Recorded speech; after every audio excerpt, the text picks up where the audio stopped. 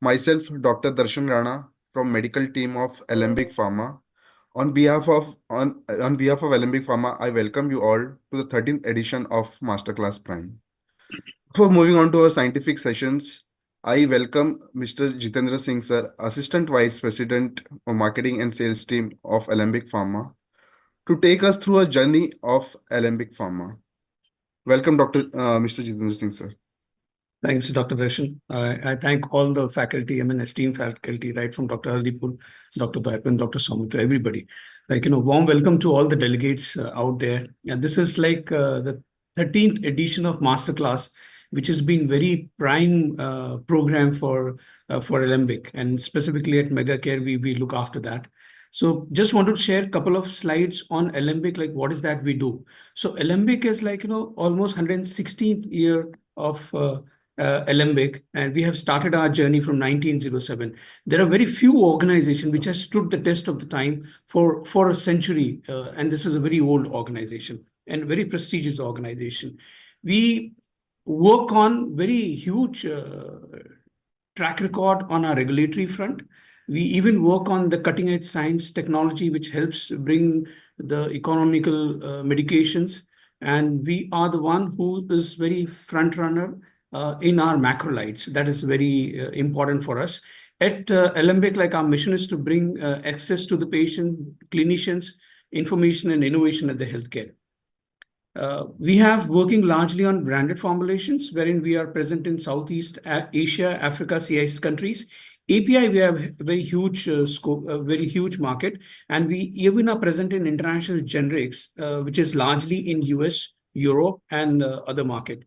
When we look at our Alembic as an organization, we are present in more than 40 countries. We have representatives and offices in more than 7 countries. However, we have 23 countries wherein we have third-party distribution and more than 40 brands of Alembic, which is available across the globe. We started our journey with 1907. It's a very historical, there are multiple brands which we have launched over a period of time. There are very much accolades and appreciation what we got it. There are regulatory approvals, and world over we have got a lot of renounced appreciation for Alembic in our patient journey initiative, in our brand and branded formulation journey. We have got award from US FDA, MHRA, FDCA, Australian government has felicitated from the Department of Health, and the Council of South Africa also, the Medicine Council, they have also given us accreditation and certificate. While we look into other reward and recognition, we are recognized as the top 50 organization in India according to the Forbes, and Thomas Reuters has awarded us for innovative marketing practices. We have our chairman, Mr. Chirayu Amin, and the managing director, he always believes our principle is to transformational effort have always been started yielding result. The best is yet to come. We have in India, we have 19 businesses which are on various therapy area, whether it is anti-infective, cold cough, gastroenterology, antihistaminic, cardiology, dermatology, gynecology, critical care. And we have more than 12,000 employees which work for Alembic, and we are leader in macrolides, as we mentioned, azithral is the forefront amongst them. We have Roxid, Altrocin, and Clof as well. So these are the major brands like azithral, Levatam, Vicuril, Clof, Zeet, Altrocin, Brocid, Roxid. These are the very flagship brand of Alembic. And we have a lot of scientific initiatives, whether it is engage with EWE, we have Pedia Expert Opinion, we have Steer Prime, we have Reno Connections, Dialogue Meeting, Pedia Talk, Masterclass, which is we always has a flagship initiative for us. We have Gastro Expert Opinion Meeting, EcoCon, LEAF, and CMDC. So there are various scientific initiative which has been given by us, and we always believe the best is yet to come. And we welcome you all once again for this very important masterclass. And thanks, Dr. Daipan, Dr. Soumitra, Dr. Deepak Haldipur, which has been there with us last more than 12 years, 13 years. Handing over to Dr. Darshan to do the rest. Thank you. Thank you so much.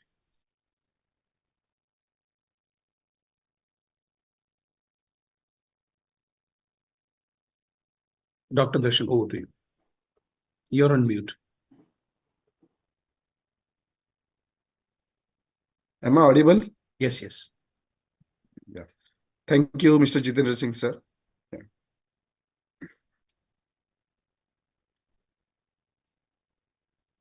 So now we are delighted to welcome our program director of Masterclass Prime, Dr. Dvaipan Mukherjee, sir. He will deliver the opening address for today's Masterclass Prime workshop. Dr. Dvaipan Mukherjee is professor and head of Department of ENT at KPC Medical College and Hospital, Kolkata. He has expertise in micro-ear surgery, functional endoscopic sinus surgery, phonosurgery, allergy treatment, and head and neck surgery. He is the president-elect of All India ENT Association. He has more than 20 plus years of clinical experience and has presented many papers and have been faculty at and organized various conferences during his tenure. He is recipient of various awards for his excellence in field of ENT surgery, and he is involved in mentoring and guiding students in the field of ENT. Welcome, Dr. Dvaipan, sir. Thank you.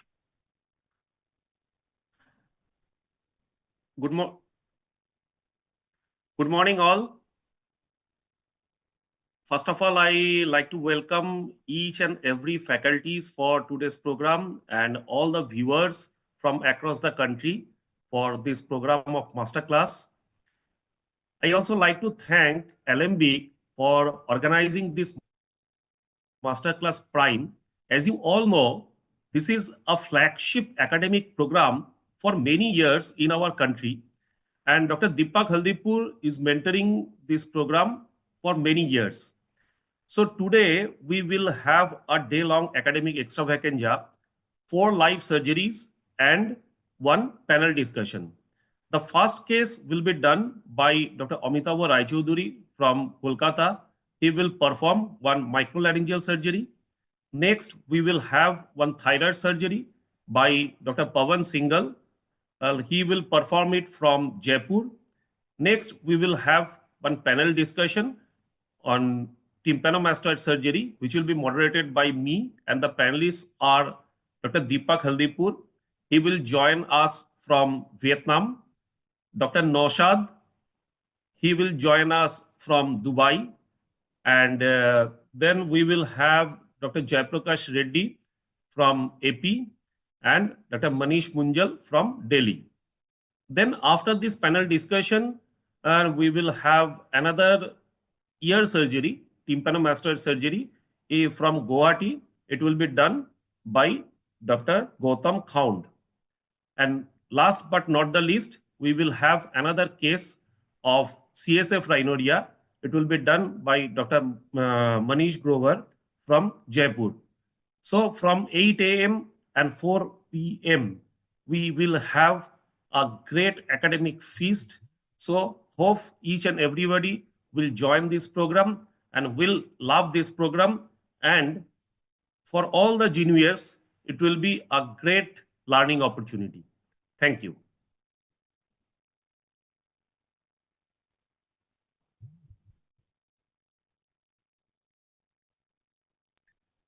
Hello. Darshan, unmute yourself.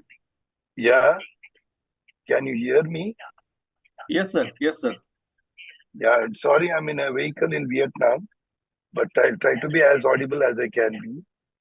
To the audience, this is a program which started from Professor Vijayendra and the first event, and it slowly built up, and it has acquired an awesome reputation over a period of time.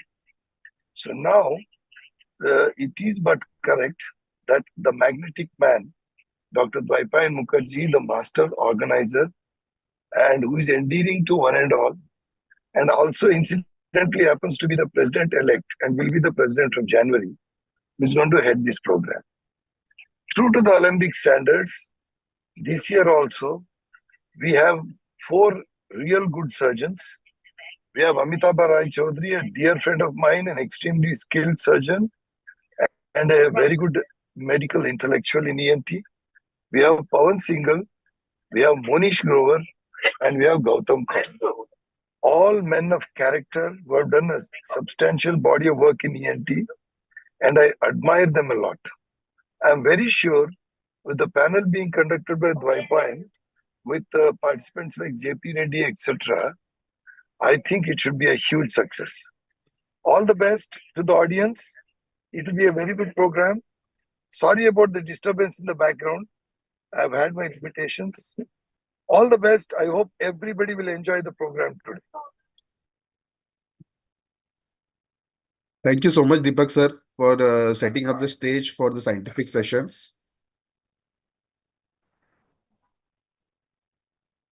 So, agenda has already been discussed by Dr. Dwaipan Mukherjee. So, one housekeeping request is throughout all the sessions, I request all of you to keep posting your questions in the chat box. So, we will direct your questions to respective surgeons and moderators, and we'll discuss it during the respective surgery. Now, moving on to a live demonstration of microlaryngeal surgery. Surgeon is Professor Dr. Amitabha Roy Chaudhary, sir, and this will be moderated by Dr. Soumitra Ghosh, sir. Dr. Amitabha Roy Chaudhary, sir, he is a consultant ENT specialist at Manipal Hospital, Kolkata. He has expertise in rhinology, laryngology, otology, and minimal invasive techniques in cochlear implantation and skull-based surgery. He is president of Association of Otolaryngologists of India, West Bengal chapter, and he was a former president of Association of Phonosurgeons of India. He has more than 32 plus years of clinical practice and 20 plus years in teaching and mentoring. He is a dedicated mentor surgeon for Eastern Zone under Government of India scheme of assistance of persons with disability for purchase and fitting of aids and appliances. He has also published numerous papers in various international and national journals and authored and edited multiple book chapters and textbooks. He has been invited to speak at distinguished conferences held by eminent society. Welcome, Dr. Amitabha Roy Chaudhary, sir. Dr. Soumitra Ghosh is a senior consultant at Manipal Hospital and Genesis Hospital, Kolkata. He is also assistant professor in Department of ENT and Head and Neck Surgery at Vivekananda Institute of Medical Sciences and Ramakrishna Mission Seva Pratishthan. He has expertise in laryngology and airway reconstructive surgery. He has been a past editor-in-chief for International Journal of Phonosurgery and Laryngology and honorary treasurer for Association of Phonosurgeons of India. He has over 22 years of clinical and surgical experience. He has authored a temporal bone dissection manual and basics of functional endoscopic sinus surgery in textbooks. He has also contributed to a chapter on stroboscopy in textbook of laryngology. Welcome, Dr. Soumitra Ghosh, sir. Thank you very much. Thank you, Alembic, for organizing this masterclass like every year. So I think we will be starting with the first case by Professor Roy Chaudhary in a few minutes' time. And before we go directly into the surgical part, I would again like to thank Alembic for organizing this grand CME, and we are all looking forward to learn from it. And I hope it should be an excellent academic feast for all of us. Thank you, Alembic. Thank you, Dwaipan, for inviting me into the platform. Thank you, Dr. Soumitra, sir. Dinesh, are we ready?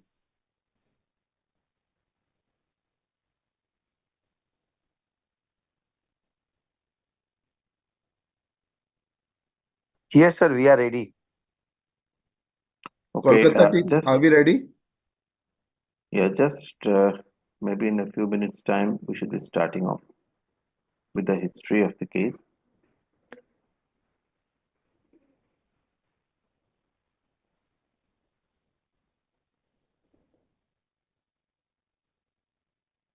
Hello. Hello Hello.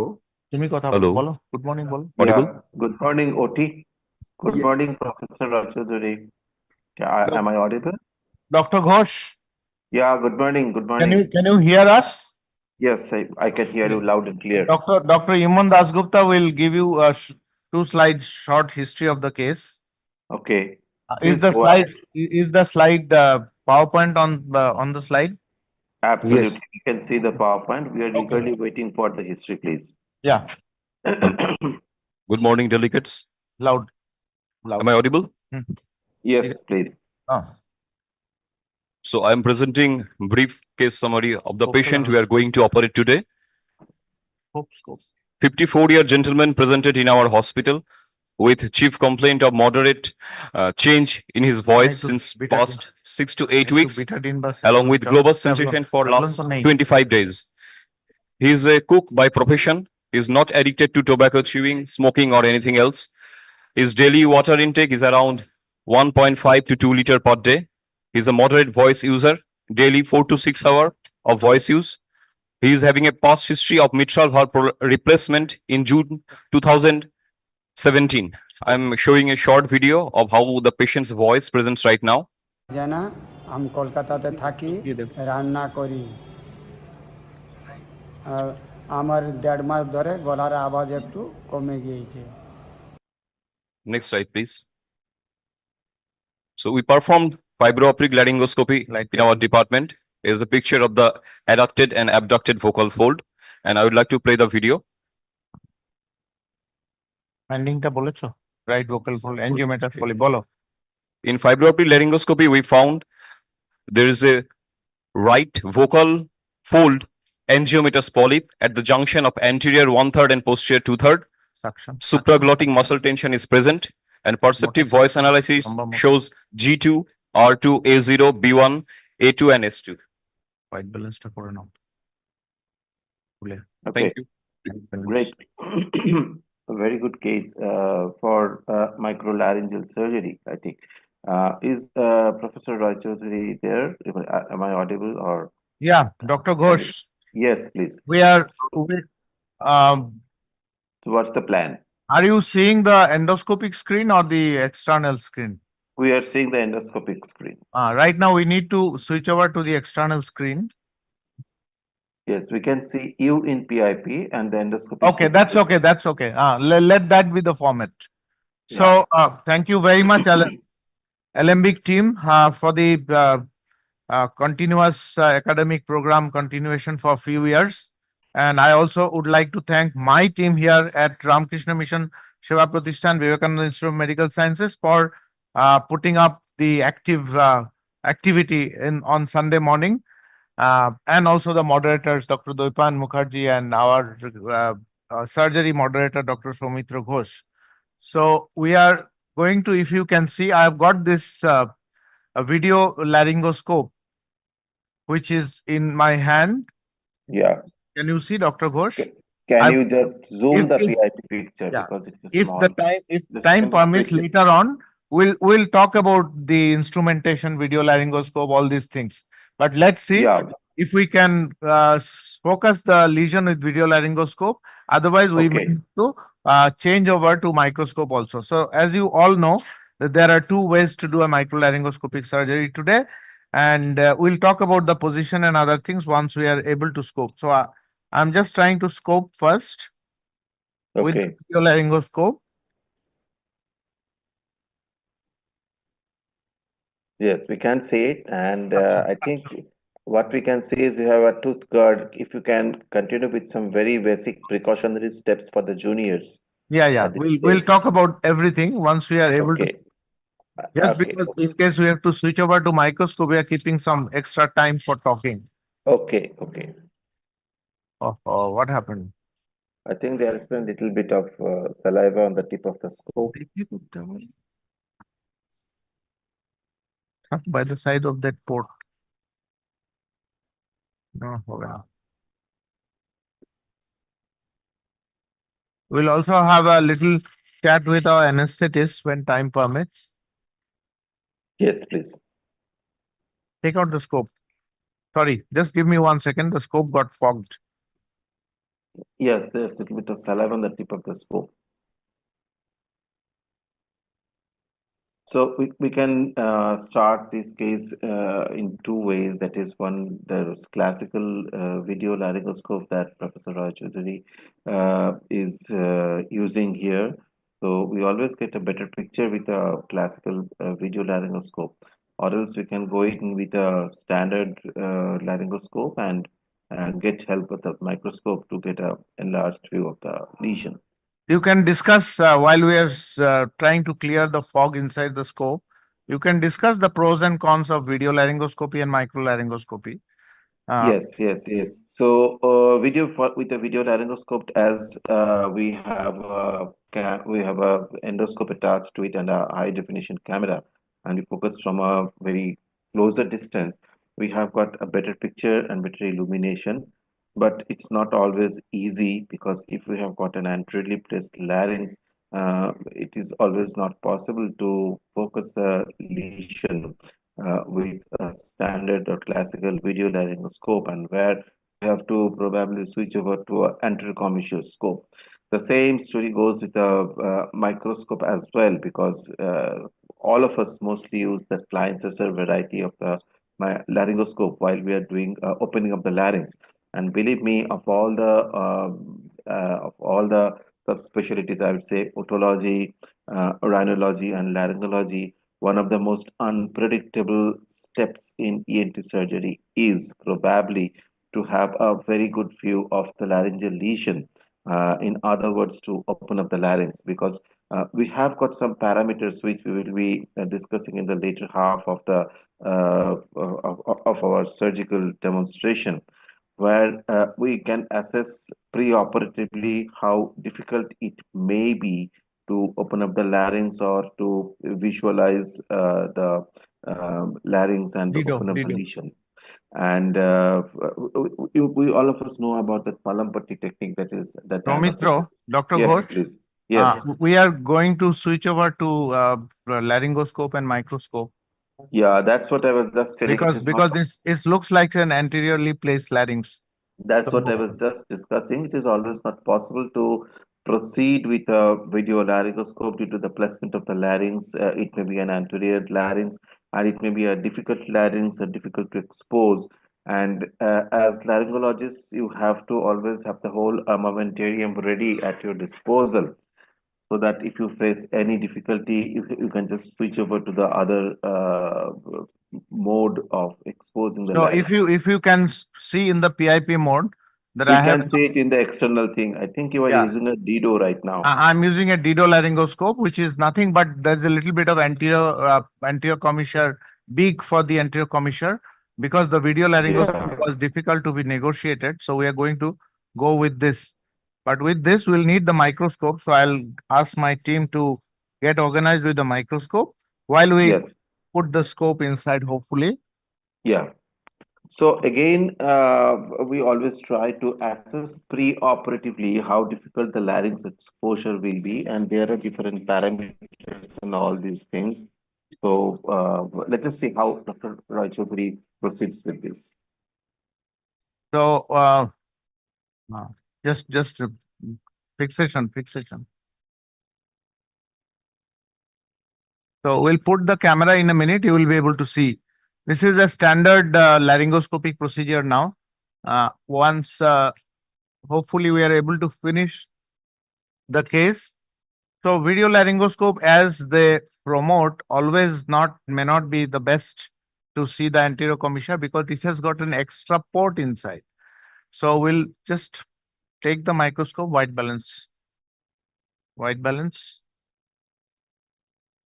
So you can still see the PIP picture. Dr. Ghosh? Hello? Yes, we can see it. Yeah. Okay. You can see that the laryngoscope is now placed We inside. can see, yes, It yes. is suspended on the chest. There are two ways to suspend the laryngoscope, either on a Mayo table or on a chest. We'll show everything in the camera once we are able to finish the case, because it is important to show the case first rather than showing external things. If time permits, we'll discuss all the nitty-gritties of laryngoscopy as such. Yes. So now that we have switched over to a microscope with a 400 mm focal length of lens, and we have to do the basic stuff, that is the white balance, the focusing, and all these things. and you focus the lesion. It takes a little bit of time, and it's always very important to have the lesion well exposed. And there are different techniques which Dr. Rajodhari will show us. If in the initial stages we do not have a very good exposure, then what we can do? What are the different techniques? Very small things which helps us expose the larynx in a good way. একটু পরে focus camera focus করুন। Yeah, the camera needs to be focused a bit better. So we can see probably a little bit of the larynx, but not the whole Not the thing, wholly, yes. because this appears to be anteriorly placed larynx. Yes, So now absolutely. we'll try to do some maneuvers, strapping. We'll try Yes. to do some maneuver like putting pressure on the cricoid, which can Yes. show a glimpse of that We polyp can on the just left see side. it. Yes, we can just We can see it just see the sticking to glimpse. yes. So to be able to see properly, we have to do the strapping of the neck and also withdraw the scope a little bit. That is very important. Yes. So I will withdraw the scope a little bit. Actually, this is a very small polyp that we are operating, but only Okay. the message from this operation are the things that you need to, all the nitty-gritties that you need for microlaryngoscopic surgery. For example, even the uh, exposure, and you can now see the lesion. We can just see it peeping Just through see. the So top if of I so at this stage, if I push the laryngoscope, I will cause trauma to the lesion, and also I will not be able to see the lesion properly. So if I withdraw the scope about a millimeter or so, which will make me uh, visualizing after a cricoid pressure. So I'm trying to Okay. withdraw a little bit of the scope, and that will expose. Can you see? Yes, we can Once I just put see. pressure on the cricoid, I will be able to see the lesion properly. And Yeah. once we expose the lesion properly, I will be able to focus it properly for you. এদিকে না, এটার ভেতরে। It goes under the tube, please. So while after I focus, we will also ask our anesthetic colleague, Dr. Sangeeta Chaudhary, and her team to give us an insight about the intubation and use of MLT in this case. So we'll just once let me focus it, and till I get ready, wait. Let me fix it. Okay, push in, help. Padding আছে? There is padding. So Push. we are doing a little bit of strapping of the neck. That is, we just put a gummy pad on the Just larynx. under the cricoid, you put the pressure. Yeah, we just put in a gummy Tighten it, pad, tighten it. and we Tighten. use a bandage, a sterile bandage. External camera, can you show this strapping? It is much better now. Yes. No, So, এটা strapping loose হয়ে যাচ্ছে. He is unable to do it. yes, so you tie it to the table on one side and then go over the gummy চলে pad গেল and পুরো tie it to the other side of the table. thing gone. What the hell is going on here?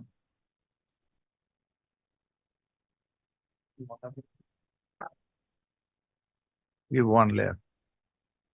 What is the type finding? The wait. Yeah, we are just waiting for It is the better time. to spend 15 minutes here Yes, rather than struggling for the surgery, huh? yes. So that is What a very, we have there is always no seen need is of rushing here. no need of rushing. We have to be very patient here because even after using the anterior commissure scope, even after strapping, the exposure may not be as good as we are expecting it to be. And what we have seen by experience is if you wait there for 15 to 20 minutes, just sit idly. Okay, Even now, yeah. now it's visible. The larynx tends to drop down, and it takes around 15 to 20 minutes time for the larynx to drop down, and eventually you get access to your lesion. Take a stool, No, you have to sit here. So we can see this the lesion on the left vocal fold with a polyp with a contralateral contact lesion. Tie on it the right again. vocal fold. Tie it again. Whatever you do, you have to be very careful so that you আরে don't loose হয়ে যাচ্ছে, ও hurt, loose বেঁধেছে। the patient's ওকে দিয়ে দাও, ওখান। teeth or neck or oral cavity. You give me the palpator and everything ready. Just 1 second, sir. Dr. Ghosh. Yes, Yes, we can. I'm trying to reapply the thing. Yes. The trick here is that you have to maintain and sustain that pressure. I think it is better every minute. See, Excellent, now excellent. Just right. it is always better every minute, and you have to be the main thing is you have to be very patient. You should not rush. Good. Tight kore do. So I will. So this is all about exposure. We'll talk about it. Can we give the mic to Dr. Sangeeta?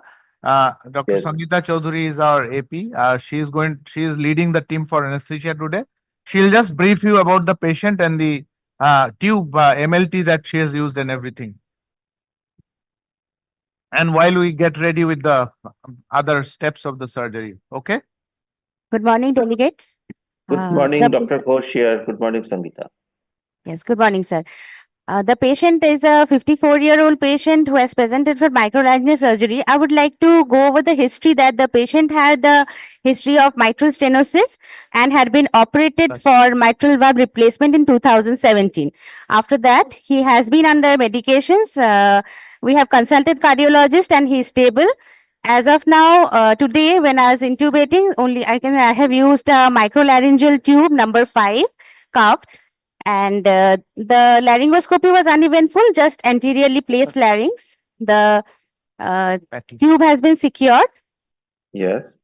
And then the surgery has been handed over to sir. And as you can see, the cuff is way beyond the vocal cord so that it does not interfere with the field. There's a couple of things which I would like to inquire. As this patient, the general things that we face every day.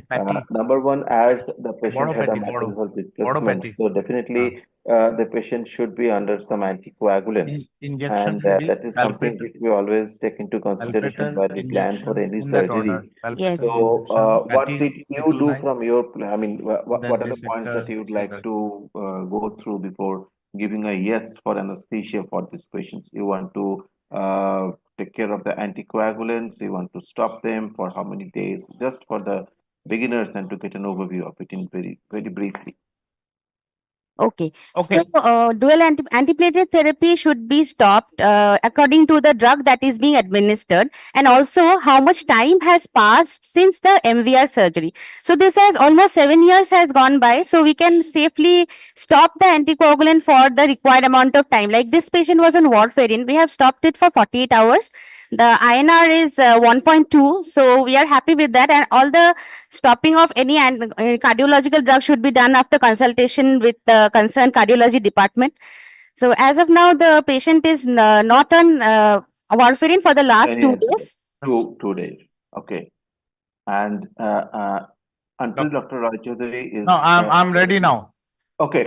So we can proceed. We can get back to I just want to add one thing for the benefit of any juniors or postgraduates who are attending this forum. That use of microlaryngeal tube is extreme important in these cases. And what is the difference between a normal endotracheal tube and microlaryngeal tube is that ideally a surgeon would like to have a lot of space when we operate. And if we put a smaller tube for a more space, normal endotracheal tube, for example, 4.5 or 5, then the length of the tube will be very short. But if you put a microlaryngeal tube of 4.5 in an adult, full-blown adult patient, then you will still have the good length. The tube will be, as Dr. Sangeeta said, will be away from the field, well below the glottis, and yet you will have a smaller tube to maintain the pressure and ventilation and adequate exposure. So good ventilation with MLT along with a good exposure with a good length. All these 3 factors are important for getting a microlaryngeal tube for microlaryngoscopic surgery. I think that is the only point I wanted to say. Yes. I was just going to ask Sangeeta that as well. Regarding the tube. So what next? So now that we have got a fairly good exposure of the polyp on the left side. I told you whole point. So what we would like to do in this case, that we would like to palpate the lesion. That's a mandatory thing for all these. So what we can see on exposure here, that it matches with our finding of a little angiomatous looking polyp on the left buccal fold at the junction of the anterior 1/3 and posterior 2/3, which is the striking zone. And because of this polyp hitting the opposite vocal fold, there has been a contralateral mucosal hipped up mucosa area. That's not a Yeah. polyp. So usually when you remove this lesion, that settles because that contact thing is gone. But if there is keratotic surface or fibrosis of that contact lesion, then probably that lesion also needs to be taken out. The old dictum of not being able to do two sides together does not hold true today, because today if we do both sides, we will not give voice rest for more than 24 hours. So the first step, whatever we do here in microlaryngoscopic surgery, any pathology, we would like to palpate and confirm the finding. Can you just switch over to the microscopic picture? Now only microscope. Yes, we are just having the external camera picture. Change to microscope. No. না এখানে না, এটা PIP চলবে। Yeah, okay, Soumitra? Yes. Right picture, okay. So you are seeing I'm taking a palpator or a ballpoint probe to palpate this, and probably there's a little bit of glare here, but you can see that I'm palpating the lesion, mapping the lesion. If we put it retraction, so I can see that the lesion or the polyp is on the medial edge. There are polyps which occurs at the superior edge, and this is on the medial edge and going little to the inferior lip of the phonation. We know there are three lips of phonation: superior lip, medial lip, median lip, or inferior lip.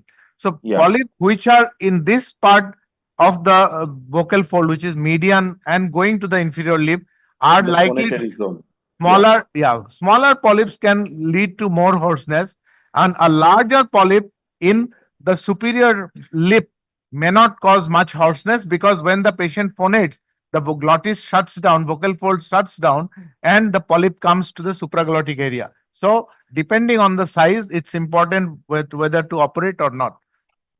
We'll now, after palpating, we have seen it's in the medial edge. I would like to infiltrate with 1 in 10,000 adrenaline and saline solution. You can one can take whatever mode of solution, but this is the solution that we use for standard injection for all microlaryngoscopic surgery. So we are taking our number 24 scalp vein set or butterfly, which has been cut. Can you show it here? You know, this is a butterfly needle, as you know, for pediatric we use. And so we have cut, and I have taken it on the left side has been cut for accommodating close to the vocal fold, and the right side is there. On my right side, I'm holding this with a crocodile forceps, and that is you can alternatively you can use laryngeal injection needle, which is marketed by Karl Storz and even Indian companies like Kalilkar. So, and I have bent the needle to a slight extent to be able to place it properly. So just 0.5 to 1 ml, in this case probably just 0.5 ml injection is good enough, lateral to the lesion. Can you hold my hand? Support my hand, somebody. Hand.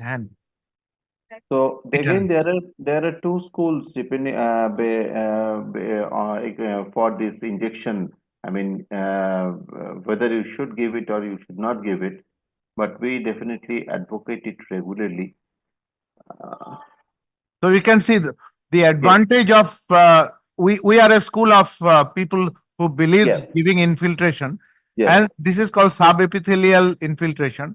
So by giving the infiltration, there are two advantages. We have added adrenaline to the saline, so that will provide some degree of hemostasis in the plane that I am going to cut and dissect the polyp. And secondly, it also bloats up the lesion. So now I can see the margin or the or the margin of the polyp better in the superior part. Obviously, I can't see the inferior part until I have dissected. So it shows, it kind of shows up better. So these are the advantage, and there is a lot of advantage for angiomatous polyp when you put adrenaline also. I put a small patty in the subglottic area just because we are used to putting that patty when we do laser surgery to avoid the laser beam hitting the cuff of the tube, and just making a small adrenaline swab just to make it that puncture point dry, And once Yes. that is dry, we'll just try to make an incision. Now, the trick is the concept of we can either hold it, grasp it, and cut it, but this polyp appears to me to be it is subepithelial, but it is also it is also involving, or it is arising from the Rinke space. Actually, Okay. all the polyps arise from the epithelium and basement membrane zone, but it goes to the subepithelial space because over a period of time. And this has shown us that this polyp is slightly deeper. So if there is a pedunculated large polyp which is just on the epithelium, then probably taking a pair of scissors and cutting it is good enough. Here he says that if it is involving the basement membrane zone as well as the Rinke space, so it is Yeah. better to make a small incision. Make sure you have gone lateral to the polyp, you have seen the root of the polyp, and then cut it. If you have a laser, same principle. Take a cut with a laser knife, I mean Aku blade system of the laser, and then dissect it. So you are sure that you are nipping the whole thing in the bud. That's the main So concept of doing this just micro just flap. one, Yeah, just one small question, two questions I would say. One yeah. is, We can wait for the adrenaline to work for yeah, 2 does pre-op stroboscopy help you plan to put in your incision microflap or a mini microflap, whether you dissect or you cut out with the scissors? Do you 100%. yeah? So 100%. how does it help in your decision making of your surgery? Unfortunately, due to some logistic reasons, this patient we could not do the stroboscopy, and we thought it's fair to proceed without a stroboscopy because we can see a fairly obvious lesion. Yes, But yes. when we have dubious lesions, like we think it's a polyp or epithelial cyst or a subepithelial caudal intracaudal cyst or associated sulcus or a white lesion, and we are not sure about the depth of the white lesion. So all these things needs to be mapped with a stroboscopy, and stroboscopy will give us show us the mucosal wave, and wherever the mucosal wave is sluggish, we know the depth is deeper, and that makes us to helps us to go decide how deep we are going to take the incision. So dry patty small, just to make it dry, absolutely dry, and the sickle knife. Again, if we look into the history of the microlaryngeal surgery, today we have shifted a lot from just chopping it off with a pair of scissors to a microflap, and now to a mini microflap. So for if you can just for the purpose of discussion as we go ahead, you can just very shortly tell us the difference between a microflap and a So mini why? Thank you, Dr. Ghosh. Why did the microflap system comes to the basket? Because when we started, or our predecessors, or a big series were operated by chopping of the polyp, chopping of the lesions from the vocal fold, it was found that on stroboscopy, only when stroboscopy came into play, we found that the control the control while you just hold the polyp uh, in cutting the depth may not be as good as like we say in microflap, and also that there is a lot of stiffness if you go deeper to the area, like beyond the Rinke space. There are 3 layers of the vocal fold: epithelium, subepithelial superficial lamina propria, intermediate lamina propria, and the deep. The intermediate and the deep lamina propria contains the collagen and the elastin fibers. And therefore, if you touch and work in that area, there's a lot of fibrosis chance over there. And therefore, I think this concept has evolved that you elevate a flap, and then if it's a subepithelial intracaudal cyst, you elevate a large flap, dissect the polyp, dissect the cyst, dissect the pathology, whatever that is, and put the flap back. But in this case of a small lesion, the role of doing a mini microflap or a very small flap is to ensure that we have been able to go to the depth of the polyp and have done justice to the complete origin of the polyp. So that is the reason why microflap has evolved. And from lateral to mean, I'll just refer to your question. Lateral microflap is where people started in 1984. We would like to switch over to the microscopic picture. We are with the external picture now. Is it there? Dr. Ghosh? Okay. So lateral microflap was when Sataloff started this microflap very laterally and going and dissecting and removing the polyp and putting the flap, polyp or whatever cyst. Then Sataloff himself found that this was unnecessary because it was causing an unnecessary stiffness in the postoperative testing by stroboscopy. So from lateral, it was resorted to medial microflap, which was closer here. Yeah. Even then, they proposed, and there are other groups in the US who propose that you can actually go just bang lateral to the lesion, and that is called a mini microflap, a very tiny incision just to make sure that you are in the right plane. That's all. Yeah. Okay. I have got a couple of similar questions. How do you evaluate the focal fold and laryngeal mobility pre-operatively, and what imaging or diagnostic tools do you prefer? Okay. So, Patty again. So, mobility, I think mobility is your eye. You have to train your eye, and there are some standard modes of examination when you do a laryngoscopy, office laryngoscopy, whether it's flexible or ideally flexible is better, because rigid laryngoscopy, when you're pulling the tongue, distorts the normal physiology to some extent. So ask the patient to do a normal phonation and normal breathing. So normal phonation will adduct and normal breathing will abduct. So first of all, abduction and adduction you have seen. Now, how to detect paresis? You have to ask the patient to make some sudden movements. There's something called e-sniff, like E and sniff. E, E, E. So this maneuver actually picks up very subtle a problem of mobility of the vocal fold. So laryngoscopy, office laryngoscopy is the best way to put the check the laryngoscope mobility, and there are particular maneuvers that you have to do the patient do to the patient to see what it shows. And second thing is that how much time do you have, Dr. Ghosh? We have got time. We can proceed. So we'll proceed with the surgery and then carry on with discussion. Yes. I think we can. We have got a few questions. Yeah, we'll take the questions in the end. Yeah, so that at least we know. Okay, so that we know we have finished the surgery on time. Yes. So I'll just try to make a little incision. I'll need a Boucher. So you were using a sickle knife? Sickle knife. We'll use sickle knife, dissector, all these things. So I'm taking a heart-shaped forceps, which is the Boucher forceps. Can you see the forceps? Yes, we can. And there is a put a needle. There is a little hole. So if you use a cup forceps, it cuts. If you use a crocodile forceps, it pulls tangentially from one point. And this is a wide base heart-shaped forceps, which was this particular design that we use is designed by Marc Boucher from Paris. And that is an essential tool for doing all kind of modern microlaryngoscopic surgery. So even if you hold a strip of the vocal fold, it's quite safe to hold it with these instruments.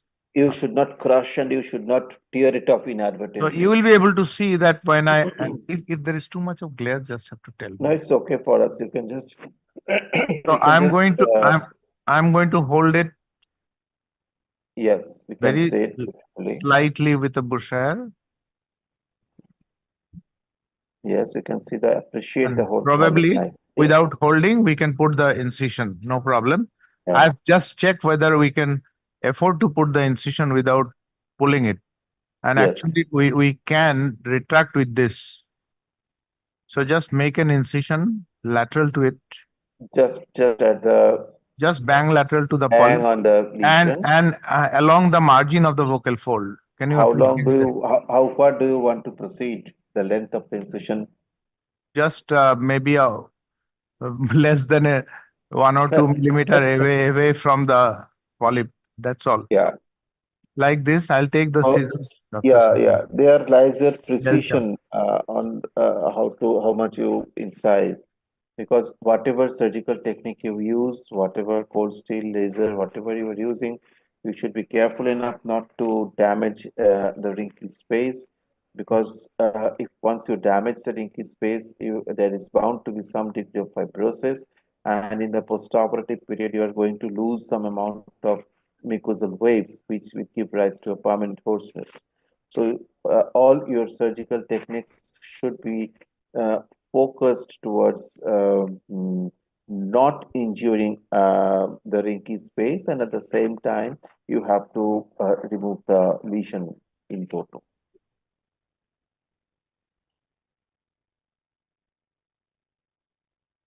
I'm just trying to magnify an operative if possible for everyone to see. Is it better? Can you, someone hold the head a little bit here? The picture is okay at the moment? Yeah, we are with the, we are okay. I just lost the signal for a few seconds. We can see the polyp, nice and subtle. We can see the incision line, a little bit of bleeding from the incision line, not much. Upturn scissor. So, what's your plan now? Do you want to extend Extend anteriorly. Okay. And with the scissors, are you planning to do it with the scissors? Scissors. Pair of scissors. Okay. Just give me 1 second to stop this bleeding. Yes, because this patient is on anticoagulant, was an anticoagulant, though. So it's likely to have some bleeding. Yeah, we may anticipate some. Scissors. Quickly. Yeah. Visibility is of prime importance. Should be very Squeeze. careful. Dry patty. Just give me 1 second. We are expecting this bleeding anyway in this patient. Yes. So has been on warfarin for 7 years. So yes, there is some change. Be very careful not to go deeper. Take your time. Achieve hemostasis, and yes, then proceed.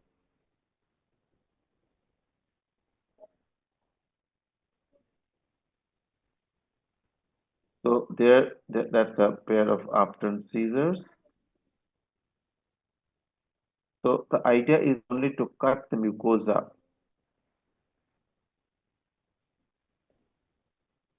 You just put your the deeper. The scissor is being used as a dissector also. Yes, and so lift the mucosa and just cut the mucosa. Don't go deep with the scissor.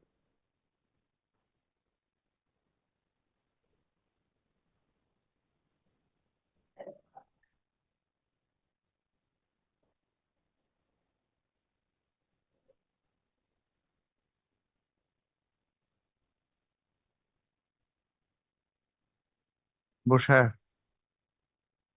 So we could see that we had given a slightly deep incision, and we could see that it was indeed not on the epithelium. It was in the superficial lamina propria or the rinky space. Yeah. So I would now make sure we have some more hemostasis. And the next important thing is that already you can see that this lower part of the flap is being reposited. Can you see? Yes, we can. Only the upper part is left, which I will hold with a Bushire forceps and then cut. Do we have a better upturn scissor, sharper? This is not sharp. Or the left turn scissor? Or the left turn? Left turn.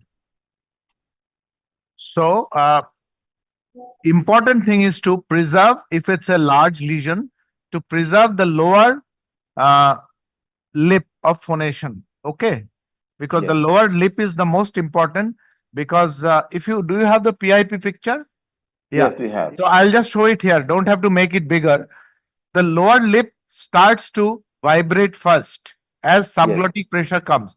So mucosal wave is like that: lower lip, then upper lip, lower lip, then upper lip, lower lip, then upper lip, lower lip, median lip, upper lip, lower lip, median lip, upper lip. So if you preserve the lower lip, the ensuing of phonation during the act of phonation is superior. Even if you resect a bit of upper lip, it doesn't matter, because as long as the lower lip is functioning, the mucosal wave will start right.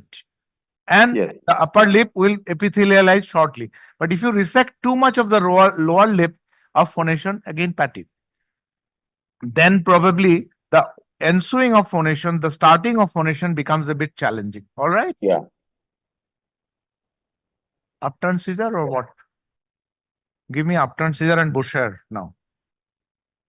Left turn, Busher, it's okay? Okay. So, in contrast to the micro ear surgery, one thing that I have seen or I have felt as we are working at a more distant place in respect to the middle ear, we We need have the better same control. upturn? We No, need better don't have a control of second these upturn? instruments because these instruments are longer and Second, however third. steady your hand is, it is bound to you may get a little bit of shake. So it takes a little bit of time to acquire that expertise so that it is absolutely you are bang on precision. Because for the micro ear surgeries, the length of the instruments are shorter and you have got better control in respect to microlaryngeal instrument. Yes, you can see the scissors. I am trying to judicious use of instrument is very important. I am trying to Yes. see which is the best instrument now to get the rest of the polyp. I tried a left turn scissors and I'm now back with a upturned scissor again. Okay. The first one that I was using, unfortunately, slightly blunt. Actually, এটা তোলা যাবে না table, can the table go down a bit? I can't see anything. We have Just got a good view of the polyp. I'm putting the table down a bit and focus it. Okay, stop. Thank you. Thanks.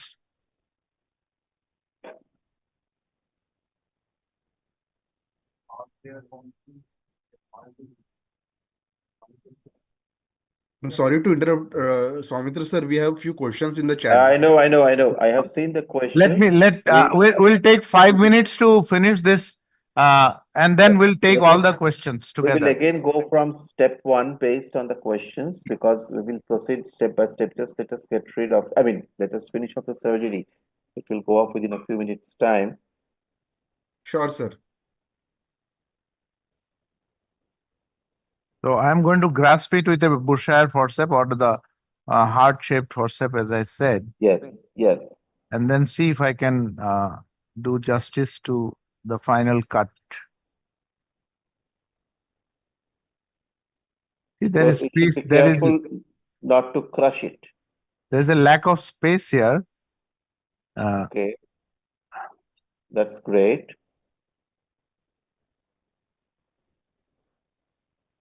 So you are with the upper scissors. The instrument is coming. I think if you allow, I will go down in magnification one step because in Yes, MLS, whichever you are comfortable you with. can zoom it out from here. No, you can zoom it. Then I will be able to see better. My depth perception will be better, and I'll be able to do justice. The blue one.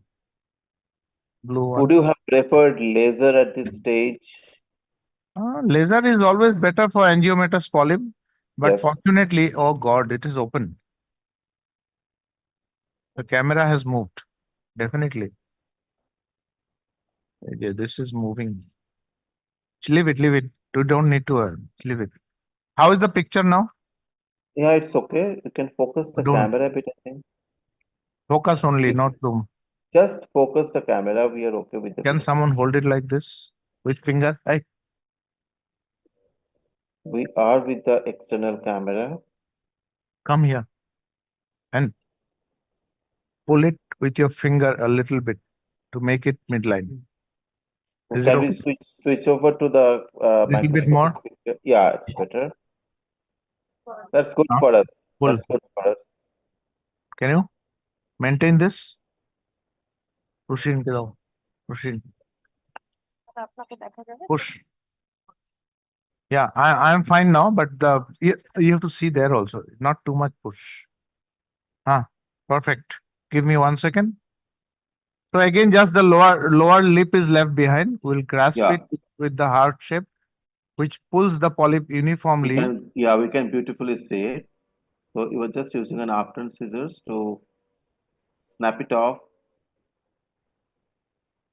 Always remove less, and if you want to, you can always go back and do the rest rather than chopping off a big chunk and injuring the rinky space.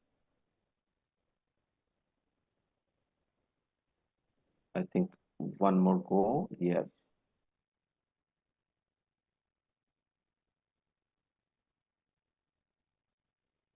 That's great.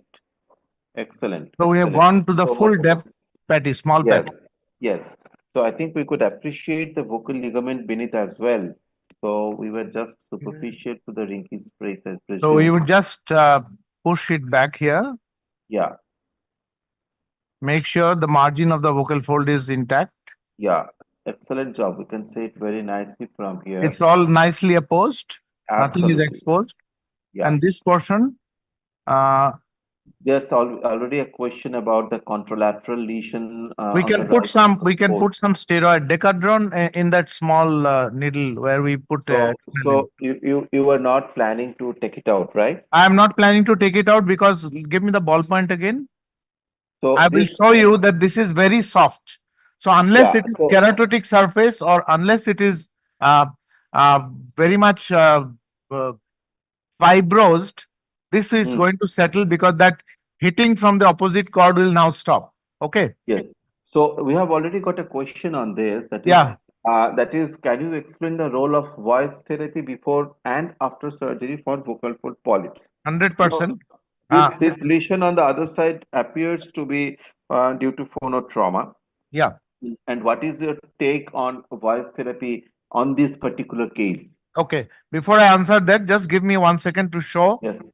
that this is a soft mucosa. There is no Okay. lesion here. Yeah. So I And will it- not take. I will not take it out. Yeah. And I it will. doesn't appear to be a cyst as well, right? No cyst. So I'll just Okay. put some decadron injection, dexamethasone, Okay. which will Dexamethasone. take care of the inflammation. That's an Yeah. accepted treatment of small phonotraumatic lesion. Yeah. And Now similarly, we have got- answering the voice therapy question. Now Yes, what please. happened for this kind of lesions? The primary cause of that, we are not expecting a malignancy in this lesion unless, God forbid. So Yeah. we are thinking that this is a phonotraumatic lesion. Patient is striking in that classical zone because anterior 1/3 and posterior 2/3 junction is the striking zone. That is the area Yes. of maximum impact during phonation. So during phonation, all the phonotraumatic lesions, polyps, and nodules, they develop there. And here we have a lesion which is polyp on the right side with a contralateral lesion on the left. Yes. And that is soft. So we are going to not going to touch it now. Now, voice therapy is of utmost importance because what we are doing surgery is trying to pave a good phonation. But the Yes. actual cause of this lesion, we are not treating by surgery. We have to treat by voice surgery. So there must be some way a person who developed this kind of phonotraumatic lesion. There are two reasons. One is they have some overuse or misuse of voice. And number two, there is a theory to say that basement membrane zone below the epithelium, just below the epithelium, there is a lot of anchoring fibers between the basement membrane zone and the deeper layer of the lamina propria, like fibronectin, and there are multiple other fibers. And there are Yes. people who are congenitally deficient of fibronectin fibers. And therefore, when people have less anchoring fibers, like they have less shock absorber, for example, in a car, if you drive a car very rash road, day and night with poor shock absorber, then the car is going to bound to be fall apart. And same thing happens here because of poor shock absorber and poor control of the voice, poor overuse of the voice. There is no rest of the voice and frequent throat clearing to be able to.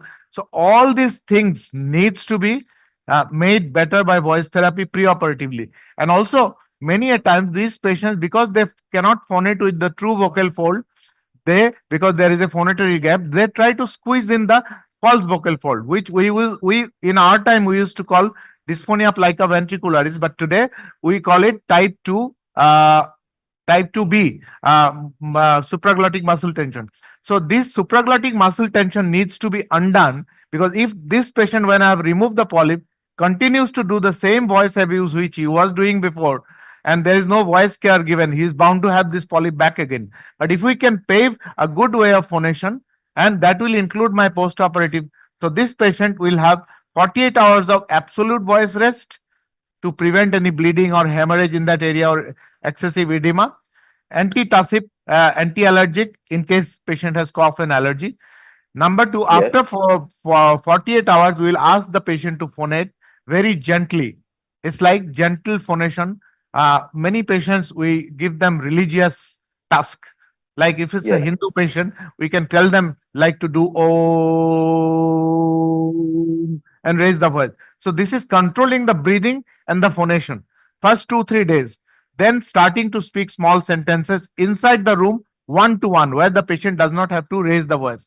Then going outside the room and talking to a group of people still inside a building or inside a room, so that patient can then take longer sentences, start to strain a little bit with all the exercise that is given to undo the muscle tension that the patient would have developed due to the the maladaptive behavior that the patient may have developed. Now, after that, after 7 days, 10 days, we will ask the patient to go to the public place, for example, market or the street, and then trying to talk. And that's how we customize. So, customized paving of the patient to the normal phonation. If it's a singer, 3 weeks, 4 weeks, very gentle work. If it's a normal day-to-day activity, after 2 weeks, they can go back to normal work. So that's the post-operative, and steam and some anti-inflammatory will help. So just to summarize, it is voice therapy with lifestyle modifications and supportive therapy. Dr. Once the Ghosh, patient, Dr. Ghosh, sorry to yes, interrupt. please. I forgot Yes. about anti-reflux lifestyle Yes, management I was. and anti-reflux Yes, medication. Please add to that. yes. That's what I was just planning to say. So it is voice therapy and lifestyle modification with anti-reflux treatment. A couple of weeks time, and once the As per patient program. is set, 9:30. once we get a 9:30. green signal from our therapist and team, we then post the patient for surgery.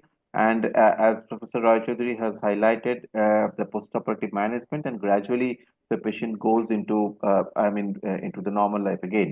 So there lies the essence of a team approach to this patient as a voice team, I would say, where we couple up with our therapists and we work together, see the patient together, and we get continuous feedbacks from our therapist as well when the patient is ready. And I think we are going ahead with the steroid injection. If we will, Yeah. let us If talk I with the can, surgery. this is the Yes.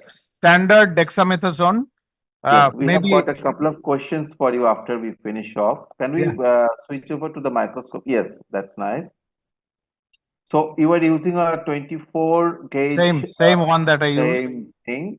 Yes. So just putting in a little bit of dexamethasone into the lesion. Again, it should be very gentle. That's all. Yeah, that's great. So this That's will great. help to take down this inflammation and paving the patient to normal phonation depending on his lifestyle and or his vocal needs will Yes. sort out the problem. Now, Yeah. how much time do we have, Dr. We have Doipan? got, it is only 10 + 9 and we have got quite a good amount of time. So we So, can, before we start with the question, I would just like to say about the position for microlaryngoscopy. yes, So, yes, there are a few questions on that as well. okay, you can fire the question now, Dr. Ghosh. Okay, yeah. One thing is, if we start from the beginning again, that is, can you describe the position of the patient, and is there any external pressure required over the thyroid cartilage? Zoom We out. need we need a good picture, the external camera picture on the neck strapping and the position of the patient, because we are done with the surgery. Can you just Now, switch off? Yeah, if I we need to. এটা বড় করতে হবে বলো এই Yes. We are good. Can you just so you can see zoom out to out. yes, it is Ah. good. It is good. So, We just Soumitra, yeah, yes, please. Dr. Ghosh. So you Yes. can see, first of all, nowadays we do not use that old position of putting a ring or a sandbag or all these things. Yes. It was described by Nigas and earlier. So nowadays, for a microlaryngoscopic surgery, especially a suspension laryngoscopy, we use a neutral position. You can see that head is straight, bed is lying straight, and there is no head ring or anything. Yes. If there is a patient who would have had very difficult exposure in spite of our neck strapping, then we could have tried a little bit of this. This is something called flexion. So basically this Yes. flexed here and extended here a little bit. So that extension can be undone and you can try to make the oral cavity and the vocal fold in the same line. You get my point? So Yeah, absolutely. now it is flexion, extension, little bit. Yes. Sorry, Yes. extension here, flexion there. And Extension and flexion. so if you pull it like this, the vocal cord will be coming more anterior, and then probably it will be better. And the second step is putting this neck strapping. And where to Yes. put the pressure for neck strapping, which is just below the cricoid cartilage, not on the thyroid cartilage. That is very important. Only when you put pressure below the cricoid cartilage, and as you put the neck pressure, we have already talked today in the beginning that you have to withdraw the scope a little bit. Once you withdraw the scope, you can see better. If you push the scope too much, you have actually exposed more of the ventricle rather than the true vocal fold, and also you can traumatize the lesion which you are seeing. So that's Right here, more I or would less like to. about patient. Yes, right here, I would like to interrupt you once more again, just to highlight, because which is a very common problem for all of us. For a difficult larynx or anteriorly placed larynx, what are the different ways or different techniques, starting from the laryngoscopes, which laryngoscope you use and what to do? Just in a nutshell, though we have already discussed this. So just the ways of exposing a difficult larynx once more in a nutshell. Okay, next question. Uh, the anteriorly placed larynx, what laryngoscopes you use and what techniques you follow in a nutshell. I think anteriorly placed larynx, first of all, we need to assess this at 3 stages. When the patient walks into your clinic, you see whether the patient's cervical spine is good, whether the patient is stooping or not, whether there is any stiffness of the cervical spine. And when do you suspect anteriorly placed larynx? When you ask the patient to open the mouth, there is something called Malampati grading, which is the anesthetist Yes. grading system. And this also helps us to say if you can see up to the tip of the uvula as the patient puts out the tongue, and then it's a favorable larynx. If you cannot see anything beyond the soft palate, then it's unfavorable. I'm not going into the grading system. Yeah. Then also take the help from the anesthetist. When they do the anesthetic, there is something called Cormack-Lehen system. All the viewers can refer to the literature of the Cormack-Lehen system. And there also exposure before intubation. That's a anesthetist will give you, your friend will give you most of the time a good input. Oh my God, that was a difficult larynx. You're going to have difficulty. So that to get that, you prepare all your armamentarium. If the anesthetist says that was easy peasy, I could see everything, the lesion and anterior part, then you are safe. So if it turns out to be anteriorly placed larynx, which was partly today, we switched over to an anterior beak laryngoscope, which I will show you in a second as we take out. So this is a Dido laryngoscope made by Karl Stroh. You can take any other laryngoscope which is little got anterior beak.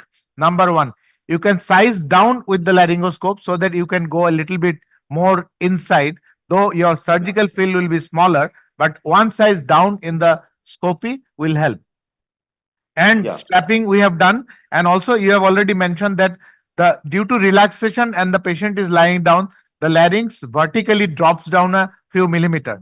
So when you start with a very bad larynx, after 10 minutes, you will see it's not so bad because you have done all those maneuvers and the larynx has dropped a little bit because of the stabilization of the relaxation that they give. Okay. Yeah. Next question is how, I think we have already discussed, but still, how do you shall I just take 1 minute here to Yes, please. show them the superior laryngeal nerve external branch block? Yes, please. So one of the main problem before we come to the next question, Xylokin. I would like to take opportunity before, in case I forget in the end, to thank the IT team here, the OT sister, the support team, the anesthetic team led by Dr. Sangeeta, and my core team led by Dr. Ushirin Bose, and also involving Anurag, Imon, and Devojyoti. and Shobboshachi. So all these people have helped on Sunday morning to come and make this teaching exercise live, especially the anesthetists. I'm grateful to everyone in the hospital for the support. Now let's go back to the superior laryngeal nerve thing. So one of the Yes. commonest complication after extubation for after laryngoscopic surgery is laryngospasm. So one of the Yeah. way to prevent the laryngospasm is to put some 10 or 15% topical xylocaine spray, which prevents the spasm. But there are literature says that there are papers in the literature to say that there is a small fraction of people who have allergy to the vehicle of that spray material, the alcohol and whatever mixture, and they react not because of xylocaine, they react because of that vehicle of the spray solution. So our and you can also block the external laryngeal from the outside by the neck, usually done by the anesthetist. What we prefer to do is we go to the pyriform sinus and we block or we put 4% xylocaine in the medial wall of the pyriform sinus. Is that right? And where the submucosal position of the external branch of the superior laryngeal is there. So both side pyriform sinus for 1 minute block. I will have Yeah. to change the scope. Shall I show that? Yes, please. How much time do we have? 10 minutes. So we can then answer all We the have questions. got some time. We have Yeah. got some So time. quickly, I'll show this. I'll take the, yeah, I'll remove the subglottic patty and to check that there is no blood on that cuff or anything. You can see the vocal folds are quite clear Yeah, and it's healthy. absolutely clean. Yeah. Yes. So I will make the magnification smaller, as small as possible. I think this is the lowest magnification. And give me 1 minute to reposition the scope, and then we can put the camera. Can you help the camera? You give it to him and you just show them once I have done that. Okay, somebody please come. Just give us 1 minute Yes, please. to change the scope position. So this is very important after a microlaryngeal surgery. How smooth your surgery goes, you should always be prepared for the worst. That's the laryngospasm, which you always fear. Can you So show this? now it is routine that we give a block on the PFS for You can blocking see the. the Yes. arytenoid. Yes, please. I'm going to go down from the arytenoid to the PFS.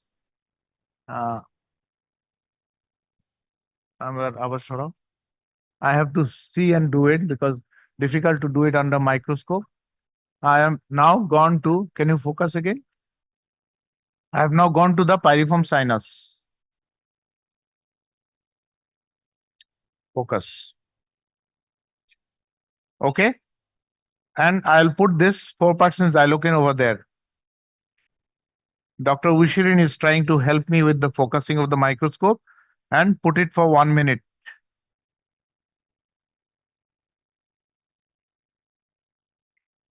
So we need pressing on the do it medial for wall. both the sides. Yes. Both the sides separately. So we can Yes. talk now with your next question.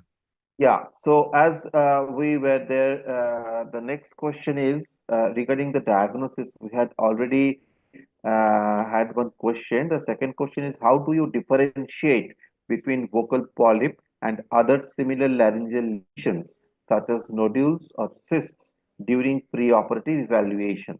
Okay. So first of all, nodules are by definition bilaterally symmetrical lesion at the striking zone or at the junction of the anterior 1/3 and posterior 2/3. They are usually small, which can be pinkish or whitish depending on how mature they are. If it's a 6-month-old nodule, it will be pinkish. It will be, if it's a 3 years old nodule, it will be whitish because it's fibrous. Number one. If you do stroboscopy, okay, if you do stroboscopy, shall we sign off from the endoscopic camera and we can keep answering the question? And Dr. Bose will do the rest. Like Yes, we can, because okay. we have got quite a couple of questions. Yeah, so I can go on the and all camera these and then things. We can switch over to the external I'll camera, do so that you can do yeah, the thing. because regarding the surgical part, Big. it is Eta boro already kore done. dilam. We make the camera bigger.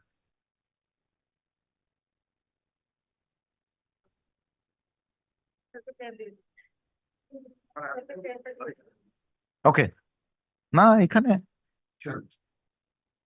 We would like to, we have got a few questions. So diagnosis, no, Single- I have not finished. You carry on. Yes, yes. So diagnosis, as I said, nodules. First of all, the character of the nodules, how they look and all that.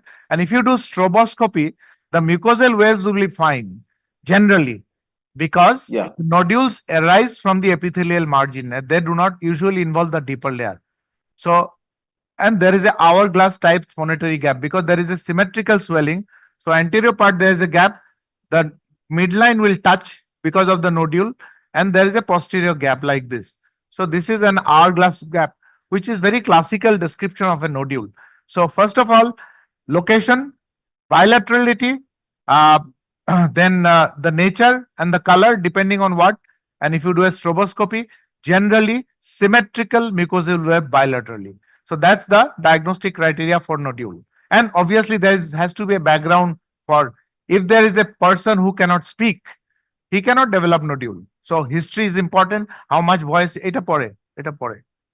How much voice use the patient is doing, that needs to be taken care of.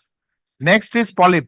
Obviously, by definition, again, polyps are also phonotraumatic lesion, but they appear on one side.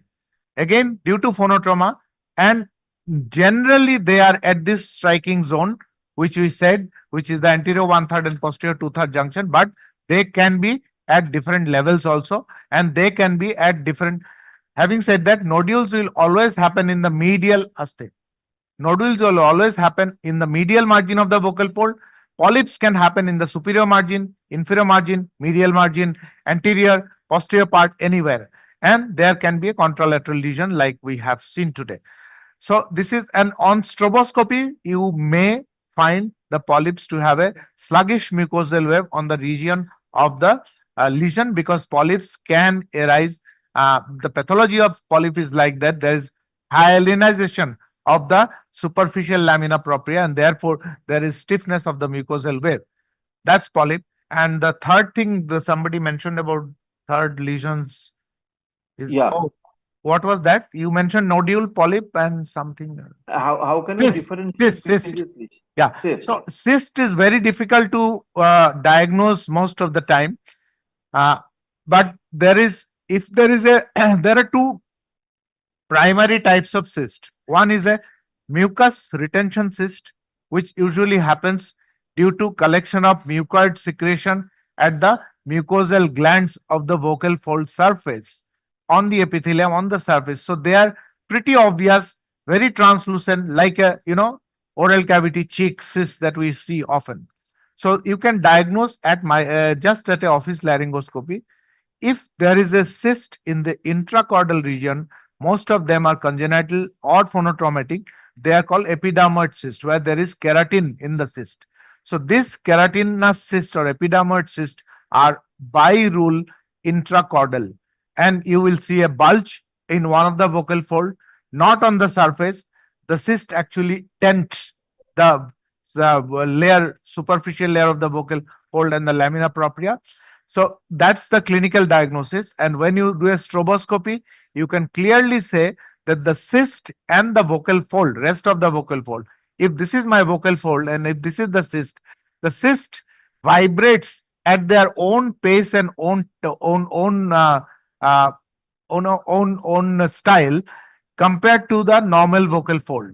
So there is a distinct difference of vibration pattern of the cyst, and obviously there is a lag of vibration between one chord where the affected cyst is there. So next thing is stroboscopy. First is clinical stroboscopy, and when you palpate in the microlaryngoscopy, as I said, it's absolutely mandatory. Whatever your diagnosis has been, you have to palpate and reconfirm before you put your knife on these patients of phonomicrosurgery. And therefore, you can palpate, and you can also evaluate what is the extent of the cyst and the color of the cyst and all these things. So this is how these three lesions are generally differentiated. Next As question. a continuation, this is the question from me. As a continuation of your previous answer, how mandatory or how important is it to have a stroboscope in your clinic? This is for the beginners because all the people, all the budding laryngologists do not have an access to stroboscope. Though things are getting better in the last 10 days, 10 years, both in terms of stroboscopy and in terms of NBI. What is your take on it? How important is it to have a stroboscope in your clinic? And if you don't have a stroboscope, how bad is it? So first of all, I would say uh, it's like if you ask me how important is it to have a CT scan during temporal bone surgery, mustard. So I would Yes. say that if you go by the Western philosophy, you must scan all the temporal bones before you do a mustard surgery. But in India, we do not do always, and also we only do for complications and other things. So there's a difference of what we read in the Western books and what actually happens here. Uh, so my answer to that question will be yes. If you are going to be doing large volume laryngology work where where you are going to be dealing with more lesions beyond the nodules and polyps like sulcus and other lots of other things, lots of papilloma, lots of keratosis, early malignancies, then it is mandatory to have a stroboscope in all patients of your voice patient. If you are not doing that much of large volume thing, and if you do not have a stroboscope, you should know where to ask for a stroboscopy. As I said, if you suspect a cyst, you must have a stroboscopy. If you have a white lesion on the vocal fold, you must ask for a stroboscopy or refer the patient where stroboscopy facility is available, because a white lesion or a leukoplakia of the vocal fold localized, which is not a frank overt growth, you need to excise it. And when you excise it with a laser or whatever scroll steel, you need to understand the depth, and to stroboscopy to some extent give you idea of whether it's subepithelial or very much deep up to the muscle. So these are the situations where you must have, and if you have a sulcus, again, Yeah.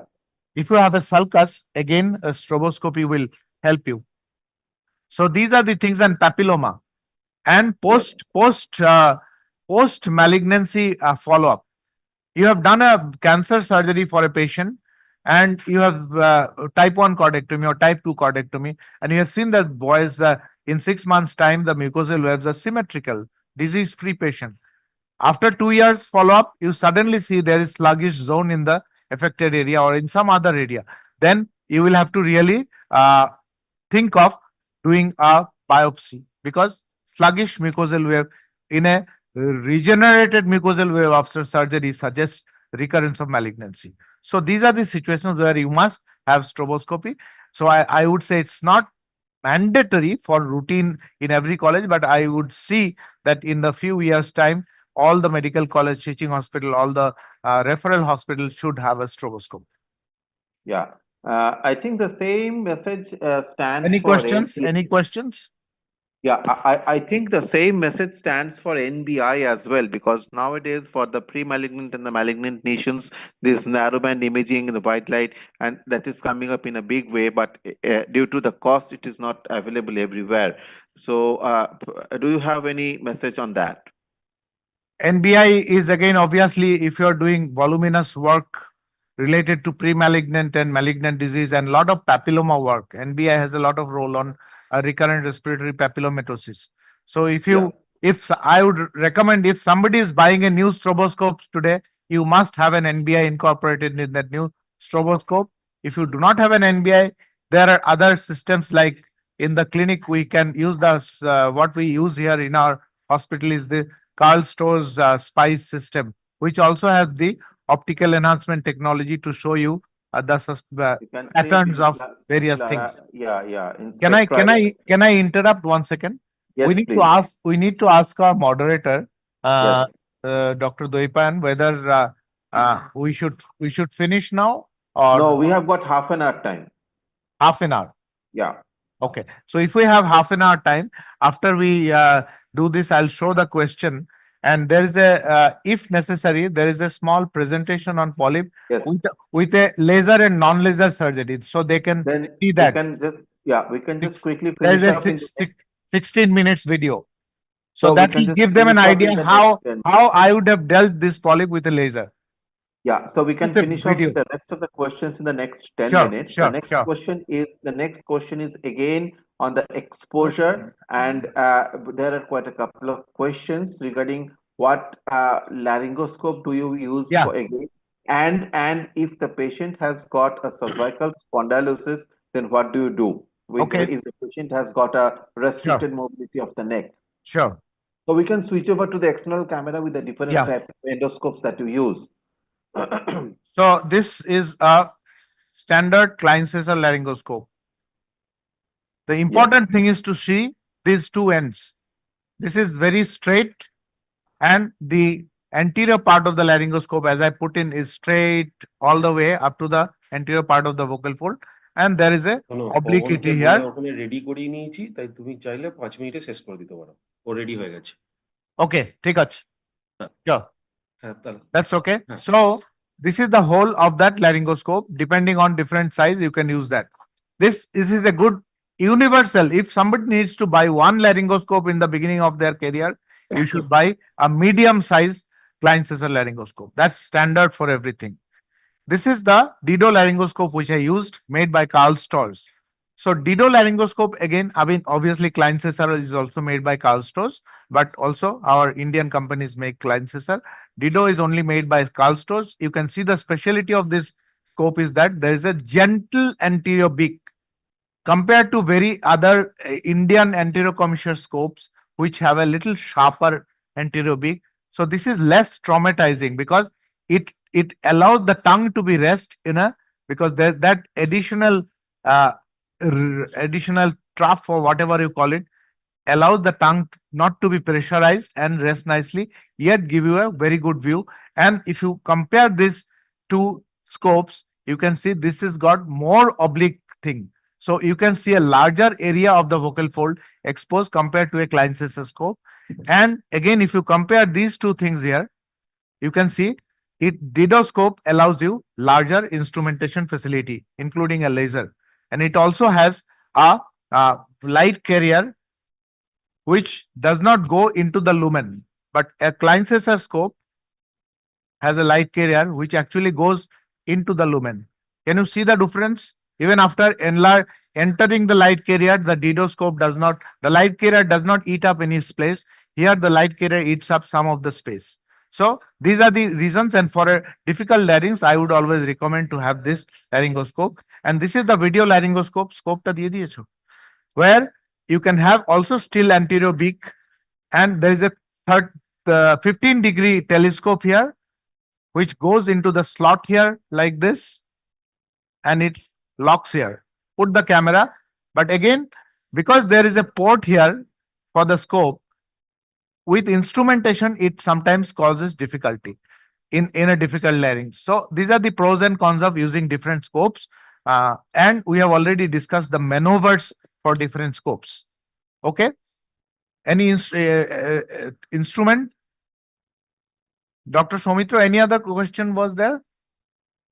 Dr. Ghosh? Dr. Raichoduri? Yeah. Yeah, hello. Doipan here. Yeah, Doipan. Okay, so Pavan is ready with his case. Perfect. So if you want, you can continue, or otherwise, no, we have finished. We are just buying extra time. We will just take 5 to 10 minutes time for answering a few questions which just came up. At the most 10 minutes. At the most 10 minutes. Try to finish it in 5-7 minutes. Yeah. Okay. Dr. Okay. Doipan. So the next question is, what magnification do you prefer during microlaryngeal surgery?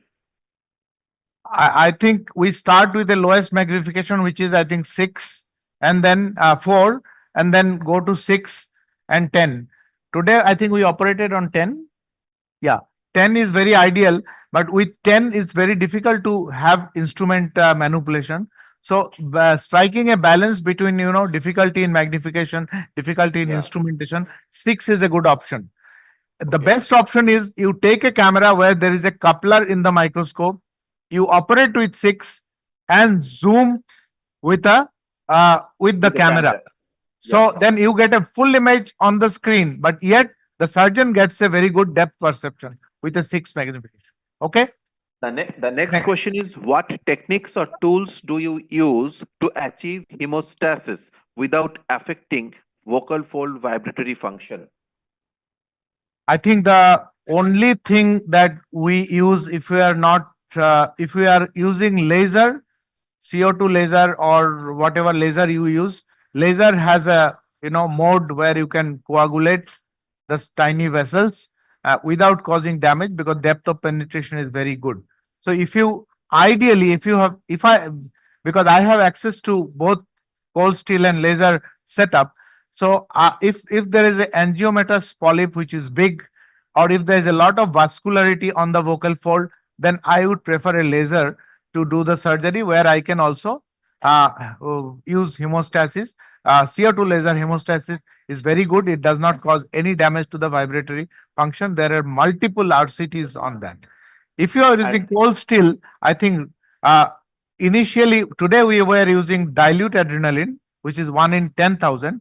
But even for topical, with the permission of the anesthetist, because this is a very small area and there is not much of raw area, so the chance of adrenaline absorption is less, and you can put a small patty with a raw adrenaline. And I would say 99% of the cases, if you're doing with benign lesions and papilloma, with time, with patience, with perseverance of adrenaline scope, I think bleeding will stop. We do not definitely recommend use of diathermy on the vocal folds unless you are operating on the supraglottic or ventricular cyst or other things. So my advice will be to persevere with adrenaline. If there is no other option, I might consider using endoscopic bipolar, which is very precise. But even then, I have to be very careful of using a very good make endoscopic bipolar, because then the titration and the heat dissipation is less. But preferably, I do not remember in the last 25 years that I have used diathermy for this kind of benign lesions anywhere. Yes, when I have laser, we can quickly do with this and finish it off. That's a different story. Here, time will obviously let you solve the problem. Thank you. Next question, why are we not using laser for this surgery? Logistic answer. Logistic answer. I am operating in a teaching hospital here, which I am attached to. We do not have the laser facility in this hospital. So this would have taken much smaller time, and we could have done justice to the surgery.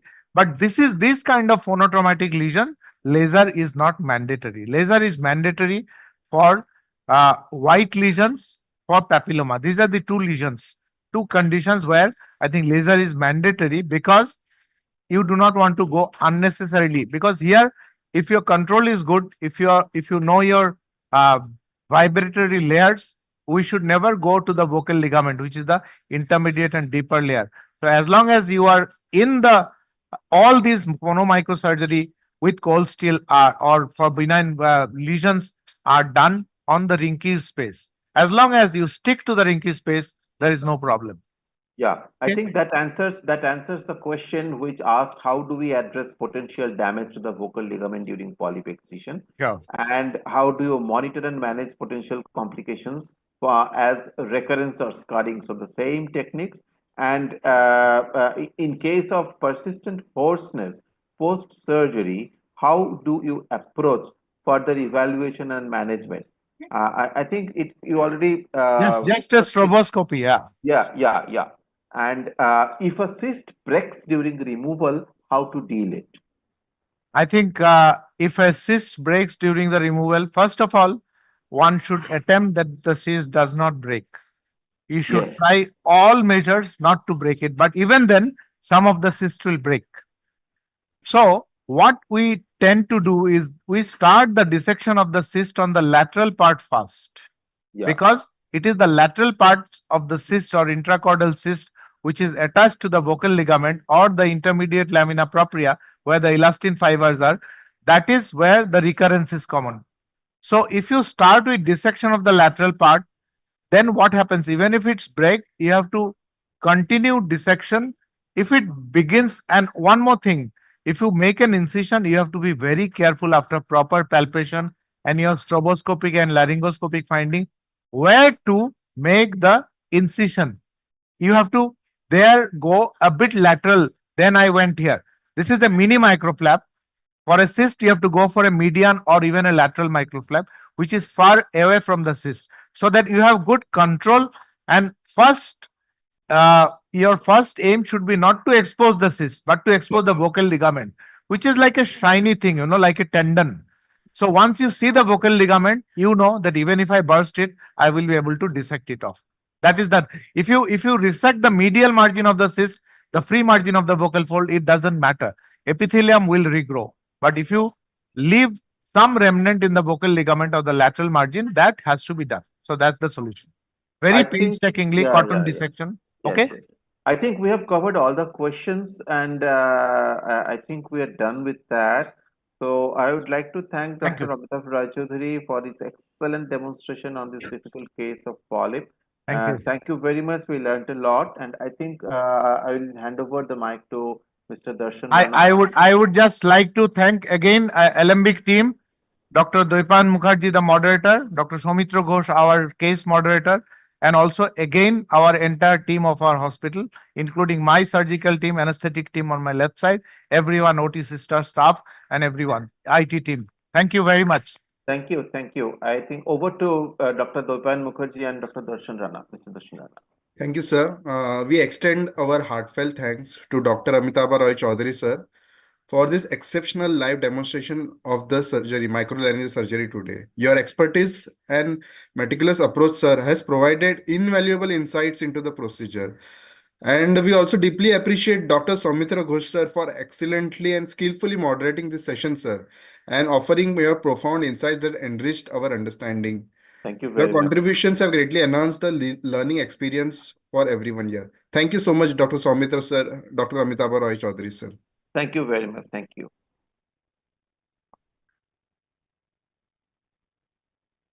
Now, moving on to our next surgery session on thyroid surgery.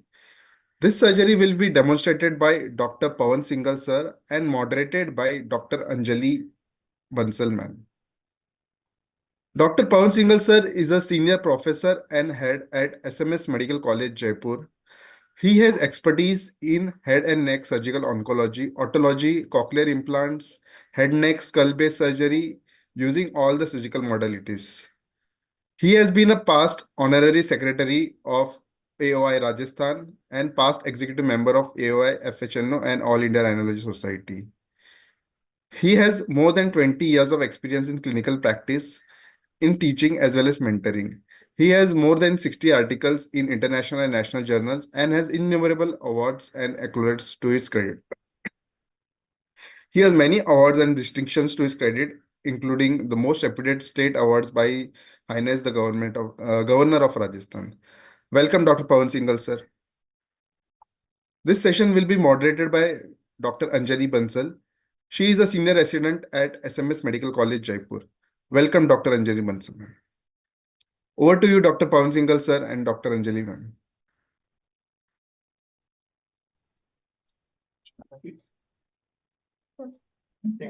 Hello, Jaipur team. Yeah, good morning, everyone. This is Pawan. So at first, Dr. Anjali would like to tell you about something about the case we are taking today. And then I'll give the mic to our anesthetist, Dr. Mamta Sharma, who is senior professor in anesthesia and head of ENT OT. She'll tell us briefly about our anesthesia protocol in these thyroid cases. So Anjali, over to you.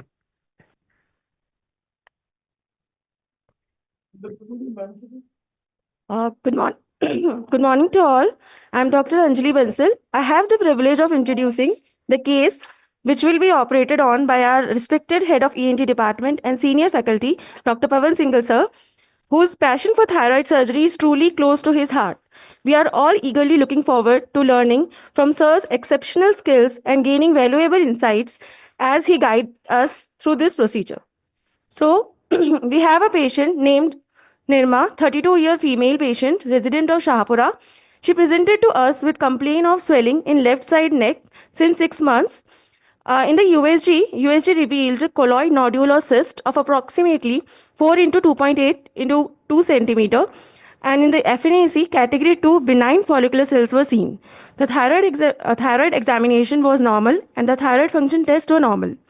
So the provisional diagnosis is left thyroid nodule, and the patient will be operated by the procedure named left hemithyroidectomy under GA.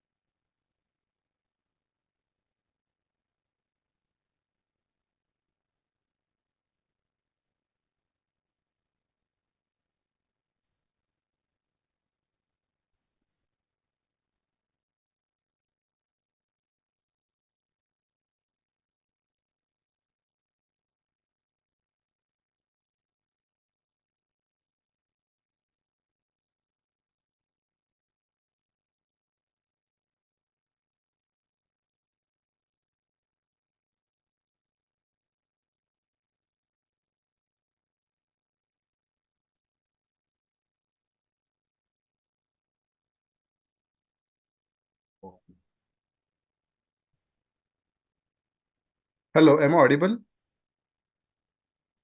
Yes, Darshan. Yeah. Jaipur team, hello, any challenges? Hello, Jaipur team. Dinesh?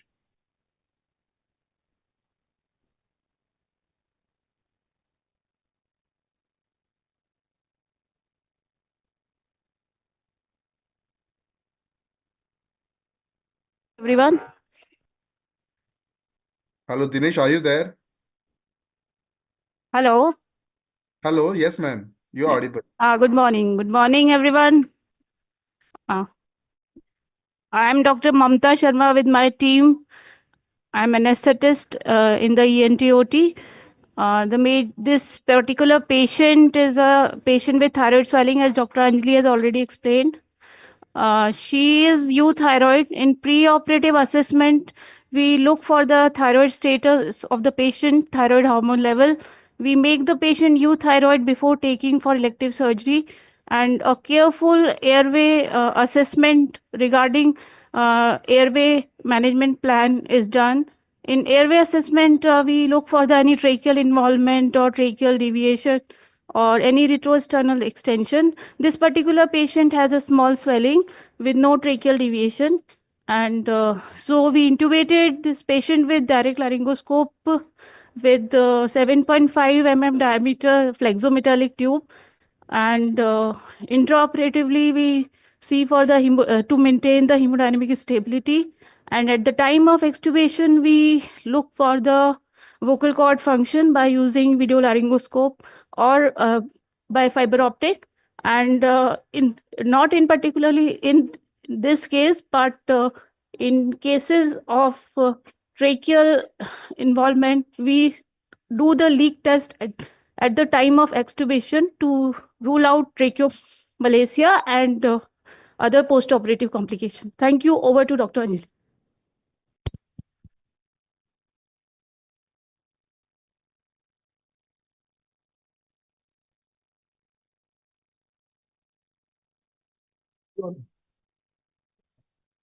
Hello.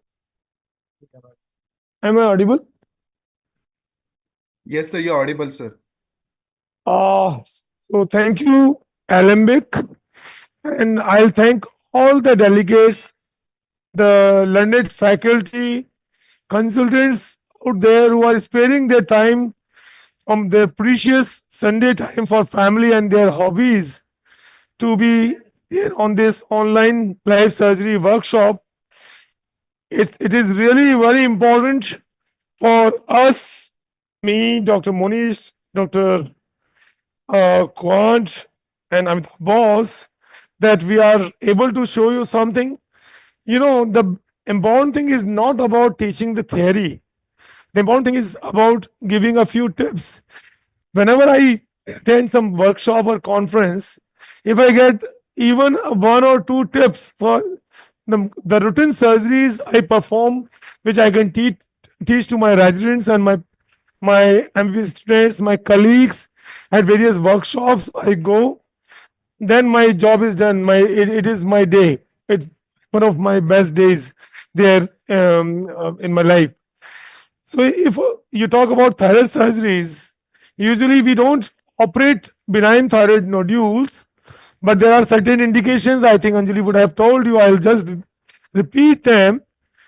In if it is Bethesda 4 and beyond, I certainly operate them because there are chances of harboring malignancy or maybe to the tune of more than 15% in those cases.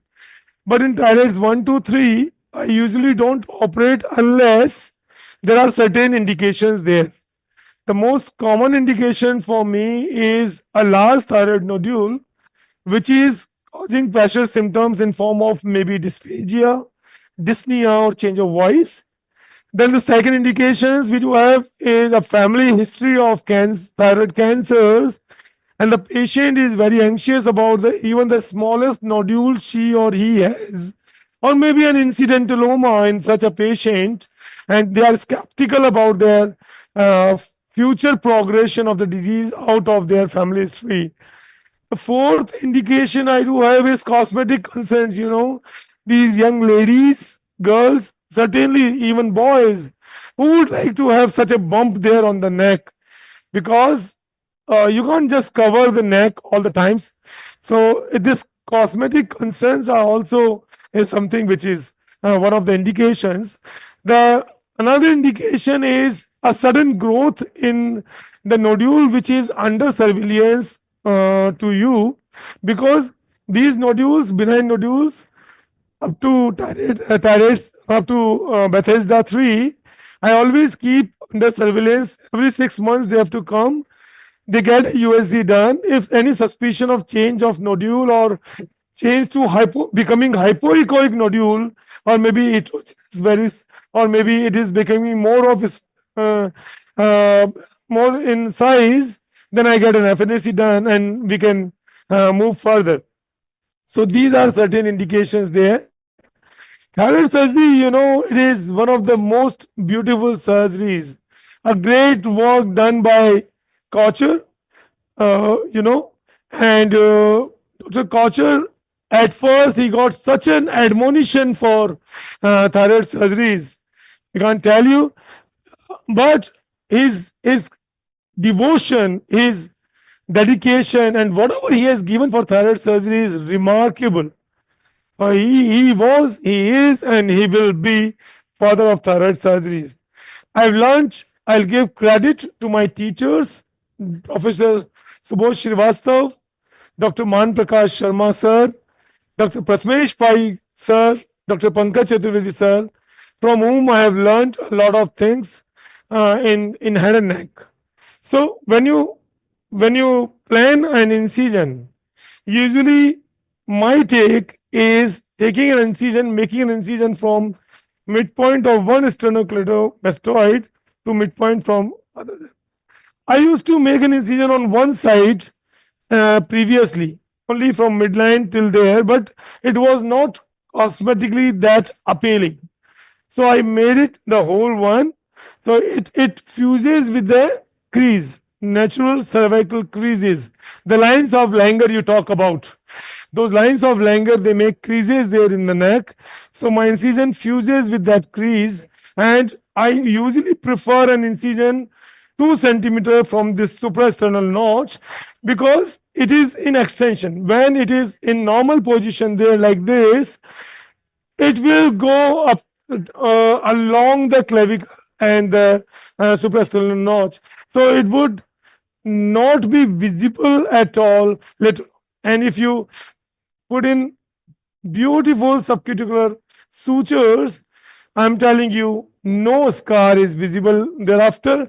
Even a faint scar is there. It is covered usually by the clothing worn by the elegant females. Okay, so she has already talked about she is a homemaker. Please never use a word like housewife. Homemaking is the toughest job on the earth. Please give me on the knife. So I'll use a D knife, that is number 15. It should be at the 90 degree. I'll make it. Please mark. Give me a marker. I'll mark. So this is sternocleidomastoid, 2 centimeters over here. Sternocleidomastoid midpoint, cleidomastoid midpoint. I'll make it around like this. So it fuses with the crease of the neck, like this. So this is suprasternal notch. This is your cricoid cartilage. This is your thyroid cartilage going up there.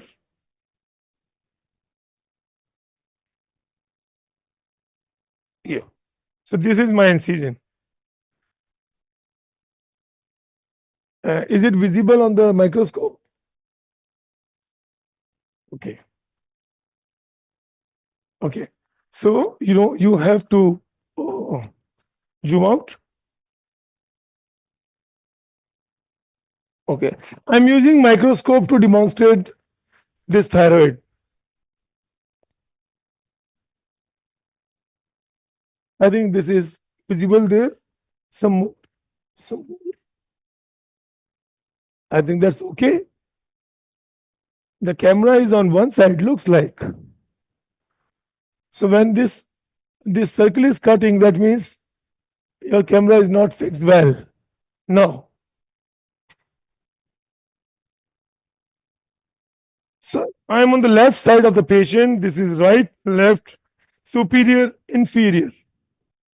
Inferior, superior, left, right.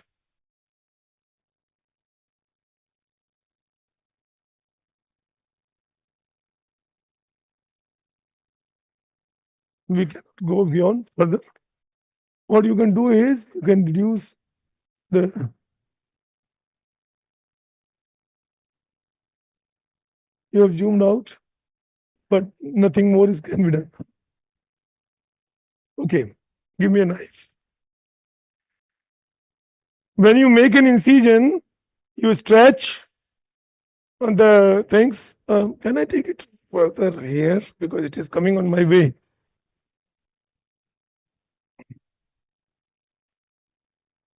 Okay, so when you make an incision, the skin should be well stretched. Your knife should be right at 90 degree to the skin. In one go, please don't go very deep. You can, because you never know how deep is the fascia over there,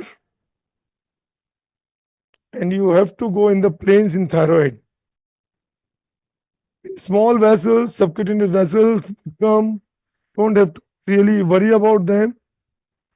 And then your purpose, sole purpose, is to go till the plane of the platysma, because you need to raise the subplatysmal flap. Why? So if you can see, we have got the platysma there in the side there. I'll make it a bit. It is not. It's visible now. So why to go subplatysmally? Because your skin vessels are going subplatysmal between the platysma and the skin. So to preserve the vascularity, to prevent flap edema, lymphedema, and necrosis, you should go subplatysmally. So this is how you cut the platysma there. If you can see, I'm cutting the platysma. In the midline, platysma is deficit. So a tip to youngsters, when you cut like this, go on one side of the incision, cut the platysma, again go on the other side and cut the platysma, and then fuse in between, in the center. Because if you try elevating the flap from the center, sometimes you are lost. You can go very deep, or you can be very superficial, leaving the platysma in the flap with the thyroid itself. So platysma seen, this is your level. make an incision like this.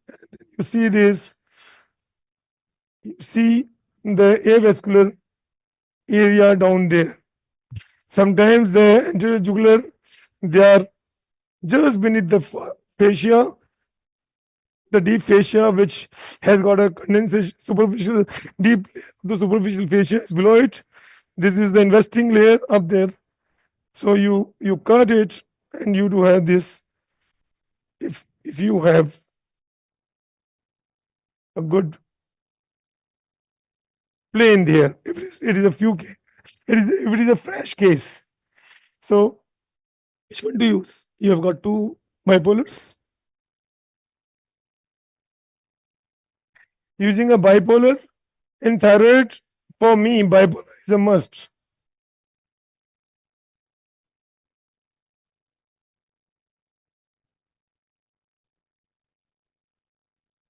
You can do even without bipolar. It's up to you, whatever surgical modality you want to use. Mostly I use a bipolar, a harmonic. If it is available there, it's a good tool to use. Even you can use the head and neck vent of the coabulator, which dissects the platysma of the underlying structures very well. Then use the skin hooks there. The skin hook means it has to be applied in the skin, not in the platysma.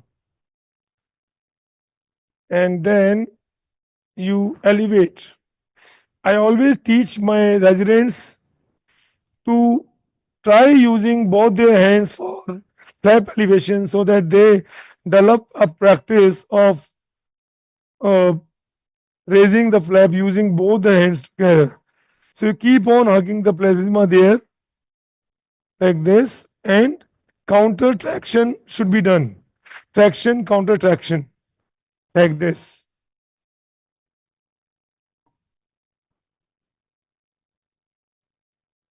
Hair is coming. It is visible? Yeah. Okay. So this is how you try and elevate the flap till the height. Yeah. It should be well straight at 90 degree. No, don't exert much pressure. Otherwise, you will keep on losing the grip over them. So this is how traction, counter traction. You are using some small vessels. You can take care with the cautery itself, or you can ligate them. You can use bipolar, all those modalities if you do have. Yeah.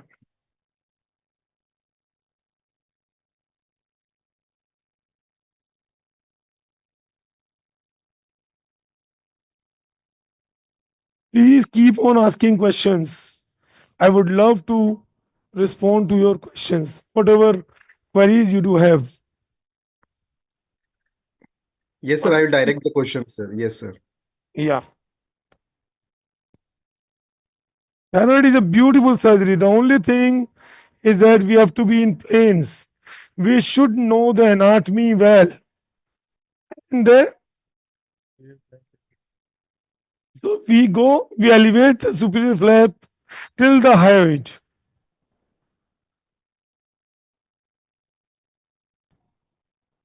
Okay. Don't jar the tissue much. Is there something there? Yeah. So I'll use the bipolar again. When you are bipolarizing any tissue, use saline. So it prevents charring of the lateral tissue. Once So there is I one have question reached, related. yeah, So there go is ahead. one question related to preparation. Any infiltration is already given, sir? Yeah. So I'll tell you about infiltration. What we prefer is to use one adrenaline there in 100 ml of saline. So this is what we use because the patient is under general anesthesia, and you should wait for at least 10-15 minutes after infiltration. Good hemostasis happens there. You don't need to infiltrate much of the adrenaline to the patient. Okay, sir.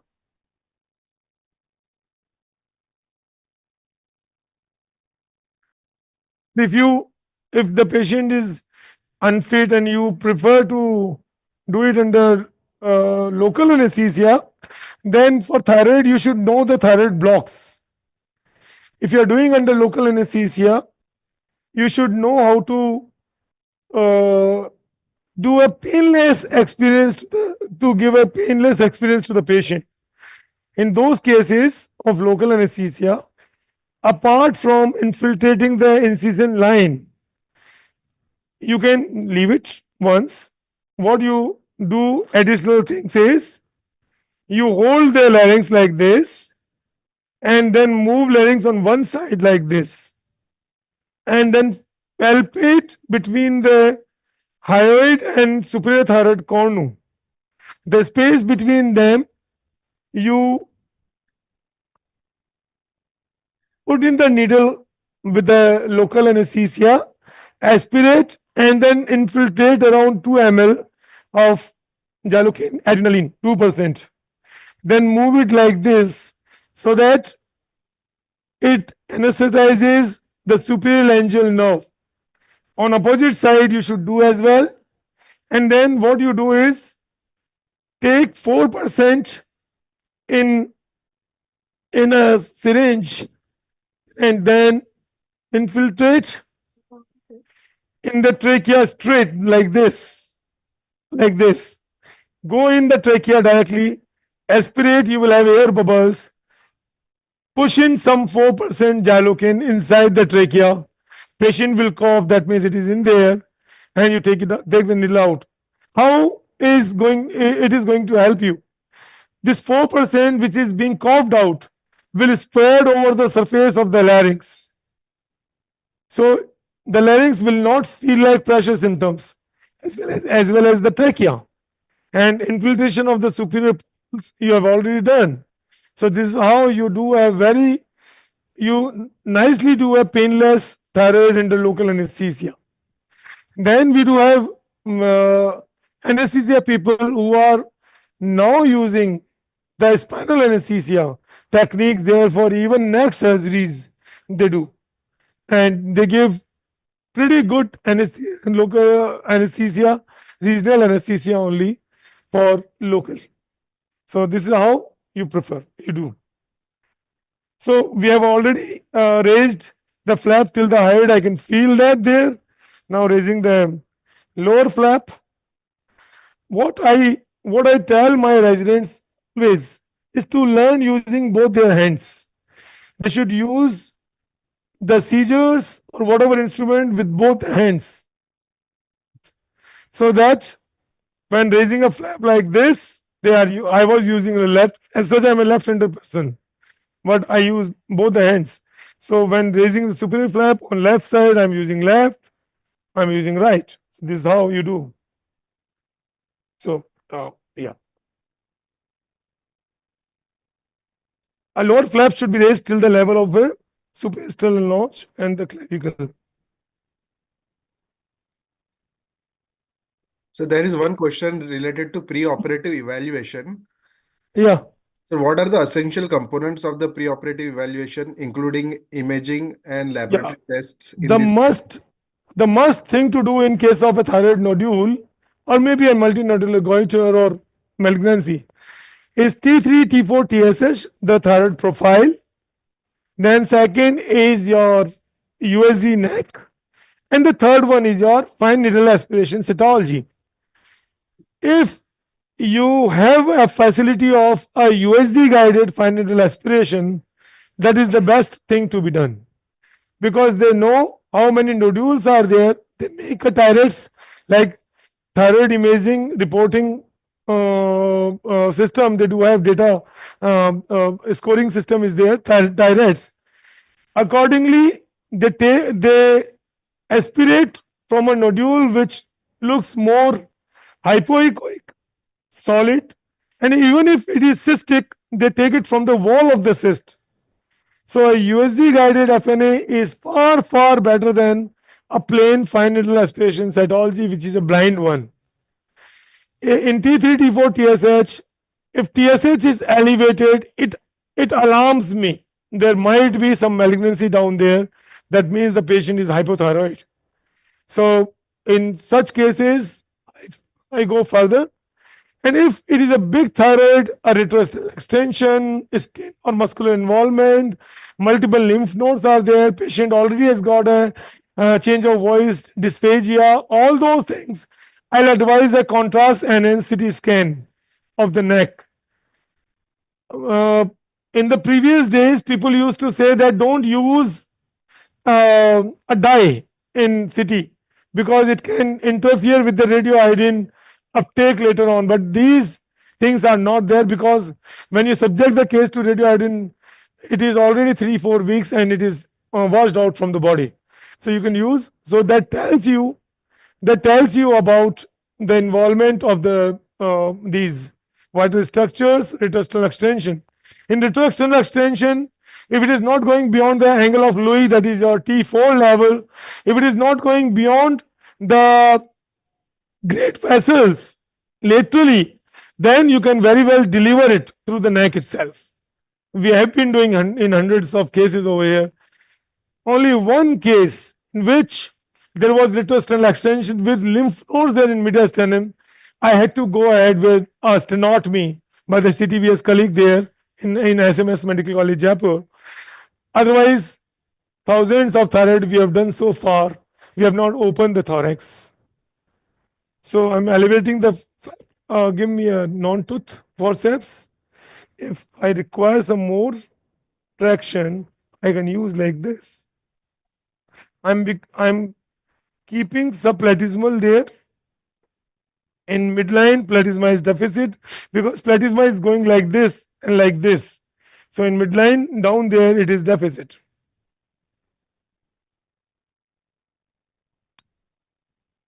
On the AC or fan, please.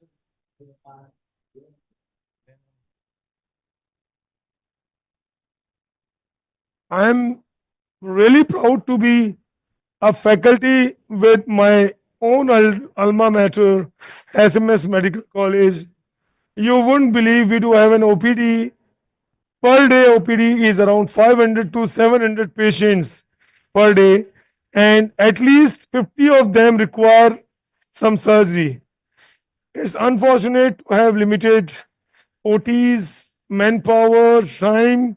Otherwise, we would have been operating around 1,500 cases a day in SMS. Still, we operate around 30 cases on an average per day. If you can see, you can even retract it like this. I have reached to the clavicle in center also. If I need to do some more.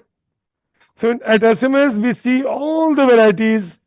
We have reached to around 1,000 cochlear implants with even the bone bridge implant we have done so far, and one brain stem implant, and thousands of surgeries are done every year, including head neck, skull base, endoscopic anterior, microscopic lateral skull base, including even acoustic. We have done so far all sorts of angiofibromas, all surgeries, all otology surgeries. Everything is being done at SMS. Sir, Proud of this institution and my teachers. Yes, sir. Sir, since you operate so many patients, sir, so how do we counsel these patients about the risk and benefits of hemithyroidectomy compared to other management options like total thyroidectomy or just an observation, sir? Yeah. So, as I already told you the indications, this lady came to me not because of the fear of the harboring a malignancy. She just came, I'm having this bump there in my neck. I want it out. When we investigated, it was a perfect indication, and it is 4-centimeter nodule. So I think we should do justice to the patient, and then we should operate this case. And counseling, you are saying, counseling part, I think in this era of medico-legal problems, we should counsel each and every patient there, but not each and every patient is counseled there in OPD. The cases which are selected for surgery in our list or are given dates for surgery are counseled by consultant or our senior resident or residents about pros and cons of surgery, what benefit the patient is going to have after surgery, what are the impending complications that might happen, although very rare, but the patient should know all the complications they can have during or maybe after surgery, and what about the progression of the disease, what they have to do after surgery, precautions, everything, I think. And you can even videograph, although at government institution like ours is not possible. Why this is not good? So like ours, it is not possible for us to counsel and do a videography to such an extent. But yes, I would advise young colleagues to please go ahead with a very detailed consent and counseling. The consents, I think AOI has already posted various consents, and you can even go to Tata Memorial Hospital website for head and neck consents. They do have a very good protocol of consents, and then youngsters should start videographing the counseling and consent, so that any medical legal issue if happens, they can give an evidence in the court of the law. So I'll fix it up with this, because this is fixed.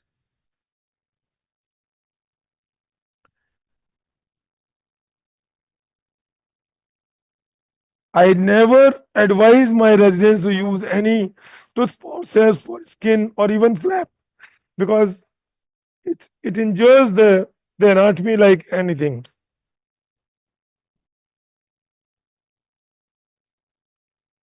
We don't have those fancy retractors there at SMS. We had one Jawl's retractor, one of its arm is broken. I'm not using that, and I'll tell you honestly, I don't use that, because that is very cumbersome to use on the flaps, and you need to have a very big incision to use the Jawl's retractor. So I don't use that most of the times. Sir, when do we advise thyroid scan, sir? Thyroid scan, please don't ever advise a thyroid scan for a nodule or even a multinodular goiter unless you do have certain indications. Like the most common indication of preoperative thyroid scan for me is having a cyst like a TG cyst, or a lingual thyroid, and I'm suspecting an ectopic thyroid. All those cases, I get a scan done. Otherwise, you don't need. What do you get on thyroid scan? It's a hot nodule, it's a warm nodule, it's a cold nodule. Is it going to give you some histopathology? No. Only three things: USG guided FNA with the whole USG of the neck with a good thyroid reporting system. Then a good reporting pathologist. You can talk to pathologists, sit with them, and then you should have a good thyroid profile done. If you are suspecting or it turns out to be suspected thyroid, like it turns out to be Bethesda maybe 5 or 6, then you can think of getting a CT scan done. And if you do have access to molecular biology there, they are although very costly, you can subject the patient to molecular diagnosis prior to operating those cases. So this is how you proceed. So this is my all preparation. If you pick out, now you use a non-tooth forceps. You can make out the thyroid notch there. This is midline there. You go in the plane of Jackson. Chevalier Jackson has described this plane known as Jackson's plane. Please hold it from here, non-tooth. So this goes right from chin till suprasternal notch, avascular plane of Jackson goes between the strap muscles there. Elevate the tissue. You can use even knife, you can use a cautery, unipolar, you can use harmonic to open this Jackson's plane, which is avascular plane. If sometimes the nodule is much lateralized, there is something you can just dab, then see what is there. Yeah, if something is there, we have to check the bleed and we have to stop it right now. Don't wait for later on I'll do that. No, don't do that. If it is there, you should cauterize that. Okay. So something is there. Yeah, can you make out? Yeah. So light, can you put in light some there?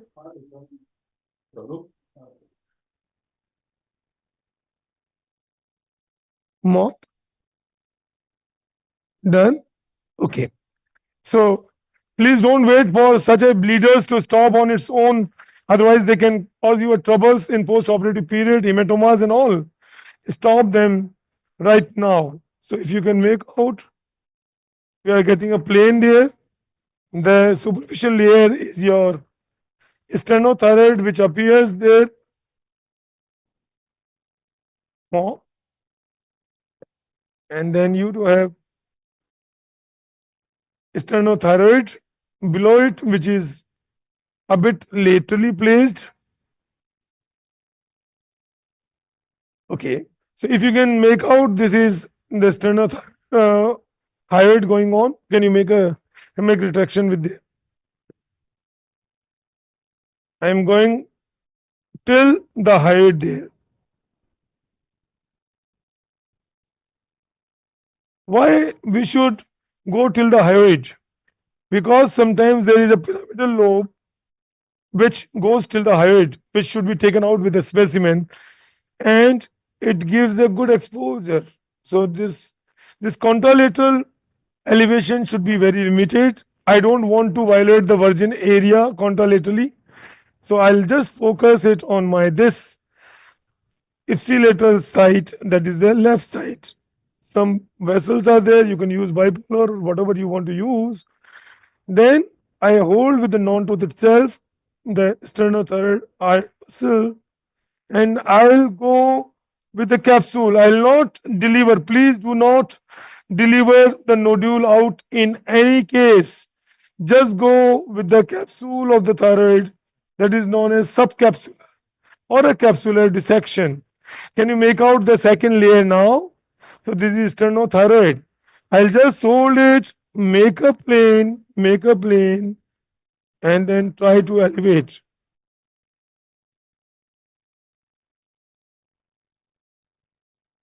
You can even use a bipolar to do this job. If juniors are not sure that they would be in plane or not, they can injure the vessels, the veins over the thyroid. They can use a bipolar, they can use artery forceps to do this dissection part. Can you make out the thyroid itself is leading, giving you the plane, and you are going just with the capsule there. There you see the insertion of the sternothyroid muscle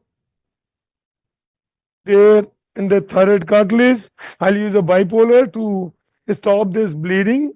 Don't ever use a unipolar over that. So just a bipolar like this serves the purpose. Anything there? No? Okay. Sir, if external jugular vein comes into surgical view, what should be the approach? If external jugular vein comes, if it is coming midline, you should ligate it properly and then proceed further. Okay, sir. So I'll be using a bipolar now. Can you make out? I am just doing a dissection of the capsule. You can just do this, okay?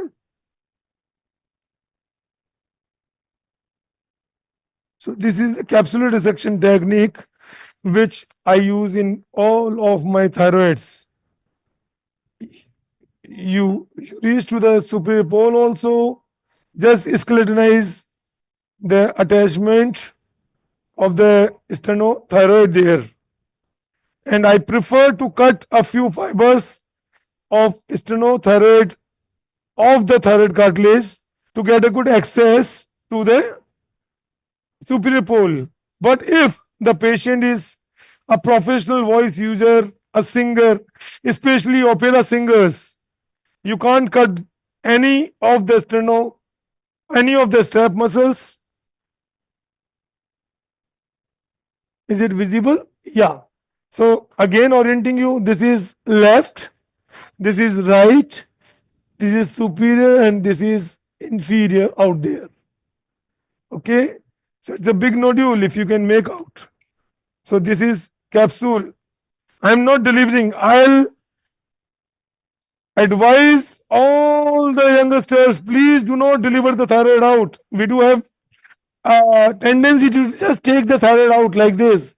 Sometimes you jeopardize the venous drainage to the parathyroids there. A lot of bleeding can happen there at the area of concern, triangle of concern, which is what basically? It is the midline, the recurrent laryngeal nerve, lateral, inferiorly the thyrothymic junction, and superiorly it is going at the ligament of Barré. So this triangle is the most important. I'll not talk about Joel's or your Bears, or whatever triangles you do have. Loray's triangle, a lot of triangles have been described. The most important is your triangle of concern, which you should not violate, this triangle of concern. So avoiding these vessels, exposing this thyroid in the lateral is not a good practice. You should go by the capsule as I'm going. Now I've reached to an extent where now I can't go further lateral and posteromedial to this thyroid. What I'll do is I'll use mosquito artery forceps to hold this thyroid and retract medially. They're doing.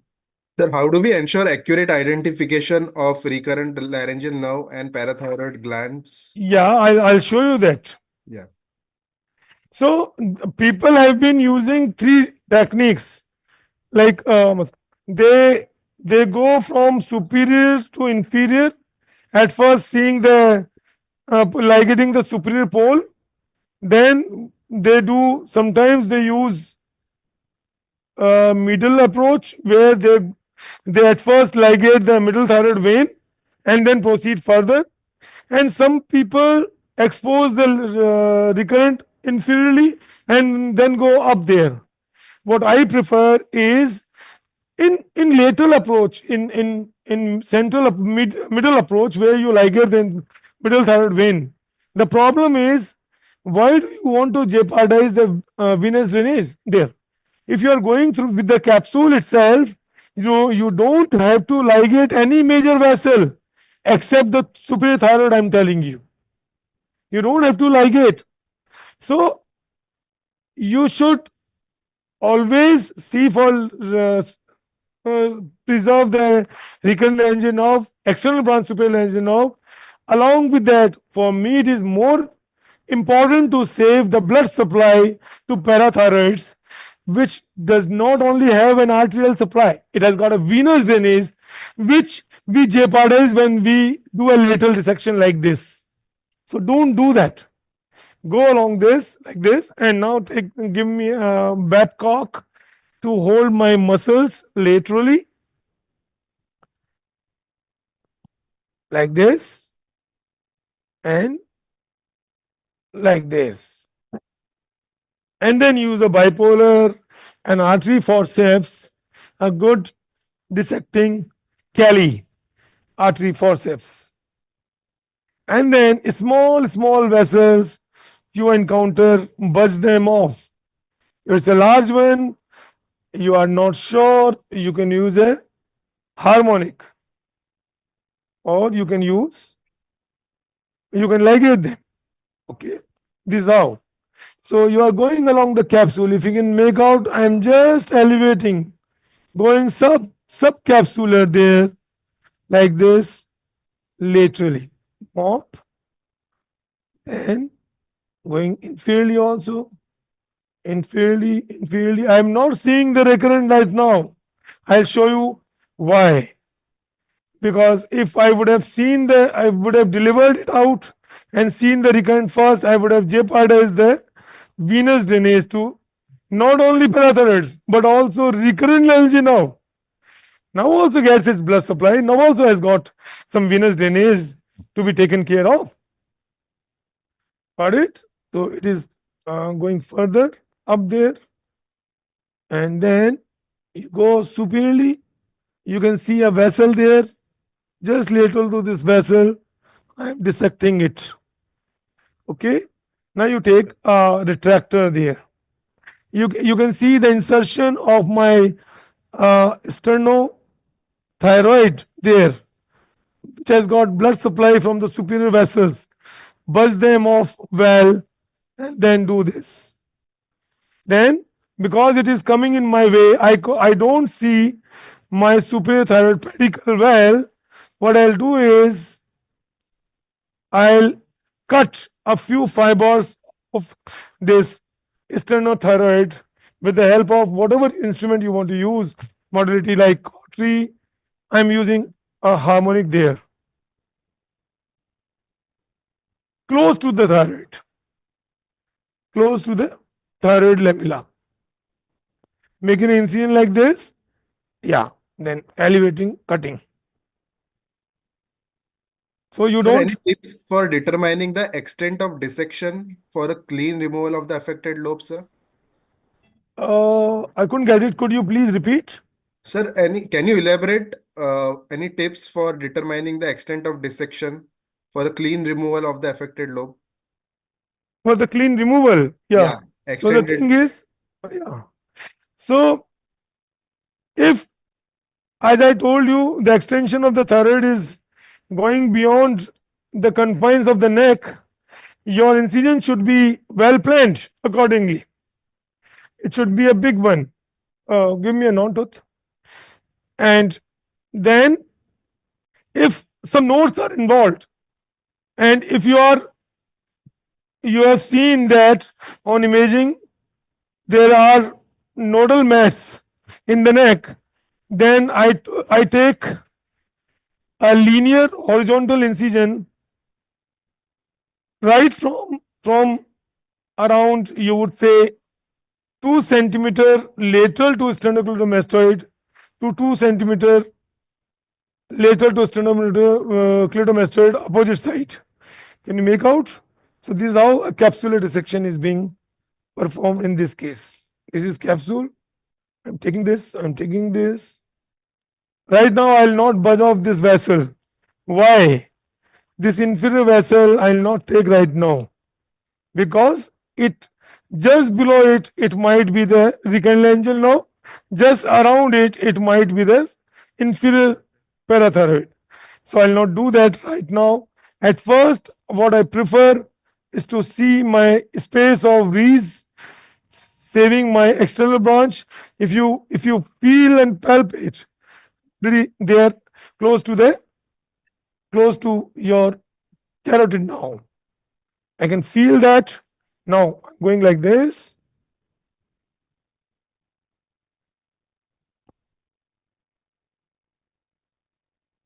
Can you comment on the positioning techniques, sir, to minimize any complications and good physical view? Yeah.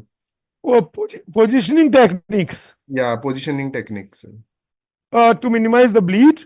Yes, sir. The extension you are talking about, or yes, sir, this question, sir. The question is what? Sir, can you please comment on 1 second, sir. Sir, what positioning techniques and incision strategies optimize surgical access while minimizing complications? Yes. So I already told you it should be around within 2 centimeters of the suprasternal notch, and you should go in the midline to avoid any bleeding. when elevating the flap and raising the strap muscles there. Then I'm not going laterally so that no vessel is being violated or injured in the lateral part of the neck in the groove. I'm going along the capsule. All these techniques will get you. Now, if you can make out, I've skeletonized this vessel. You have to make sure that this vessel is going in the thyroid.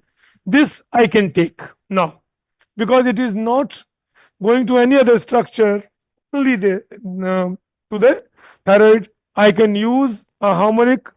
Here I'm using the harmonic, otherwise you can ligate it close to the thyroid.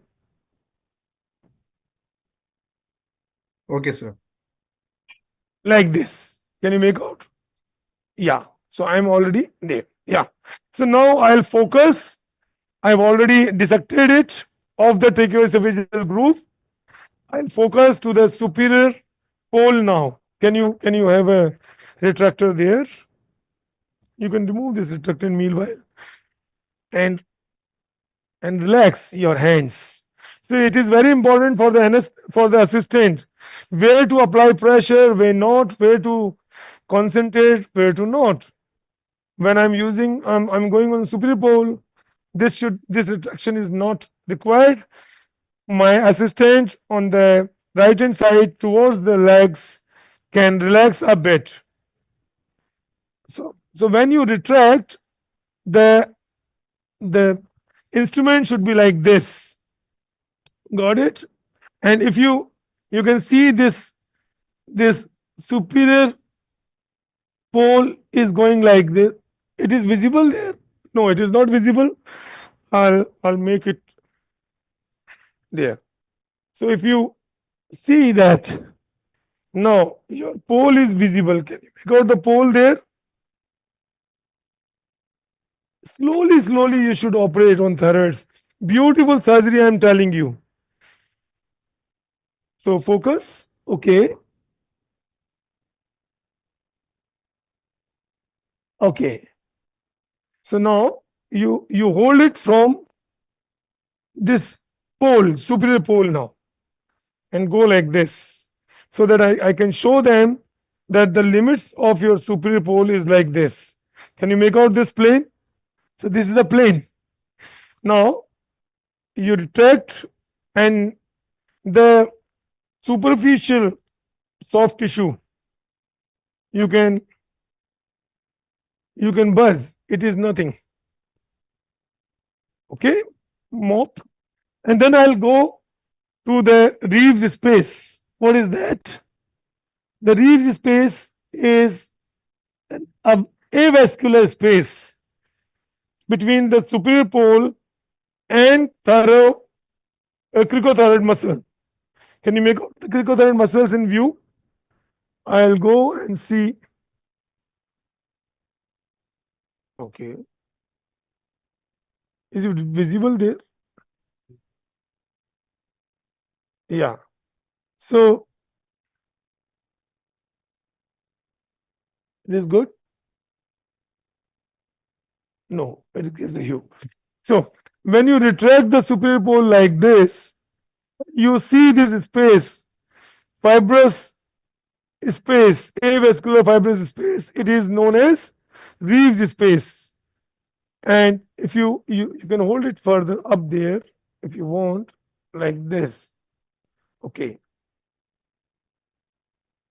Oh, this is my plane. Can you yeah, further. Some more muscles to be taken so that exposure is good. Don't compromise your exposure.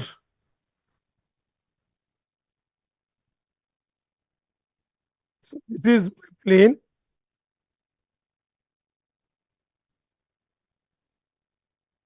Cutting a few fibers of sternothyroid more, even from the midline.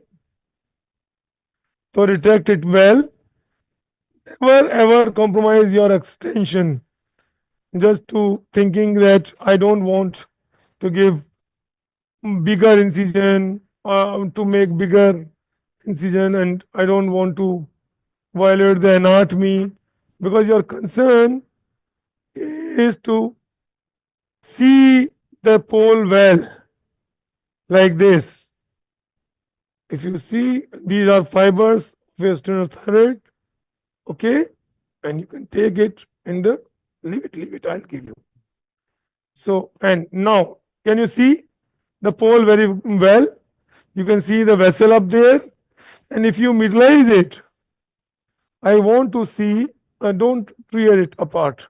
The vessel can be seen up there on the surface, okay?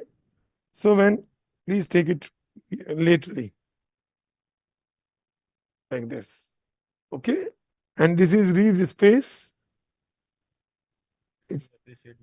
Vessel appreciate नहीं हो रही है? Oh, you can see that. Yeah, you can see that. Give me a dissecting tree, yeah. So once you open this Reeves space, can you mop the things over here? Okay. Peanut.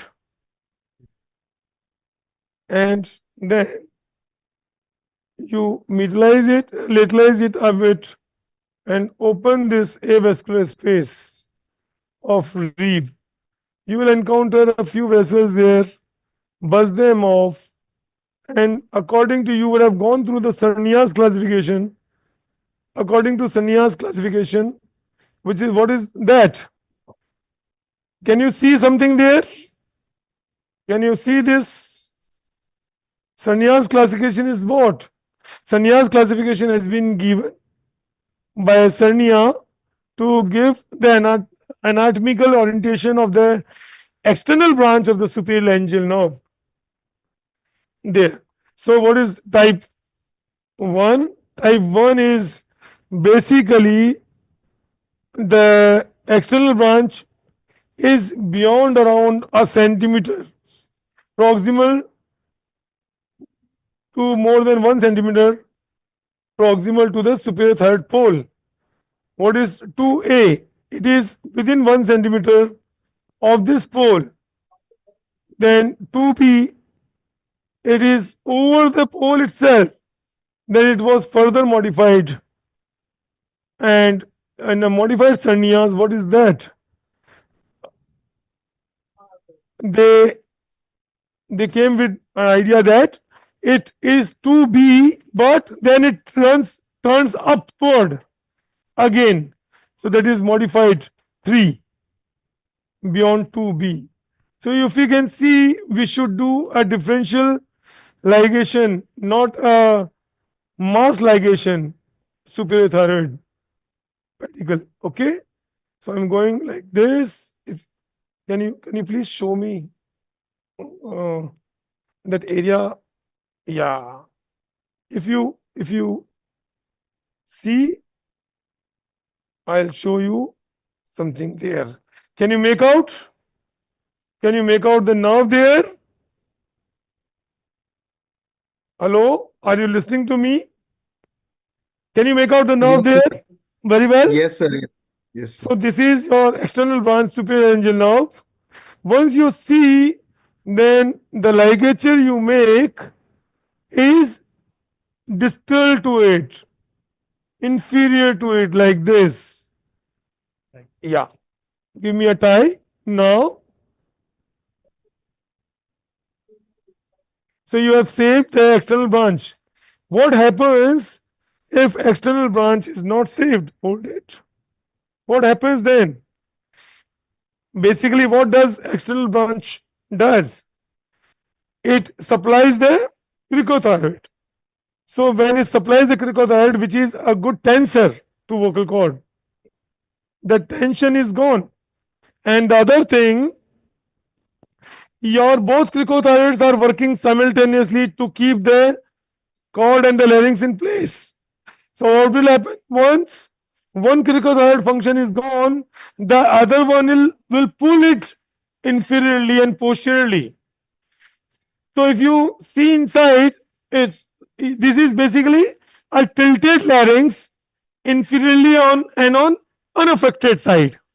And inside, if you see laryngoscopy, you will see there is apparent lengthening of the contralateral of the ipsilateral vocal cords, and the enterocommissure has been shifted towards opposite side, a bit like this. This condition is known as askew larynx.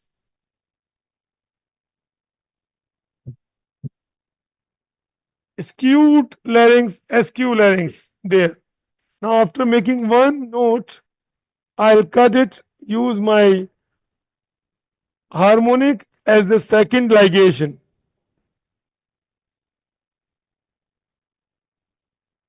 Can you please cut it? So this is vein. Now go further. If you can make out, an artery is there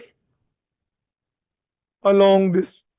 So a branch of the vessels is there. Okay, I'll take it further. Ligation. You can very well see that nerve I'm showing. Sir, so do you routinely use intraoperative nerve monitoring? Now monitor we do have. I don't routinely use that. I use in cases of recurrence. I use in cases which are dead. Big cases, MNGs, big one, and then malignancies which has got nodes there in the neck. Previously operated, I already told you, in those cases, I use the nerve monitor. Otherwise, I don't need to use that in most of the cases. Because, you know, thyroid anatomy is so beautiful.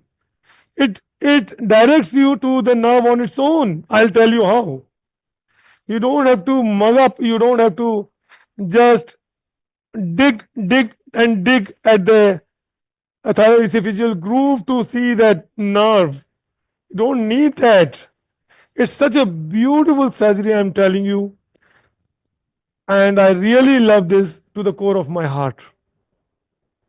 Could you please cut it? Yeah. So now, once you have done this, you can do this job now. I'll show you that. Okay. Is it visible there? Now, retract the thyroid medially. And then again, you go by the capsular dissection. Give me bipolar, give me a force, an artery, a good dissecting artery. Okay. So, to prevent the injury to your parathyroids, please keep hugging the thyroid, go in the capsule, do this, be patient. You are going to perform a beautiful surgery, and by the end of the day, you would love whatever you have done in the day. And that is my life funda, you know. I tell all my residents, my colleagues, they know what I'm gonna say now. What I'm gonna say now is do job like this throughout the day, that शाम को रोटी भाती है और नींद अच्छी आती है. That means you do good job, you perform a good surgery, you will feel good by the end of the day. It gives you immense pleasure. When you do good throughout the day, you relieve the patient's symptoms, do a good, beautiful surgery. You love that. More. Okay. So again, a vessel. So I'm going all along the capsule of the thyroid, not going lateral to that, buzzing these vessels with bipolar, and then taking care of you to remove each and every bit of thyroid. Don't leave the thyroid there, because you know, if it is malignancy, when you subject these cases to the post-op radioiodine scan, what would the nuclear medicine people would say? Oh, the surgeon has left thyroid tissue in the groove, on the trachea, or somewhere else. So be close to the thyroid. Go on dissecting with the capsule. Don't leave any bit of it up down there. This I'll take along capsule. Go there.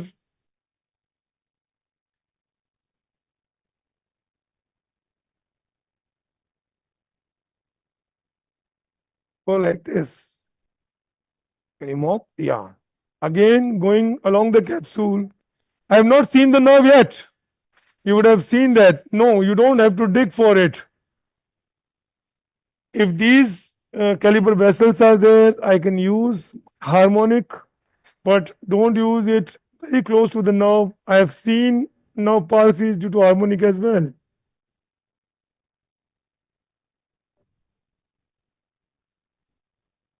Okay, so I'm going along the thyroid, doing a bit of capsular dissection.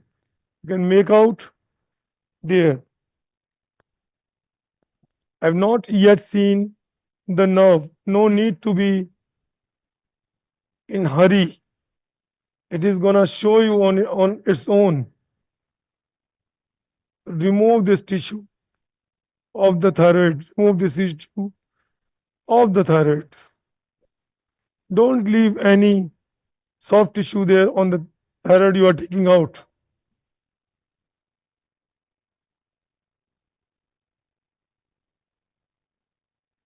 Sir, can you please comment on intraoperative bleeding, especially from superior and inferior thyroid vessels?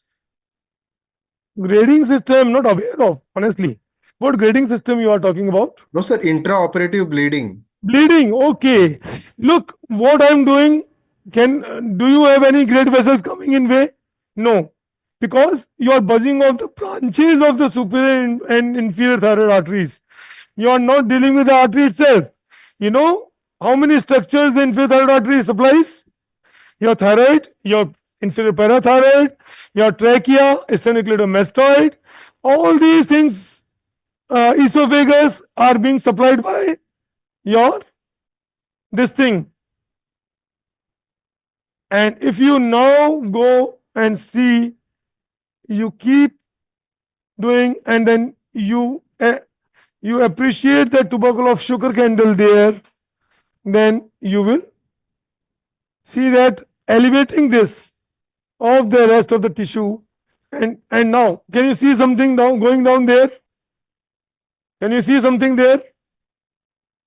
Yes, sir. It shows on its own. I don't have to do anything. And the vascularity around the nerve is retained. Can you see that? Nerve? I didn't have to dig to search for it. I'm just going by the capsular dissection and it appears on its own. So this is the take-home message I wanted to deliver to youngsters. Please don't dig lateral to thyroid. You are jeopardizing the vascularity to a lot of structures which are going around. Can you make out the superior parathyroid now? Can you make out this superior parathyroid there? Yes, so this sir. is tubercle of sugar candle making there, conical. And this is your superior parathyroid, just lateral to tubercle of sugar candle, which is present in almost 60 to 80% of the cases, and elevating it, cutting it off, and you have saved it, you have saved the nerve. But suppose if you are digging laterally like this, you have jeopardized the venous drainage and sometimes even the arterial supply to the superior parathyroid. Can you make out? So beautifully it appears. I hope you guys are able to see this. Yes, sir, we can see it. So this is only possible with the capsular dissection or the subcapsular dissection, a few people say. Can you please? Sir, how do you adapt your approach in cases of anatomical variations such as ectopic thyroid tissue or aberrant vasculature? I couldn't get, Anjali. How do you adapt your approach in cases of anatomical variations such as ectopic thyroid tissue or any aberrant vasculature? Ectopic thyroid you're talking about? Yes, sir. So if it is an ectopic thyroid and you want to preserve the thyroid, you have to dissect it with its whole blood supply, because you don't want to jeopardize the blood supply. You have to, even if you want to mobilize this thyroid, that thyroid, ectopic thyroid, you have to preserve the blood supply. You have to be with, the again thing, Anjali, it's capsular dissection, the key. If you are doing this, you are saving the vessels going to the thyroid, major vessels. Can you make out? Yeah. Is there something? Okay. A small vessel. Can you make out with the use of a microscope such a beautiful anatomy you see? And and you see even small vessels like this. Nerve is going there. If I was not using this microscope, I could have buzzed a larger area there. Okay. Yes, sir. Now elevating it and keeping my parathyroid and those structures and vessels attached to it of my thyroid. Okay. So this is how I have kept it apart. Can you make out? Superior parathyroid complex well preserved. The nerve is there. I'll not dissect the sheath of the nerve, you know. You should not. The sheath of the nerve is giving vasa nervosum to the nerve. Sometimes you feel sad, you have operated a good thyroid, and you see that I have certain that, please more, you are quite sure you have not injured the recurrent more, and still the patient has got a vocal cord palsy. Why? Because sometimes you peel the fascia of the nerve and jeopardize its vasa nervosum. Can you make out this vasa nervosum going over the nerve? Beautiful vasa nervosa. Can you make out? Okay. So after seeing the nerve, please hold it like this. I can buzz off these small twigs which are going in there, and I have already seen the nerve. These are close to the thyroid. I can buzz, I can ligate them off. Okay. And then your inferior parathyroid complex, if you can make out. Okay. Now after seeing that, I want, don't move much.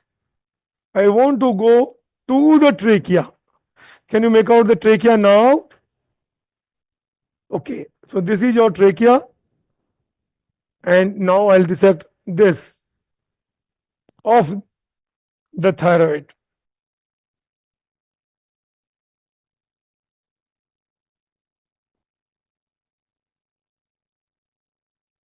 The youngsters are advised to ligate small vessels also. Don't use the powered instruments always. Please give me a try. Ligate it. Okay. Leave it. So this is a big vein which is going there. I had to ligate it. As such, you can even cut and ligate up to 5 mm vessels with harmonic, it is indicated. But to keep the things safe, post-operative period good, your own comfort, I prefer ligating these vessels. Going again on the thyroid, going there, small vessels there. Okay, going like this. Now, the most important part where injury happens, when you dissect the thyroid of the recurrent laryngeal nerve in ligament of Barré site. This is, can you make out a vessel going medial to the, what are you doing? It is focused now. So if you can see these vessels, they go sometimes over the nerve, that is easier to catch and ligate lateral to nerve, and sometimes like this they are going medial to nerve. And if you dissect there, can I get a sector there, a small forceps? Yeah. How do you ensure meticulous capsular dissection to preserve the parathyroid glands and minimize damage to critical structures? Couldn't get it. Could you be please slow? I'm not getting the full voice. It is resonating. Yeah. Sir, how do you ensure meticulous capsular dissection to preserve parathyroid glands and minimize damage to critical structures.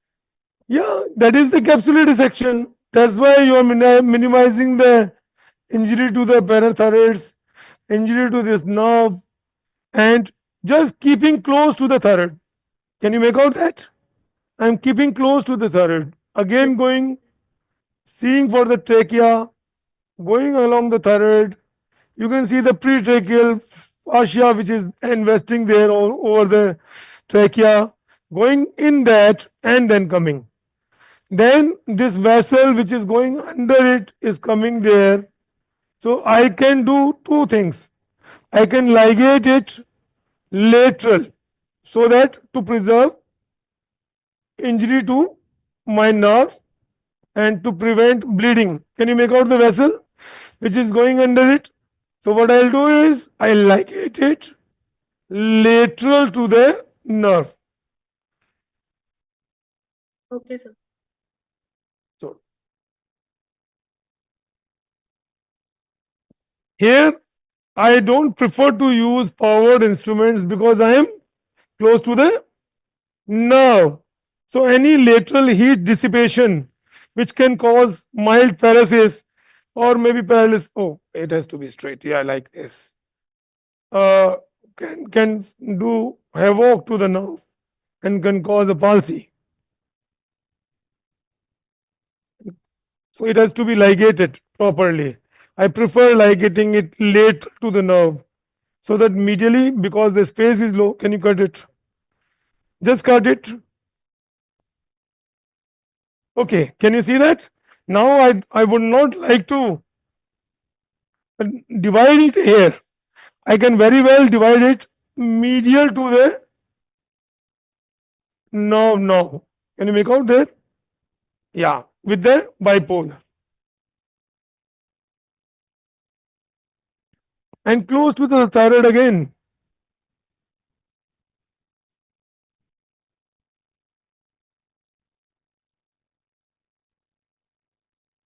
Got it?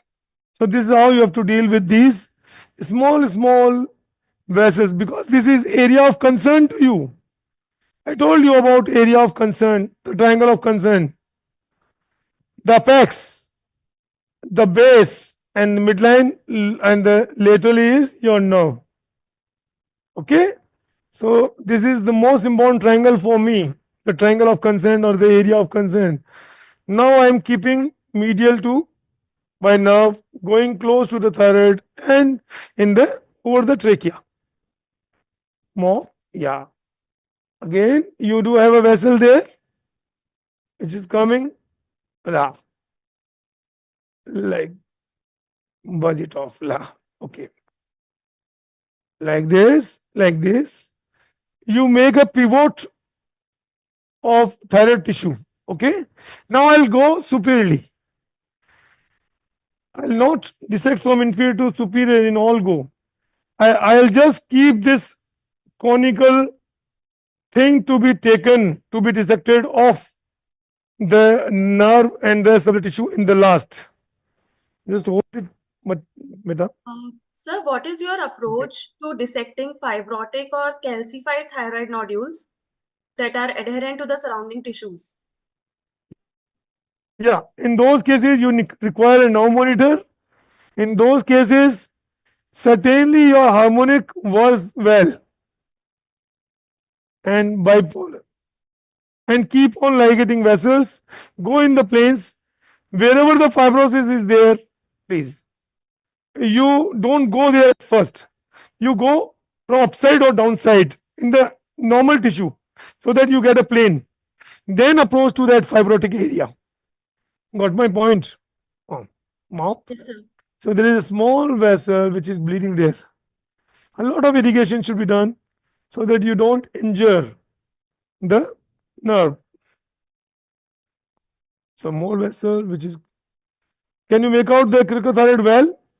We have preserved it all well. Now look, this loop, this recurrent is making the most common side, and you can see the parathyroid along. This is the most common side of injury. That's why I'm making planes upside. Please don't move much. And down I have done. Now with a thinner artery, patli chi aur, with a thinner tip, I'll just hold this and go like this. Can you make out a plane I have created now? Anjali, can you make out, dear? Look, lot of irrigation, and my hook now goes back. Could you see that beautifully? Now again I'll go on the trachea. These were saline irrigation, please. Now I'm done. My nerve is already saved. And now you can be a bit fast over here, taking care of this fascia. This is the Barre's ligament. Can you make out? These are the Barre's ligament which are there. You are far off the nerve. Here you are free to use a judicious bipolar cautery. Again going there, and I can cut these ligament of Barre of this area. Okay, got it? So now again, this is inferior parathyroid complex, superior parathyroid with the nerve intact, and it is going. So you lost the focus there. I hope it is visible to all. Can you Yes, see sir, the it's nerve there? visible, yeah. Yes, sir. Nerve, the parathyroid, inferior parathyroid, and now when you are dissecting the thyroid of the trachea, please don't leave any thyroid tissue there. It might show on the scan if it is a malignancy case later on. Feels bad. And nuclear medicine people would say, oh, who was the surgeon who left the thyroid there in the bed or on the trachea? If you leave some thyroid there, close the nerve, it's okay. You know, if it is a case, even if it is a case of malignancy and you are not able to dissect the nerve of the thyroid, you can leave some tissue of thyroid here. Don't worry about it. Your radioiodine will take care of this residual thyroid. From this platform, I'll also say one thing to people, that there's nothing like a subtotal or a near total thyroid, you know. Never ever do a near total or subtotal for any pathology, you know. A few people, what was the concept, you know? What was the concept of a subtotal? They used to leave around 8 grams of the thyroid, half of the thumb size on both sides. They used to leave, thinking of that they are living a functioning thyroid, but the concept of subtotal and neototal was what? Preserving the nerve and the parathyroids. It was the concept. And people used to think that they have left some thyroid tissue, it will be functional throughout life. That is not like that. You have to be well versed to the thyroid surgery. There is no place for some near total thyroid now. Either a lobectomy, or lobectomy also, I would say it is hemithyroidectomy, because you take the isthmus along for cosmetic purposes and for disease which might be there in isthmus going in continuation with the lobe, or you do a total thyroidectomy. No place for subtotal or near total now. And please don't do that. Even in cases of Plum's disease or a multinodular goiter disease. Can you make out the this is your vessel that, and this is soft tissue. Can you make out the isthmus now? I've gone to the opposite side. Include the isthmus. This. I'll use the harmonic there. You can use sutures there.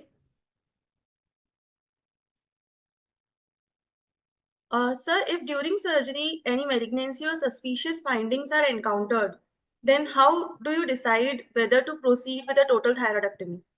Yes.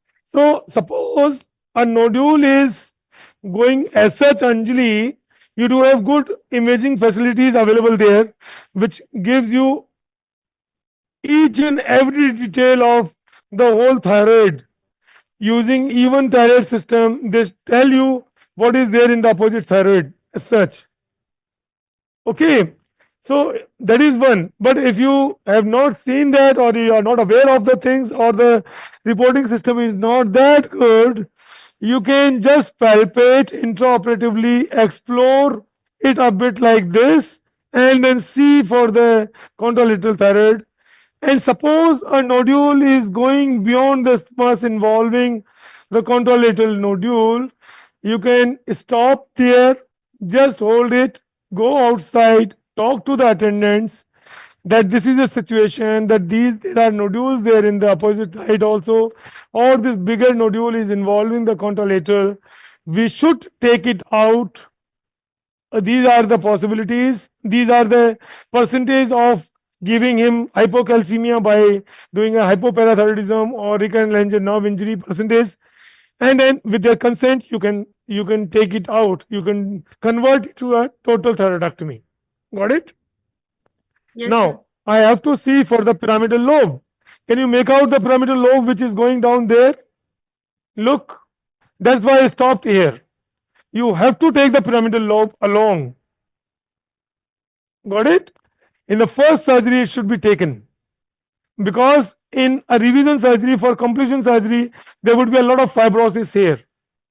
Okay, so I'll take this pyramidal lobe along. That is a must to be done with a hemithyroidectomy if it is present there.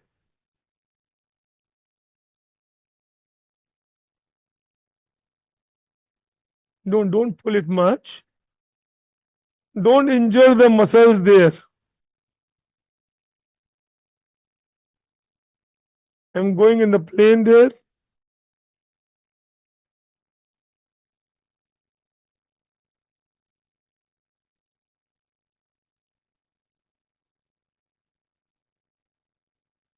This is Delphine's node. Can you make out prelaryngeal Delphine's node? Can you make out this prelaryngeal Delphine's node? Yes, sir. So I'll take it separately and send it to her, subject it to histopathology.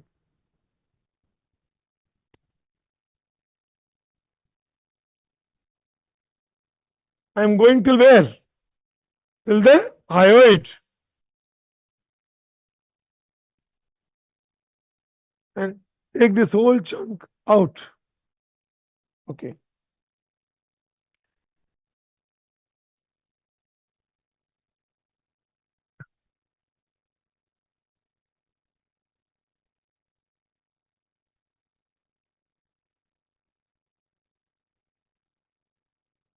There I reached to the hyoid now.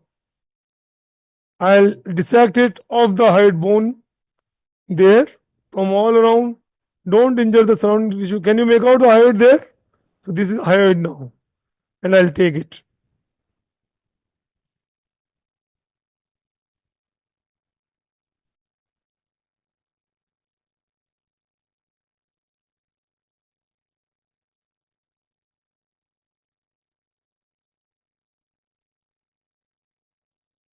I'm taking it off.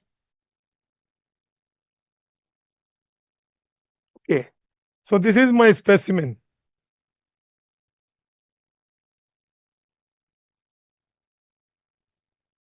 Sir, how do you manage the isthmus? Can you make out the specimen now? So this is the specimen there. Okay. Yeah. Anjali, you wanted to ask something? Yes, sir. Sir, how do you manage the isthmus during hemithyroidectomy to ensure complete excision and avoid residual tissue? Isthmus, the contralateral limit of isthmus should be taken along to avoid any residual thing. Cause piece. Because there is something there. Can you make out? Yeah, there is something there. Okay. Yeah, it's a small vessel there. So to revise our field we have done so far, can you give me a retractor, good retractor like this? Yeah. Yeah. Can you make out the nerve?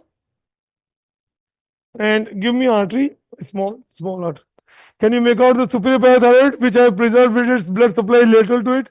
Can you make out this vessel, which is pulsating? A small vessel, pulsating, going through the parathyroid. I have preserved it. I have preserved the venous drainage. I have not violated this area at all. This is your nerve with its facial planes, with its vasa nervosa over it going on, which has been preserved. I take out this small, okay. Now small, yeah, vessel is there. And this is the inferior one, the complex. I'm not going to explore the parathyroid. I want to preserve it in the fat pad itself. Got it? Sir, Yeah. will you place a drain in that groove? We have encountered cases You know, where most of these hemithyroids I don't put in a drain, but this was a bigger tumor, so I'll put in a drain there, a small, maybe mini bag drain, just mop it. okay, sir. So we have encountered cases where after drain removal, palsy has occurred, which was not there immediate post-op. So what's your take on this? The drain should not be touching the nerve. Got it? Okay, sir. Any other question which are coming?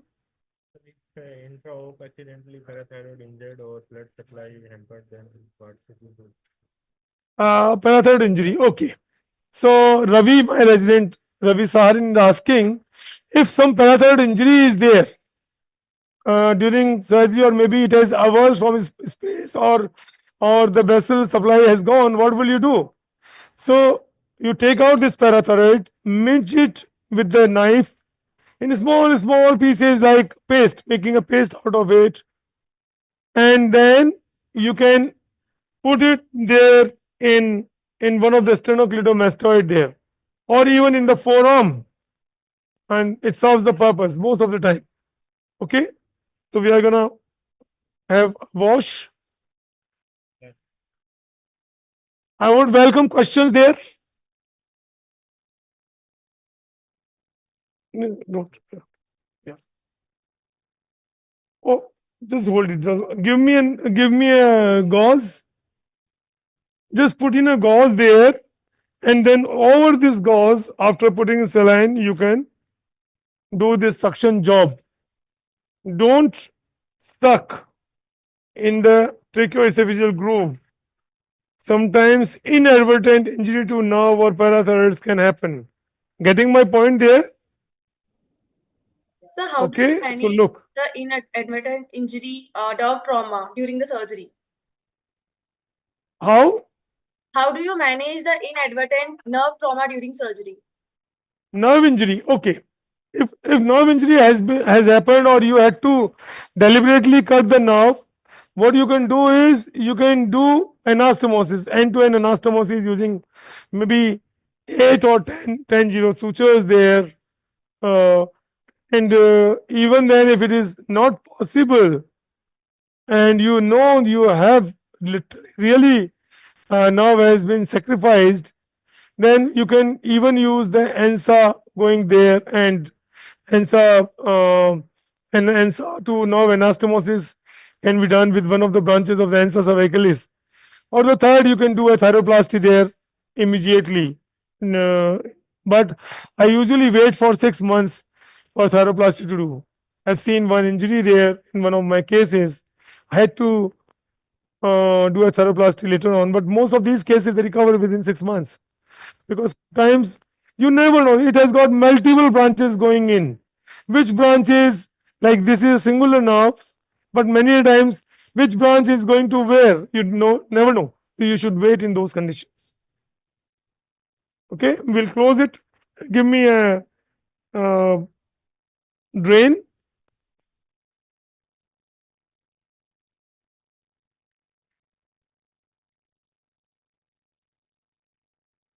Any other questions the audience can ask now?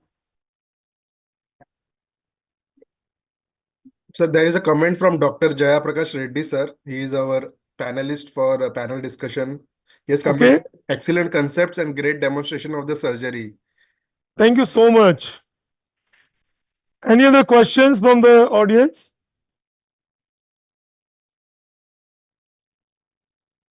I will check. If I let my residents ask, they will be bombarding a lot of questions over me. I'll close it. Get me a suture. Something is there. Okay. What? Yeah. A small bleeders. Just mop it. Mop it. Okay. Mop it. Mop it. And see if which. Okay. This is bleeding now. So what I'll do is, this is your bleeder.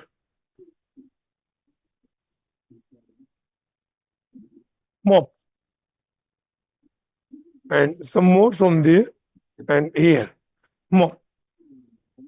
Okay. Get me the drain. 10, 10, 0, 10 or 12. Okay. 8. So 8 number Romovec we are going to put in a suction drain. How to deal with non-recurrent nerve? Hello, I'm not getting the voice. How to deal with non-recurrent nerve? How to Deal with non-recurrent non-recurrent. Yes, Anjali, the concept is same, you know. The I had to take this Delphian also. Give me a forceps, non-tooth forceps. I have to send this for histopathology. This is Delphians, you know, close to the gland. So a non-recurrent nerve, the incidence is around 0.3 to 1 in most of the literatures. So once you are going, send it separately, please. So once you are going with the capsular dissection, you will never injure it. So when even after doing a capsular dissection, you could not see the nerve there, then think of non-recurrent. It happens there right side. Okay. So when you are doing a right one, each and every case is a potential case of having a non-recurrent nerve. Your approach should be to deal with each and every complication, anomaly. You should know how to deal with that, how to take out the thyroid without injuring the things. So if you are going through this capsular dissection, you will never injure the non-recurrent nerve. And once you reach to the tubercle of sugar candle, you don't see the nerve there, then start a bit dissection there along the superior pole, which you have ligated close to the thyroid. Okay. And then when you dissect medial to it, you will see the non-recurrent laryngeal nerve which is coming from upside down like this. And there you go, you have preserved that. Okay. Now, get me there.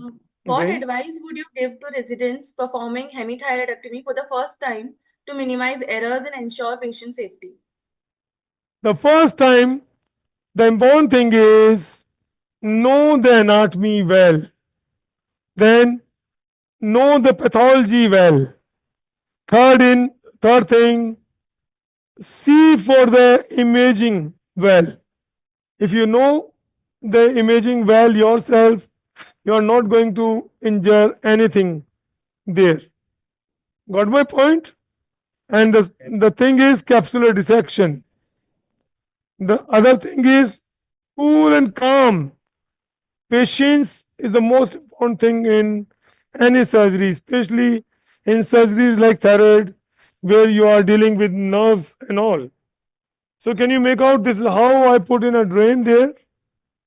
And then it has to come out through the skin far inferiorly so that you don't make a scar. Don't give a scar then in the visible neck. Okay. Once you come out like this, this is your mark. This is the mark. Okay. Okay. Cut it.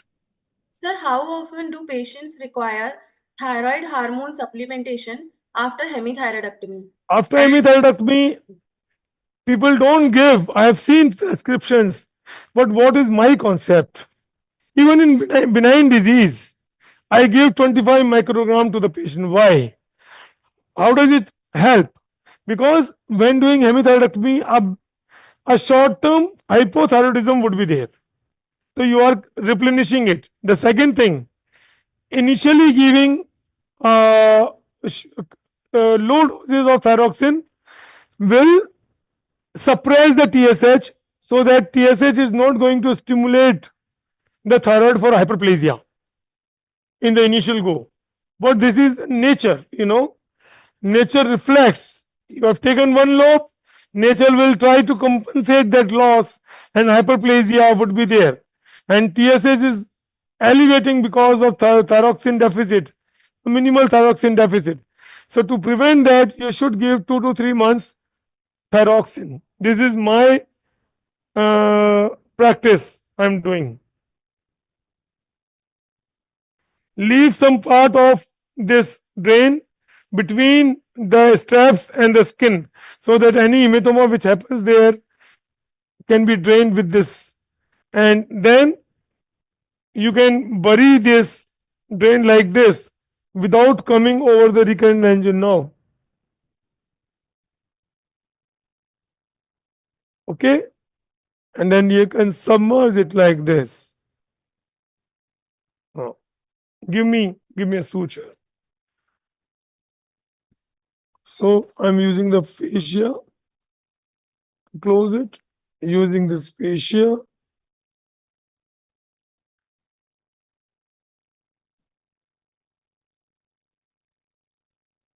Can you just hold it inside so that it keeps inside with some instrument? Made like this. Oh, sorry, it has just gone. It was this very thin fascia I took there.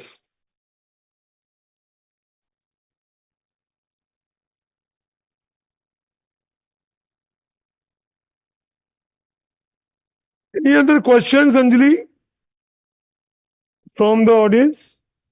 I would like to respond. Sir, how do you address patients' concerns about the voice changes? Patient concerns, look, you have to be very honest. Tell them your data also. And tell them the incidence of recurrent angina palsy is there. Okay, look, there is a vessel at the cut end. So to avoid injury to that vessels, you can even take this soft tissue like this. Got it? And then take soft tissue from here. So the patient concerns, you have to be honest. Tell them the incidence of recurrent angina palsy even in the best of the hands, best of the places in the world. None of a very judicial, very learned surgeon would say that I have not committed any complications. If a surgeon has never committed any complications, or if an OT has never seen any complications in that OT, that means either that is a non-operating surgeon or that OT has not been used for surgery for years together. So you have to tell the patient that there might be complications. Even in my series of these many cases, I have seen these complications, and we can't help it. The complications can happen. So my patient says, doctor साहब मेरी बिटिया की आवाज तो change नहीं हो जाएगी. Would there be a change of voice in my daughter's with my daughter? She is very young. I say them honestly, this is the incidence, these are the cases I have done, and you can have, you never know what is the anatomy inside. You can have injuries. So you have to be well prepared for that, give us consent. But you can also say them, even if it happens, we do have management for palsies also. But it is very rare, So what example I give them? what route have you taken to reach to my clinic or the hospital? They will say, I live this place, I came by cycle, walking, car, whatever. So I say them, do you know how many accidents do happen on this particular road? Has this road never seen any accidents there? He would say, no, accidents happen. And then complications happen. You can't just avoid walking on the road thinking that somebody will run over you or you have an accident or injury. Because thinking of complications, if a surgeon thinks of complication, he can never operate. Suppose you are giving one complication out of 100, at least 99 are good, they're healthy, they're happy. So you can't avoid those complications which are inadvertent, which will happen. Got it? Yes, sir. So what is the focal length of the lens of the microscope? So right now I'm having 4 times magnification. This is Carl Zeiss F170 I'm using right now. Okay, magnification is that. The focal length, I would say it's 250 lens I'm using. I'm leaving these small brands. I'm not closing this muscles, the flaps altogether. Why? Because if some hematoma happens inside, it can seep out. Even if your drain is not working, it can seep out of these holes and do not your nerve or the airway or esophagus. Got my point? So it is better to have a hematoma subcutaneous rather than in the closed compartment of the neck. That is my philosophy. So I'll leave them open. Sir, what is the recommended procedure for cleaning the surgical site after the operation? Should we use povidone iodine in cases of thyroid? Didn't that povidone iodine? Yes, sir. Yeah, in the past it was, people used to say don't use that, but it doesn't make a sense now. Everyone is, so you need to fix this. Yeah. Sir, considering interest of time, sir, we have 10 minutes. So my residents would be closing. Yes. My senior resident and my residents would be closing this case. I can come apart, and now we can have question and answers there. So who is there taking care of this? Camera. The cameraman? Oh yeah. Here I would stand. So now you can shift it to me from there now. Okay. So I hope you guys enjoyed the surgery. I hope I could deliver a few tips to you guys there during my surgery. These were all practical points. I didn't want to talk much about theory. You can read it in the books and discuss it in your seminars and all. Any other thing you guys would like to ask? Or I would just say thyroid is and parathyroids are beautiful surgeries. You have to be in planes. You don't have to violate the structures. Go subcapsular or the capsular dissection. And patience is something which will deliver good results. Keep in planes. Use a bipolar always to budge off the small vessels which are entering in the thyroid. Don't must ligate the superior pole or the inferior thyroid artery, because you will be jeopardizing the nerve supply not only to the nerve but also to the parathyroids. So keep close to the thyroid. Go in, see for the tubercle of sugar candle, elevate it a bit, dissect. You have dissected the superior parathyroids of it, and you see the nerve down there. These are some tips I wanted to give. Any other question from the team, Alembic team, from the doctors, the fine boss? Anyone else would like to ask from our delegates, our faculties? Sir, Any of my teachers or senior members? Yeah, how to manage a case where post-op bilateral adductor Dr. Anjali, palsy please occurs? continue. Yeah. How to manage a case where post-op bilateral adductor palsy occurs? Adductor palsy.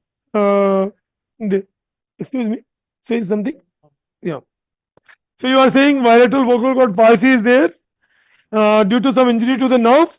You are Yes, saying. sir. Yes, So sir. in those cases, the patient is going to develop stridor immediate post-op.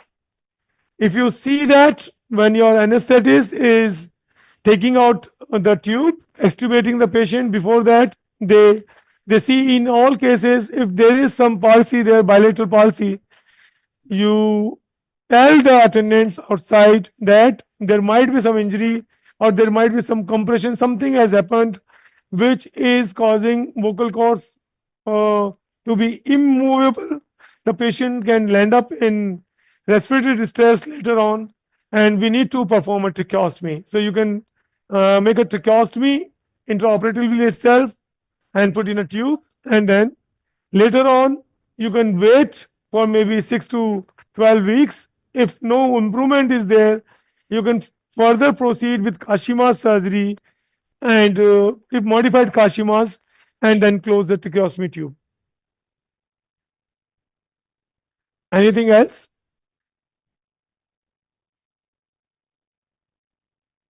Sir, Alembic team? how much calcium dose given if parathyroid glands totally damaged in total thyroidectomy? All four Yes, sir. you are talking about. Yes, sir.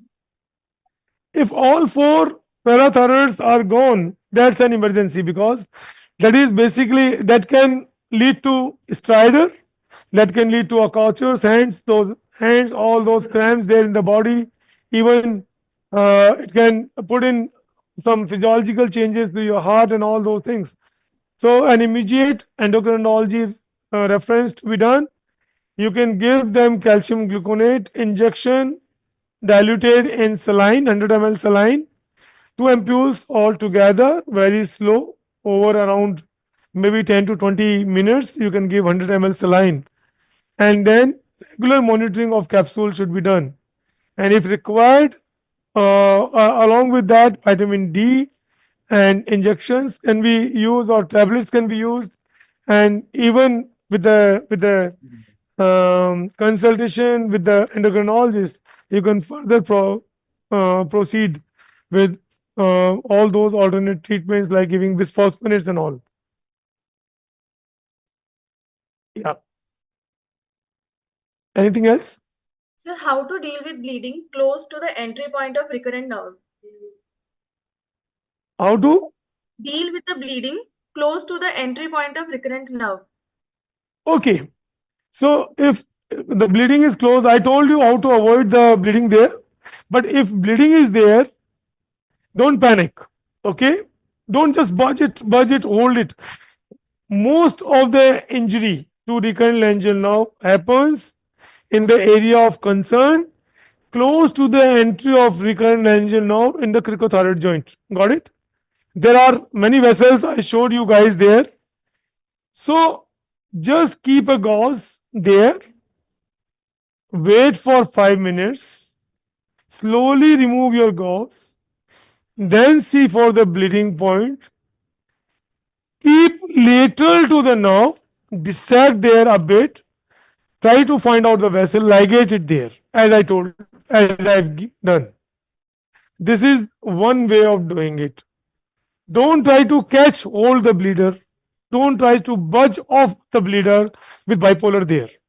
These are two things which can lead to further injury to the nerve. Got it? Anything else? Sir, what is the best option for managing post-op bilateral recurrent laryngeal nerve palsy? Is there anastomosis or Kashima? If you could do anastomosis intraoperatively, or later on also you can really use ANSA to suture back with the distal stem of the recurrent laryngeal nerve. You can use that. Otherwise, Kashima you can do. If it is not feasible, possible, you don't have a proximal stump, you can do that.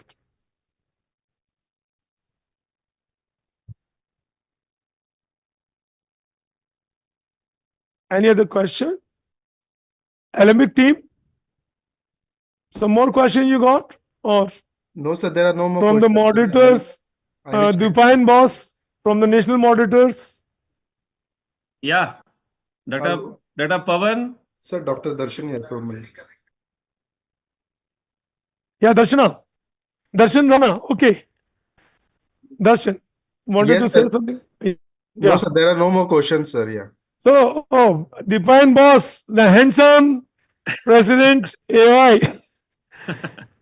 Thank you. In a Sunday, you had done a wonderful surgery. And the most important thing is that we are sticking to our time for the 2 sessions.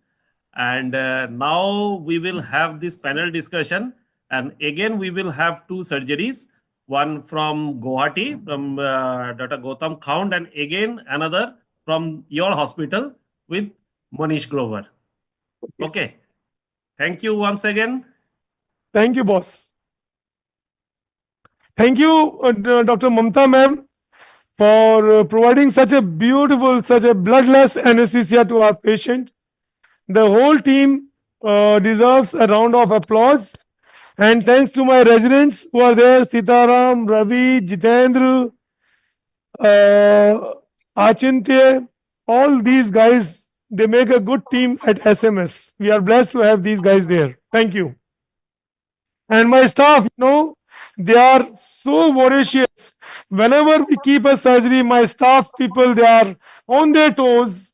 Whatever odd day, they are always there to help me out, to help us out. Thank you so much, Sandeep, Neha sister, and all of the team. Good show, Pavan. Pavan, very good show. Thank you so much, Deepak sir. Coming from your mouth, it's something you made my day. I'm gonna cheer up. Have a peg in the night.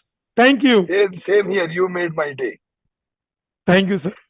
Thank you so much, sir. We extend our heartfelt thanks to Dr. Pavan Singhal, sir, for this exceptional live demonstration of thyroid surgery and patiently answering all the questions as well as moderating the surgery as well. And your expertise and meticulous approach provided invaluable insights into the procedure. We also deeply appreciate Dr. Anjali Bansal, ma'am, for skillfully moderating the session and offering the profound insights that enriched our understanding. Thank you, ma'am. Moving on to our next session, that is panel discussion on tympanomastoid surgery. The surgery will be moderated by Dr. Dvaipan Mukherjee, sir. Our first panelist is Dr. Deepak Haldipur, sir. He is a director at Trustwell Hospital, Bangalore. Sir is a leading ENT surgeon with over 30 years of experience in otorhinolaryngology and head and neck surgery. He is renowned for his mastery in endoscopic and lateral skull-based surgeries. He is a mentor for cochlear implant programs across various institutions. His extensive experience includes cochlear implants, endoscopic sinus and ear surgeries, laser stapedotomy, and thyroid surgery. He has a special interest in endoscopic skull-based surgery, CSF leak repairs, and pituitary surgeries. Welcome, Dr. Deepak, sir. Our next moderator is Dr. Jayaprakash Reddy, sir. Dr. Jayaprakash Reddy, sir, is a senior consultant at Sri Satya Sai ENT Hospital, Kurnool, Andhra Pradesh. His expertise lies in microscopic ear surgery and pediatric bronchoscopy. He has conducted over 33 temporal bone dissection and live surgery workshop, fellowship in otology he has done fellowship in otology with Dr. Andre Sultan Paris, Portman Institute Bordeaux Paris, and Grupo Otologica Piazenca. He has worked as an AOI governing body member, and he has been past president-elect for Association of Otolaryngologists of India, Andhra Pradesh State Branch. He has over 24 years of clinical experience, hence presented many papers in various conferences, and he has been operative faculty at various ENT workshops. Welcome, Dr. Jayaprakash Reddy, sir. Our next panelist is Dr. Mohammad Naushad, sir. He is a consultant ENT surgeon and managing director at Dr. Naushad's ENT Hospital and Research Center. He has expertise in cochlear implant and endoscopic skull-based surgery. He has done many cochlear implant surgery, more than 863, and 786 cases of endoscopic cerebrospinal fluid rhinorrhea surgeries, and many endoscopic pituitary tumor removal. He has been a past president of AOI Cochin chapter and past secretary of AOI Kerala chapter. He has also been an ex-head of department for Indo-American Hospital, Vaikom, Kerala. He has over 30 years of clinical and surgical experience, and he has participated and demonstrated in many surgical workshops and CME programs for training postgraduates and junior consultants in field of ENT surgery. He has also been a faculty at various conferences. Welcome, Dr. Mohammad Naushad, sir. Our next panelist is Dr. Manish Muljal, sir. He is a consultant at Sir Gangaram Hospital. He has an expertise in voice and swallowing disorders as well as microlaryngeal surgery. He is a current president-elect for Laryngology and Voice Association of India, and he is a founder member of Asia Pacific Voice Association. He has been faculty at various conferences around the world. He has more than 22 years of clinical and surgery experience. He has been a pioneer in setting up North India's first of its kind Cape and Tex voice clinic at Sri Gangaram Hospitals, caring for voice and swallowing disorders. He has many publications in his name in international and national journals, and he has been faculty at many conferences. Welcome, Dr. Manish Munjal, sir. With this, I hand over this session to Dr. Daipan, sir, for further moderation. Thank you, sir. Thank you, Dr. Darshan, for this nice introduction. And hopefully all the panelists have already joined, na? I have joined Daipan and Babu. Yes, Good afternoon. thank you. Namaskar.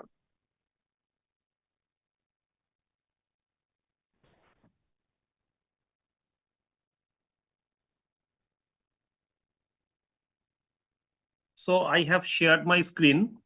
Daipan, sir, Dr. Manish Munjal, sir, will be joining in some time, yeah. Okay, so as 3 panelists have already joined, so we can start, and we will conclude it sharp at 12:30 p.m. So from 12:30 onwards, there will be tympanoplasty surgery by Dr. Gautam Khaun from Guwahati. So today's topic of panel discussion is optimizing the results of tympanomastoid surgery. Our panelists are Dr. Deepak Haldipur, Dr. Jayaprakash Reddy, Dr. Naushad, and Dr. Manish Munjal. All the 4 panelists are doyen in this field. So most likely we will have a great session for coming 45 minutes.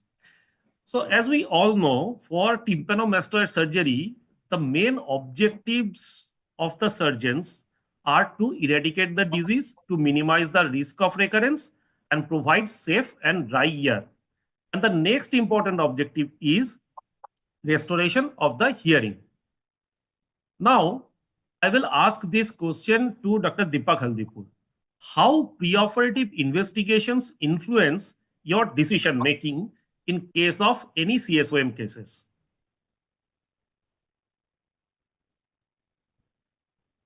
This is for Dr. Deepak Haldipur. Yeah, I would look at the audiogram, I would look at the CT scan, and I would also do my otoscopic examination. So depending on that, my decision making, about the surgeries. So history, of course, I won't put it under investigations.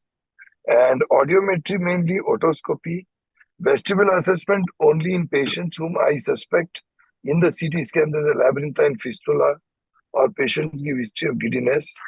And of course, microscopic examination. Sometimes we do take cultures, especially in elderly, immunocompromised patients, diabetics, and wherever you feel patient has gone into slight complication, where the chronic ear disease is presenting with a complication like an extradural abscess or a sigmoid sinus thrombosis. So these things in my investigations will influence my decision about when to do the surgery and what surgery to do. Okay, Dr. JP, I can ask this question. So in different forums, we used to see lots of difference of opinion regarding the radiological investigation. Some are telling that there is no need for X-ray mastoids. In some of the forum, we used to hear about that we should go for CT scan for each and every cases. And in another school of thought, we can suggest CT scan in some selective group of patients. So for the all young otologists, these things are very important because this is a very vast country and we may have state-of-the-art facility or we may have some district hospitals, but these cases are usually performed in each and every facilities. So what is your opinion? See, it's a very good question, sir.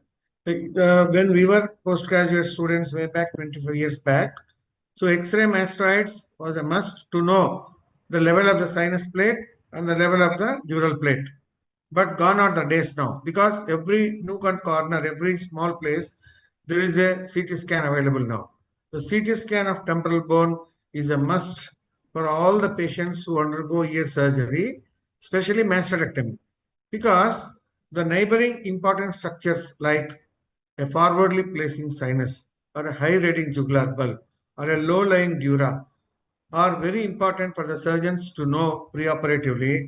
Otherwise, it will be a surprise for the surgeon once he, damages a dura or a high reading jugular or something and then get into troubles. So these things can be better avoided by doing a preoperative CT scan in almost all the patients who undergo tympanomastia surgery. This is not only for the better outcome of the surgery, but also for the medico-legal aspects. So when a CT scan is available, it's always better to get it done and then evaluate preoperatively and have a roadmap that as to how we are going to operate on these patients to get the best possible results.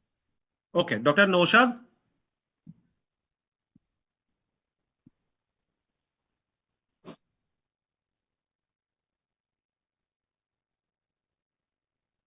Most likely Dr. Naushad joined. Yeah, his name is in here, but yeah, you can go for the next question. Okay. Dr. Darshan, can you please check with the connection of Naushad? Sure, sir. I think he's out of India, but I'll check with him, sir. Yeah. He is in Dubai, but he has joined, I think. Yes, sir. I will check with him. Yeah. Okay. So now we come to the point of squamosal disease. In many cases, we used to do canal wall down mastoidectomy to eradicate the disease or epithelialized self-cleaning cavity, which is easy to care and hearing improvement. Now, for eradication of the disease in case of squamosal cases, how do you ensure complete disease clearance from the middle ear and mastoid? This is very important for all the junior ENT surgeons and all the junior otologists. So I will take this question with Dr. Deepak Haldipur. See, canal wall down mastoidectomy is the best technique to eradicate, because you don't have any missed nooks and corners. Only when you have an intact canal wall, all the problems come in. So the first thing is the basic things like you have to reduce the sputum, in the sense the anterior buttress and the posterior buttress.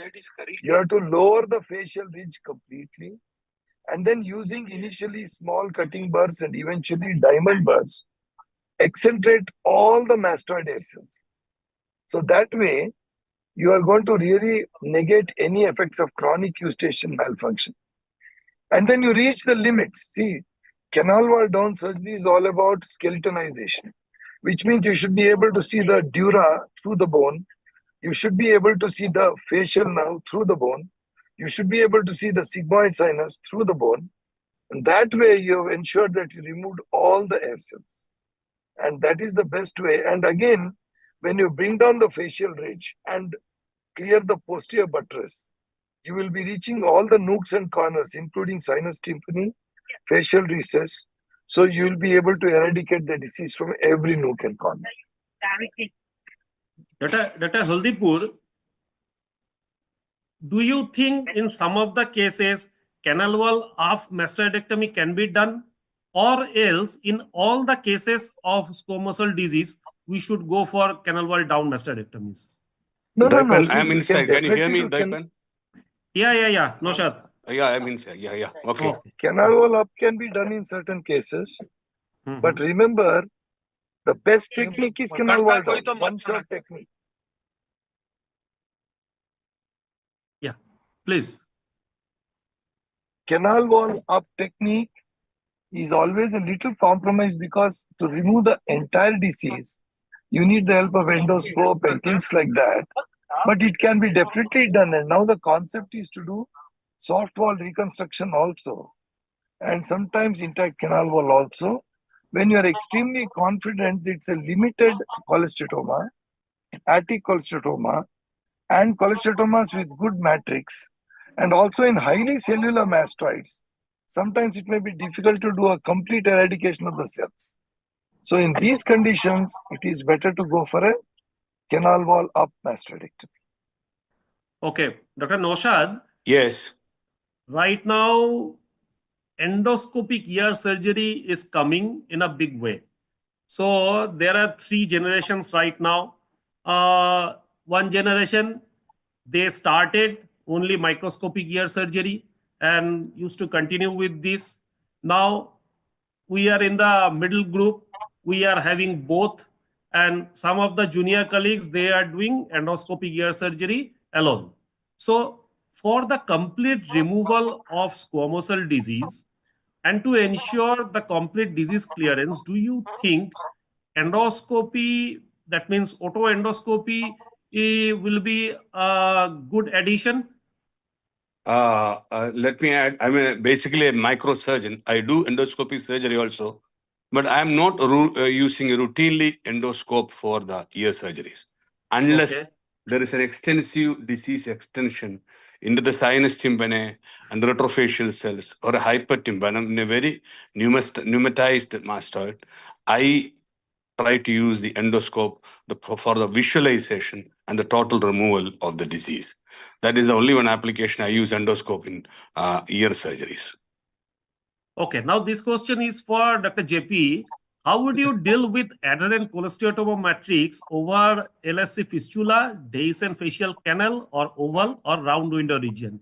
Because as we all know, these are very important structures. So give some practical tricks for our junior doctors, how you can deal with this sort of diseases. See, whenever we see a fistula of the cholesteatoma or suspect a fistula in a patient, either preoperatively with a CT scan or intraoperatively, we suspect when there is an extensive cholesteatoma. So, if there is a cholesteatoma matrix over lateral canal, I will leave that cholesteatoma matrix till the last minute after dealing with all areas. Then, before I put the graft, I'll definitely remove the cholesteatoma matrix and then close the fistula with a fibrofatty tissue or a cartilage. Always, I don't believe that to keep the fistula matrix there only and do for a second stage. I always remove the complete matrix and then obliterate the fistula. And in all my patients, their hearing is not gone. As theory says that if you remove the cholesteatoma matrix, expose the labyrinth, there is a chance of what is called as dead ear, something like that. I never found. Whenever there is a matrix, we have to remove the matrix. There is no second thought about that. We have Can I add a point, Daipan? Can I add a point? Yes, how to remove is you need to do that in high power with a sharp instrument like 45-degree pick or a sickle knife with a gel foam. You can dissect it out with a drop of saline. You can always dissect it out without damaging the underlying structures. To add, I totally agree with the Dr. Jayaprakash Reddy. Whatever he is doing used to remain the last fistula work in the last of the surgery, number one. Number two, I do reconstruction of the fistula after removing the matrix with some soft tissue or a cartilage or some tissues is kept, some solid tissues are kept. The reason is this can act as a potential trigger point for the extensive giddiness during the cleaning procedures, number one. Number two, this can act as a third window, which can give rise to a conductive hearing loss.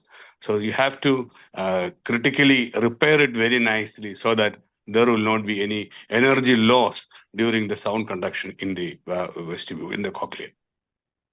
That's the thing I want to add. Okay. Due to paucity of time, I will not be able to take all the questions with all the panelists. If you want to add something, please raise your hands. Okay. So this is for Dr. Deepak Haldipur. how can you ensure dry mastoid cavities? Because this is one of the most important problem all the otologists are usually facing even after good operation. In some of the cases, there is weeping mastoid. So how we can ensure dry mastoid cavities? This is for Dr. Deepak Haldipur. See, first of all, as I told you in the previous discussion, we tend to look at the primary technique.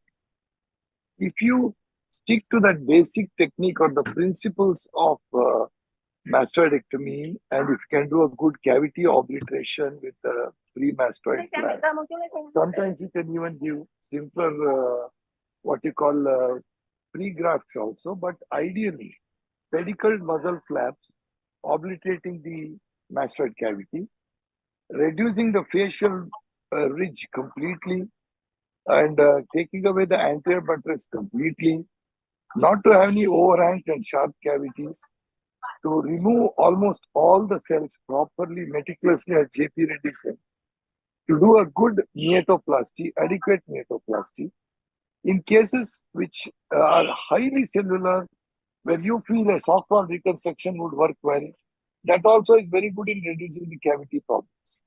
Now, suppose you have a patient with a cavity problem. Now, you see whether you can use dilute acetic acid drops to make the cavity dry.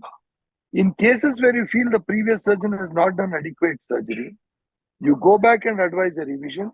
And in my experience, what I have seen, inadequate reduction of the facial ridge, leaving sharp edges and ledges, and some big weeping mastoid cells are the commonest problem. Okay, so these are very good, important take-home messages, because we used to see lots of these type of cases where lowering of the facial bridge and irregular anterior buttress, posterior buttress, and lots of remaining cells are the main reason of this recurrence or this weeping mastoid cavity. So we come to the next question. This is for Dr. JP Reddy. What are your surgical tips that would help us to sculpt a small disease-free mastoid cavity? Because if the cavity is very small, then all these added disadvantages and problems post-operatively we can avoid. Yeah, to make a small cavity, see, in a sclerosed mastoid with a limited disease, it will always be small.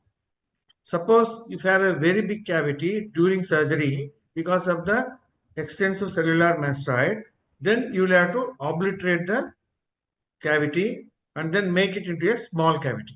So the most important thing before we actually obliterate a cavity, one has to be very, very sure that he has removed the disease from all the critical areas. The critical areas are all, sinus tympani, anterior epitympanum, then sinodural angle. All these areas you need to remove the disease, then only you can obliterate. So obliteration is a must, and I follow in all my patients after removal of the disease.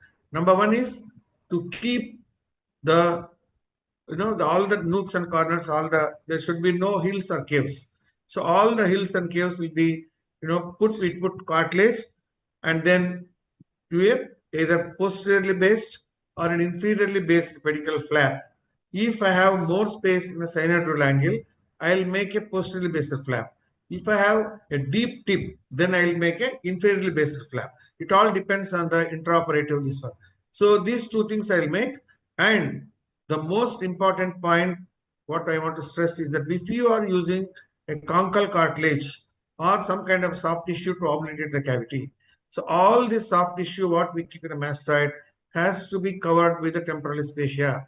If you leave this small bits of tissue without covering with temporalis fascia, they will become a source of infection, and you will have hell a lot of time post-operatively to clean and debride this. So you have to cover the all the soft tissue what we keep for the obliteration with temporalis fascia, and again you will have to do either inferiorly or a posteriorly based musculoperiosteal flap, so that we'll have achieve a small cavity. Okay. Now this is for Dr. Naushad. Yes. How do you plan to increase the width of the inlet and the ear canal to get the best possible aeration and drainage with minimal compromise of the acoustic of sound reception in case of meatoplasty? Because we used to see one of the most commonest cause of failure of this surgery is the problem with meatoplasty. Meatoplasty, yeah. But in some other occasions, like this case, we may have a very large meatoplasty, but cosmetically it is very ugly. So, Inappealing. what is your suggestion regarding a preferred meatoplasty? The main aim of doing meatoplasty is, number one, you should be able to visualize the whole middle ear and the mastoid permeatally, and you'll be able to clean the posterior part of the mastoid cavity also very well. The meatoplasty, what I used to do is I put a T incision in the posterior canal wall and remove a sliver of cartilage from the congal region, and I retract the skin and suture it back. So it should not be more than one finger. I'll be able to finger in pollex finger. My forefinger should be passed to go through that. That's my dimension in almost all meatoplasties. If it is more than that, that is going to interfere with the acoustics of sound transmission, and is cosmetically will be not inappealing. So this is, I should be able to see, if they put in the headlight, able to see the middle ear as well as the mastoid through that is my dimension of 1 finger diameter, so that I can cleanly visualize the middle ear as well as the mastoid. That is the ideal meatoplasty for me, without interfering in the acoustics. Dr. Haldipur, do you want to add any point regarding meatoplasty?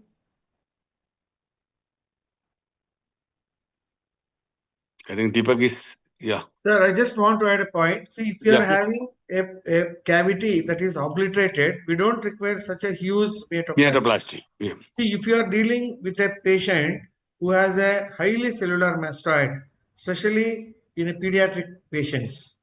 So in those kind of patients where you may require a bigger meatoplasty, but in a patient who has with a sclerosed mastoid and a small cavity, we don't do a very big meatoplasty like this, because in spite of having a dry ear, the patient will come back to you asking for that. Why people are telling that your meatus is looking abnormal. You're right. Yeah. So that cosmetic that's problem. So I want to add one point here.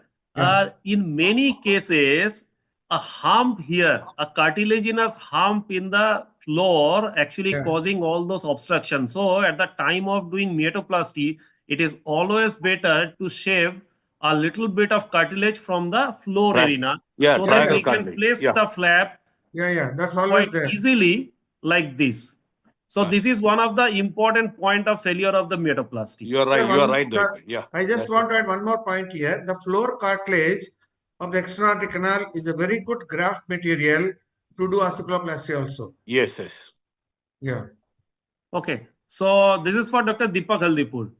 Revising these cavities and making them even larger rarely succeeds in creating a dry ear. Do you agree, Dr. Haldipur? Absolutely, I 100% agree. When you take out more bone, the cavity actually becomes more small. So that is the paradox. This I learned from Hugo Fish. The more you drill and more you make the bony cavity bigger, it allows the soft tissues to collapse and make the cavity smaller. I totally agree. Okay. So how you can actually deal with this type of postoperative cavities? Whether you will go for a revision one or you will put acetic acid or some other means? Occasional discharges, acetic acid, patient is happy, no problem. Sometimes frequent discharges, patient unhappy, recurrent fungal infections, acetic acid not working effectively, you have to plan surgery. Okay. So this is for Dr. J.P. Reddy. How a problematic mastoid cavity can be revised? Sir, first of all, I want to know why the patient has a problematic cavity. Number one. That's right. Any cavity, any well-formed cavity also will have some on and off otomycosis, that is okay.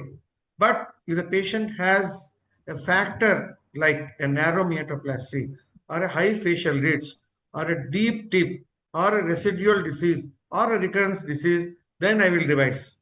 Otherwise, I will ask myself that why I have to revise this patient. That's it.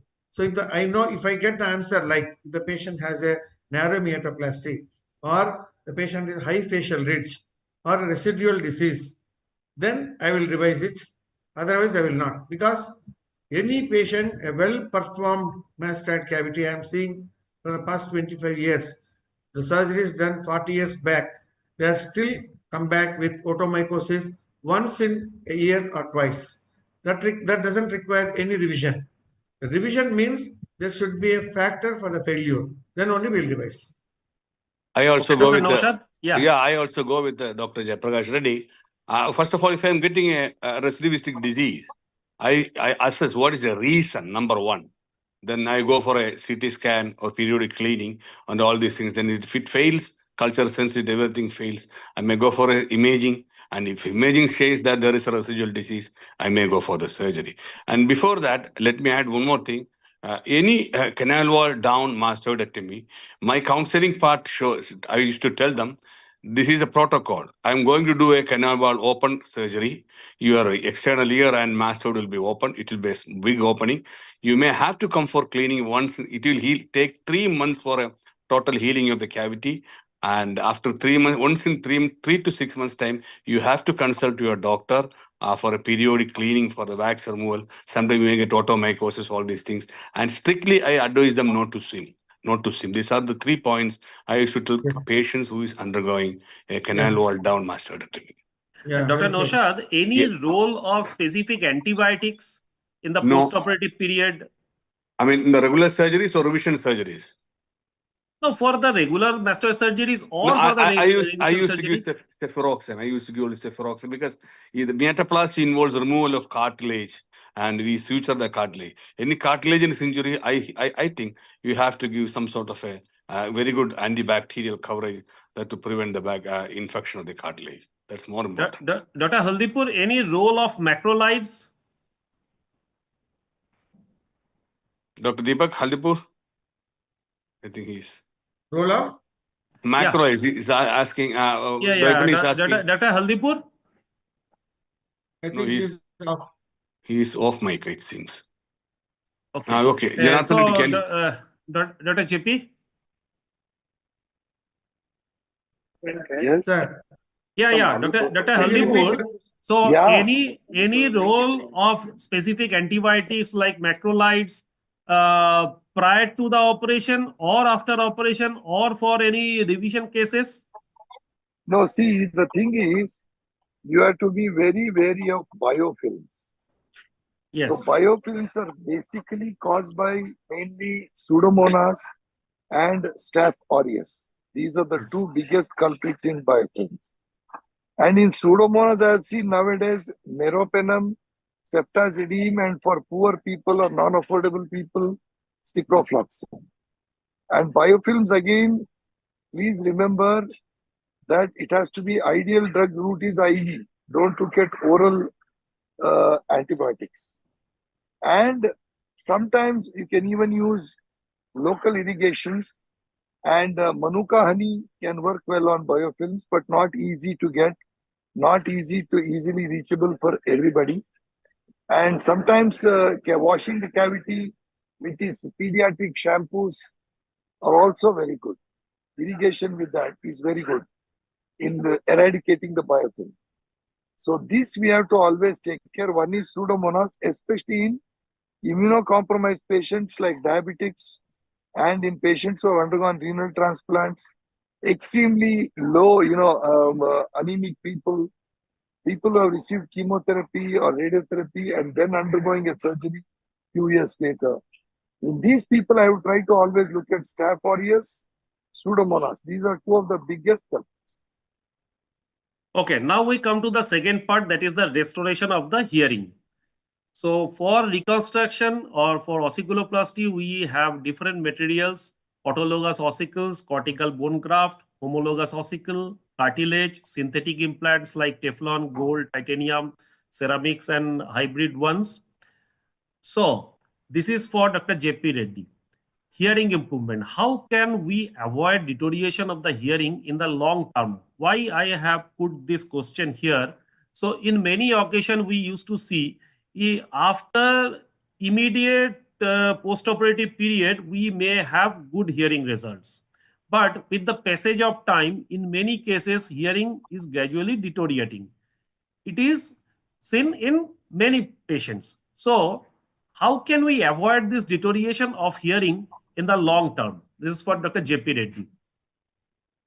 Sir, number one, your assembly, what we do see, patients who develop sensory neural hearing loss for any reason cannot be stopped by surgery. So now what we are interested in is we have to do a good assembly ossiculoplasty to avoid deterioration of the hearing in the long term.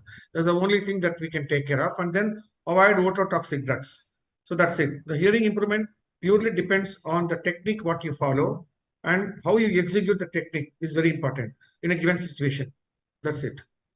Dr. Naushad, yes, this is one school of thought.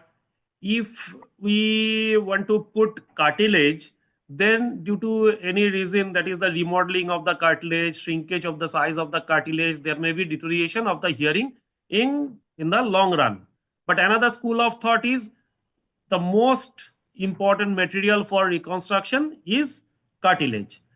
And some of the surgeons, they used to prefer all those synthetic things like Teflons or gold or like this for the reconstruction. So what is your opinion? Do you think that cartilage reconstruction may invite long-term deterioration? Doipen, I want to add, I will use all the things you have shown in this, one slide before, except the metal implants, torp, titanium. I've stopped using all these things. I'm very comfortable with the autologous reconstruction, autologous bone, and preserved cartilage I used. And let me tell you, the long-term results of osteoplasty depends on the two factors. Number one, are you providing a stable assembly, mechanically stable assembly? In long term, what happens if it is unstable? Your allograft or your prosthesis can fall down from the head of stapes or from the malleus, or it can produce fibrosis. A stable means you have to create exact articulation with the head of stapes or the malleus so that it should not slip down. Number one, that is the thing. Number two, you have to reconstruct the medullary in the normal anatomical way so that there is sufficient air up to 0.35 to 1 cc is the normal volume of the medullary. There should be sufficient air containing medullary. If it is less than 0.3 ml, that is going to affect the hearing improvement. If it is more than 1.5 ml, that is going to give bad results. So these are the most important thing. And regarding the materials used, let me tell you, I have used everything. Cartilage, autologous, plastic pore, Teflon, titanium, everything. But I found all these artificial things get extruded by long-term results. And the thing that stands for the time-tested, these things are the autologous incus or autologous cortical bone, or bone gets remodeled a little bit. Cartilage will never get remodeled, especially the nasal septal preserved cartilages. And the patient's own cartilages will never get remodeled. That will stay there. Okay, I think Dr. Manish Munjal has joined, no? Yes, sir, he's joined here. Okay. So I will take this question from Dr. Manish Munjal. So there are two options in such S plus situation: type 3 tympanoplasty or OCR with or ossicle. What would be your choice, Dr. Manish Munjal?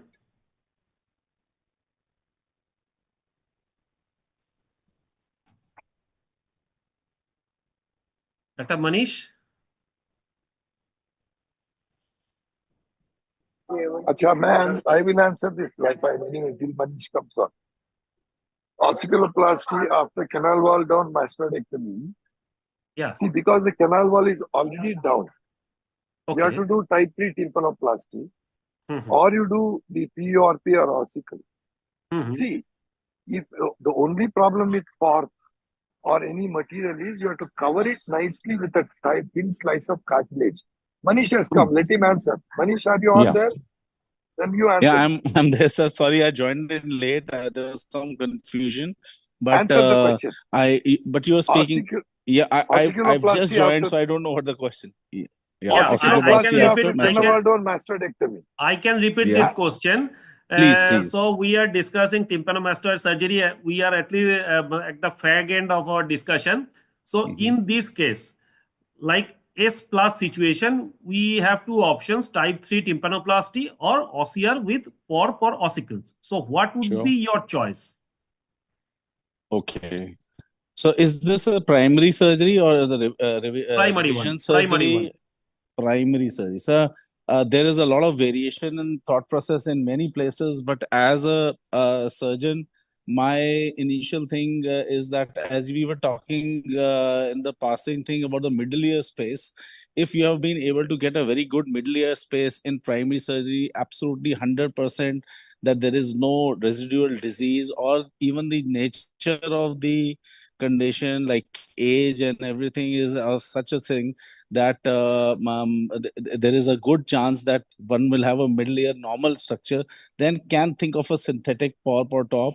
But otherwise, in situations where stability of the disease could be questionable in the long run, eustachian tube dysfunction could occur, I like to go for type 3 tympanoplasty as a more stable alternative, even though knowing that the hearing AV gap closure might be a little bit 5 or 8 decibels up and down to what a TORP or a PORP might achieve. So I would take the safe bet in a primary case, especially in a very young person or in a person where the middle ear space or the eustachian tube dysfunction is a little bit suspect. Yeah.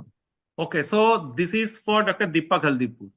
In S minus situation, how can we assess mobility of the stapes footplate, and what should be the ideal planning to give the best possible hearing gain?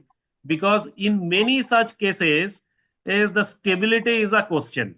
So this is for Dr. Deepak Haldipur.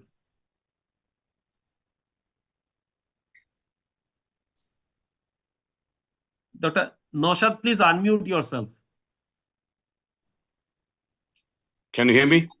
Yeah. The thing is that Deepak left. I just saw Deepak left. So. What if you the question? Can I answer the question? Yeah. Sure. Yes, minus the suprasacral is absent. That means only the stapes footplate is there. Well, how I checked? I just remove all the disease from there and a small ballpoint probe keep to see the round in the reflex. If it is there, okay, I am going for a Myringo platinopexy using cartilage. That's my ideal in primary as well as in secondary cases. I use cartilage and make sure that base of the cartilage is exactly sitting inside the footplate. It is never touching the promontory. That will be exactly 1 to 1.5 millimeter or 2 millimeter to 2 millimeter. That's the ideal this thing. And you see the vertical length of footplate is only 1.2. So make sure that 1 into 2 millimeter cartilage, the base, apex, whatever that is going touching the ideally we can give a nearly a stable assembly to the drum. That is my this thing. And this is going to give a very good result. Like Dr. Vijayendra is doing, all of that are doing, and using prosthesis, metallic prosthesis. I'm not against that. Now I have stopped using all these things. Okay, this is for Dr. Manish Munjal. Only hearing ear. That means the patient who has lost all useful hearing in one ear and requires surgical removal of cholesteatoma in the other ear. Would you suggest ossiculoplasty for this patient? I mean, autologous ossicoplasty, yes, of course. I mean, we have to give the best possible hearing through this hearing ear wherever it is possible. If we can give a situation where the person doesn't have to use a hearing aid, it will be ideal, especially if it's a young person. But if it is at the cost of taking a risk with a TORP or a POP, I would not go for anything synthetic in such a person. Not that I will be fearing a residual or anything, but I don't want this person to undergo the fear or misery of having to suffer an extrusion and then getting a re-exploration osteoplasty done again. That would be really risky then for such people if it is stuck to the plate or something. Dr. JP, one of the major concern in these cases, because all this mobilization in the ossicle can ultimately lead to some amount of sensorineural hearing loss also. So what is your opinion regarding this for a single hearing ear? Only one hearing ear. If you are moving the ossicular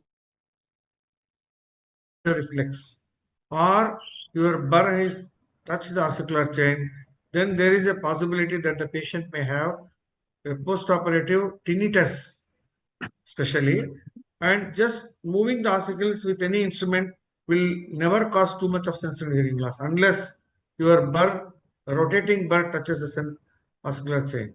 So I don't think that just moving the ossicles will never cause the, but they may have tinnitus if you too much movement of the. So that's why whenever you want to do something around the ossicle, it's always better to disconnect the incrostapedial joint, incrostapedial IS joint, then do the rest of the work.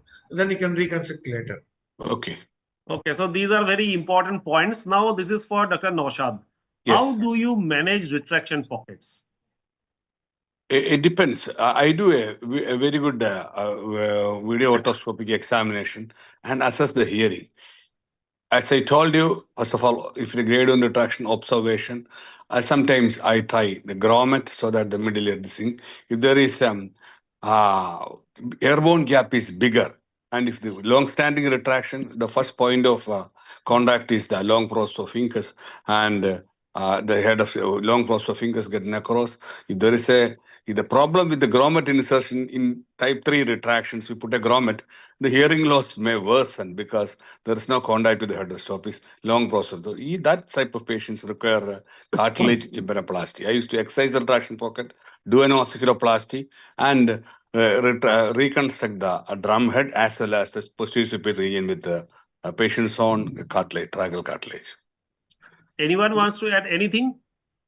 Yeah, this is the we have already put the options of it. The treatment depends on the extent of the retraction pocket. Number one, the retraction pocket is a dry one or it is discharging. It dictates the surgery, what has to be done.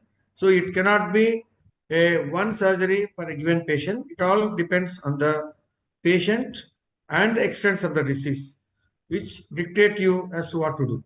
It is not one surgery for one disease. It all, whatever is said is correct. It all depends on the type of retraction pocket and the patient's age and area of the mastoid. All these things depends. Okay, this is for Dr. Manish Munjal. Would you advise tympanoplasty in moist ears?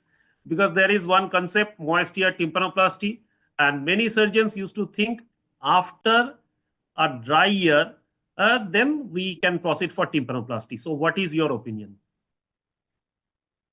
Well, it's clearly done through thesis and presentations in various fields that the success rate of moist tympanoplasties is not very different from success rates of grafting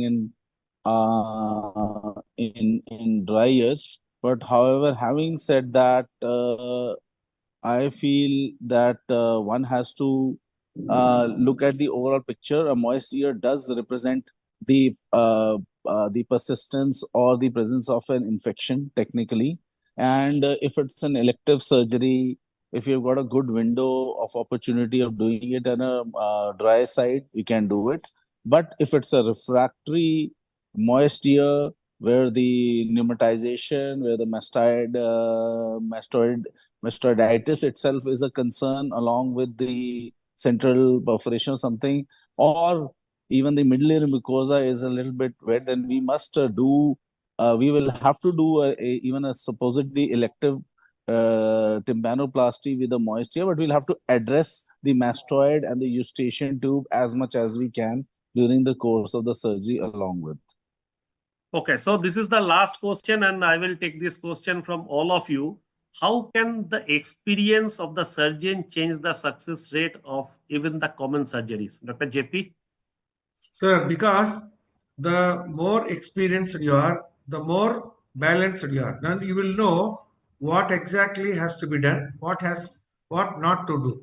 So this will make your results, because you have seen many failures and you know what are the factors for failure, then you will minimize them and then you will have a very good success rate.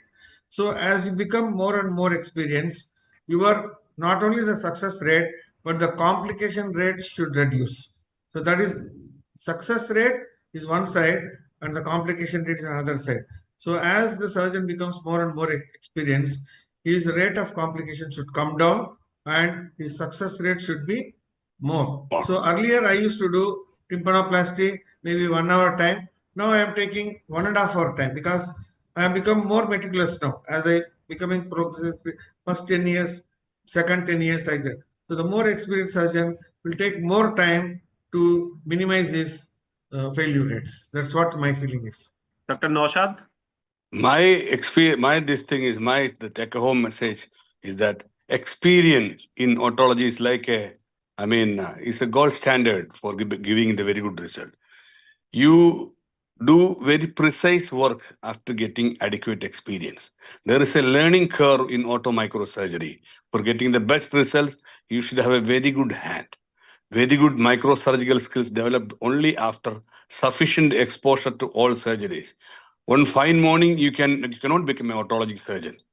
You have to do constant practice. The experience that Dr. JP was telling, the regular experience you gather after doing a lot of surgeries, you make you comfortable and you are giving a very good stable assembly. Your clinical diagnosis in giving the disease as well as giving the best possible result in the post-operative thing. That all you get out of doing experience. So I want to tell you that your hand skill, your decision making, the diagnostic acumen, all these things improves out of experience. So you become a very good experienced surgeon. You are delivering very good to the patient. You are getting very, very good result to the patient. And the outcomes of your surgeries are becoming more and more better. Dr. Manish? I would speak this as a humble member amongst the more experienced one. The same, we have the introduction of youth in terms of new techniques and new ideas in this thing, and that should be welcome through newer researches happening in the field of eustachian tube endoscopy, in micro-invasive endoscopic ESRD. These are new things that are coming in, and it is but natural that newer people will bring in these techniques. But yes, as absolutely right. First of all, as a surgeon, when we know when to operate, not to operate, these things do come with experience. When is the right opportunity and how long should you go? Like you asked about the osteoplasty in primary cases. One should have the also the guts or an experience to sometimes advise a revision tympanoplasty or osteoplasty after a primary success has been achieved after a few months. And I will correspond this by the European standards and American standards, where they do give do surgeries, osteoplasty surgeries selectively for hearing after achieving the success rate of a primary mastectomy. So in our country, we do one stage. In European countries, they are doing mostly two-stage surgery. And I think as experience comes in, we have more experienced surgeons advising revision osteoplasty rather than primary stage.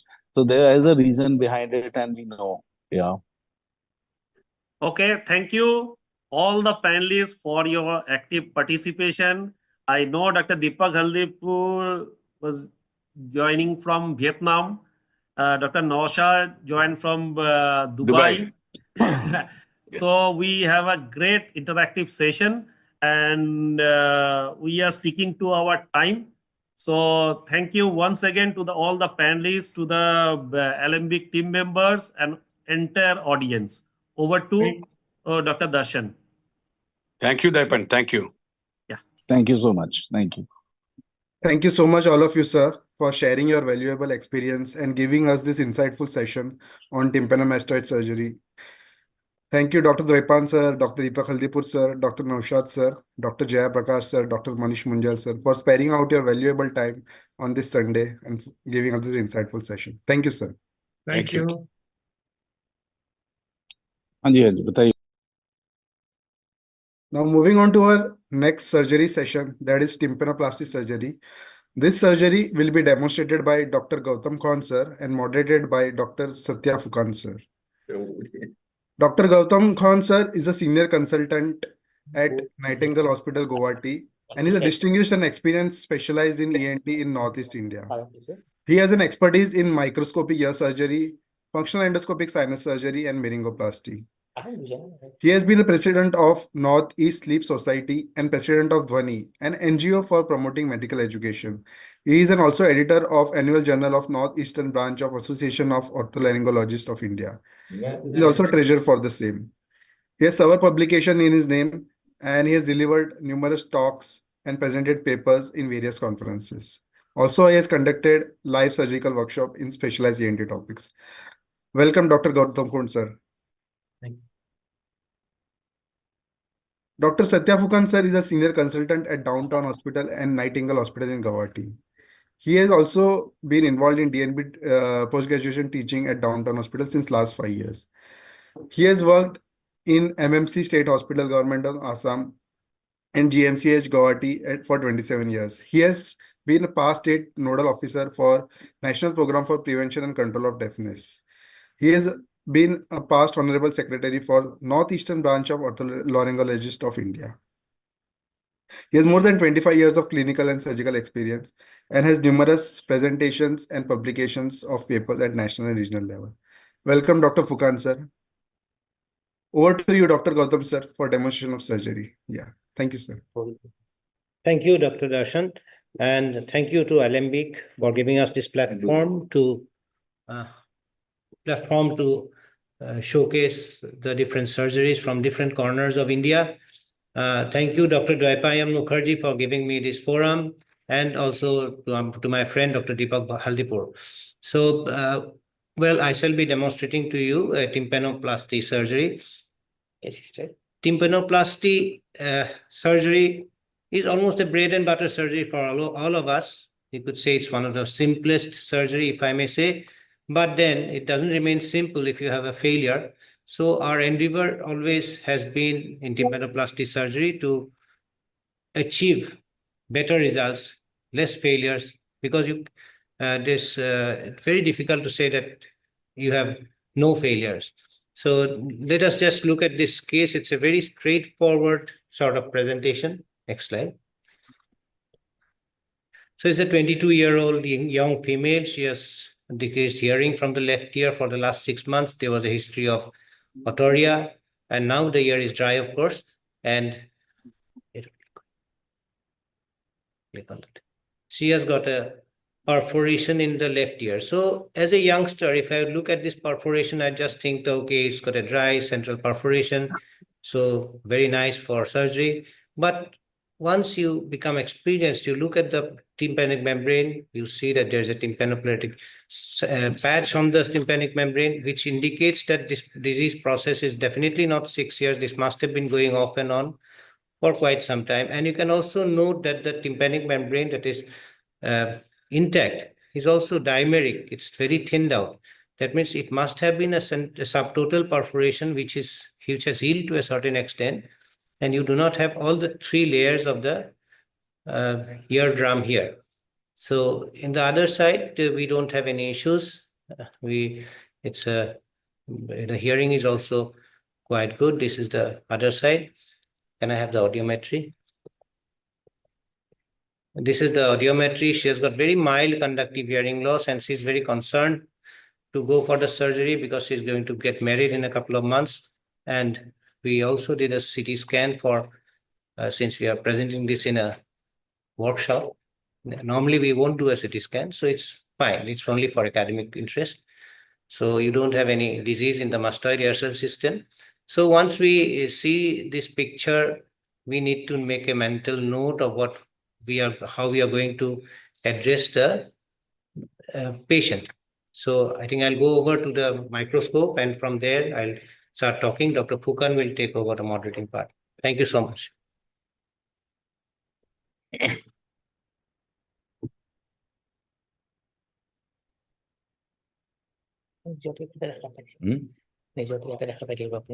এইটো আপোনাৰ নিজৰ কিবা ক'লে চাৰিটা mute কৰি দিওঁ ন।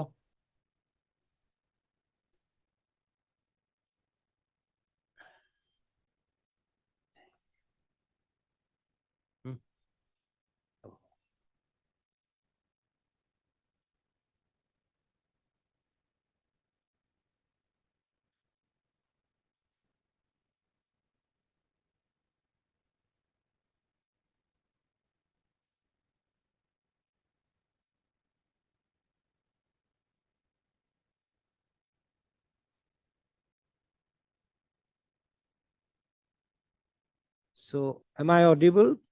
Hello, can you hear me? Hello. Yes, sir. Yeah, you're audible, Yeah. sir. Yeah. So, Dr. Biswajit has actually already infiltrated postorally into the postoral region, and we actually just a minute.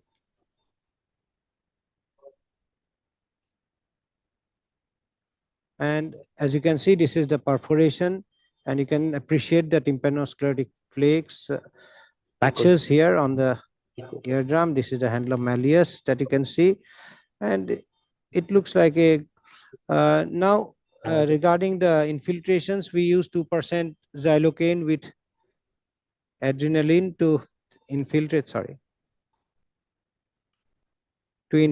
the postoral sulcus, and I would put my finger inside to feel my needle, and so that I can infiltrate a little bit more. So we have already also given infiltration in the canal, so to save a little time. Can you give me the syringe, sister? Syringe.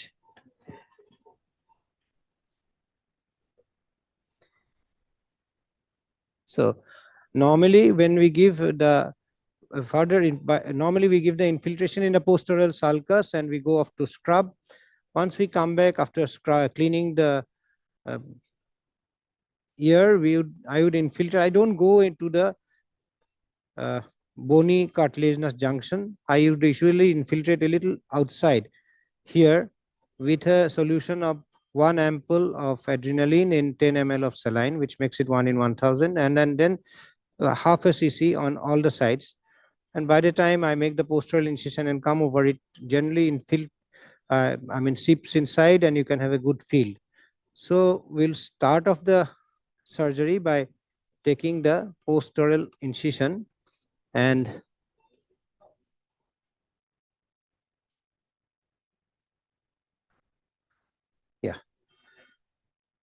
knife, sister. So I would approach this patient posteriorly because this is I was a transcanal person earlier, but I shifted over to postoral a long time back. I used to do only in the very beginning of my career, but my failure rates were around, my success rate was around 80%, which was not good because we had a lot of failures. And then I gradually shifted to postoral underlay. It was also fine with postoral underlay, but you had problems in the subtotal perforations, in perforations where you had to make the graft sit more comfortably in the anterior sulcus. So then we shifted our incision a little bit more. We made it almost a 270-degree incision after sort of seeing a lot of other surgeons doing it. I also started doing interlay because when I saw Satish, I talked to him, I saw his interlays, I was very impressed. But in this patient, even though you don't see a very big perforation, this isn't an ideal case for an interlay because you can see the TM is dimeric. So in a dimeric TM, there's no point in trying to do an interlay. So what other choice you would have? Then I can also think about doing the 270-degree incision for an underlay tympanoplasty, which Dr. Gautam Bir Singh actually calls the circumferential subannular tympanoplasty, where you make quite a big incision all around the tympanic membrane or around 270 degrees, try to lift up the tympanic membrane. One can use the cold instrument also while making these incisions, but I am here using the cautery. That's to make the field a little more cleaner. Normally, I would not be using so much of cautery here. Now, generally, I would always palpate when I'm going in so that I don't accidentally go into the canal. Even though it says here you can feel the skin. So at this point of time, your direction from this should go down a little bit more vertically so that you're not going to puncture the, you get small vessels here and there. So here it.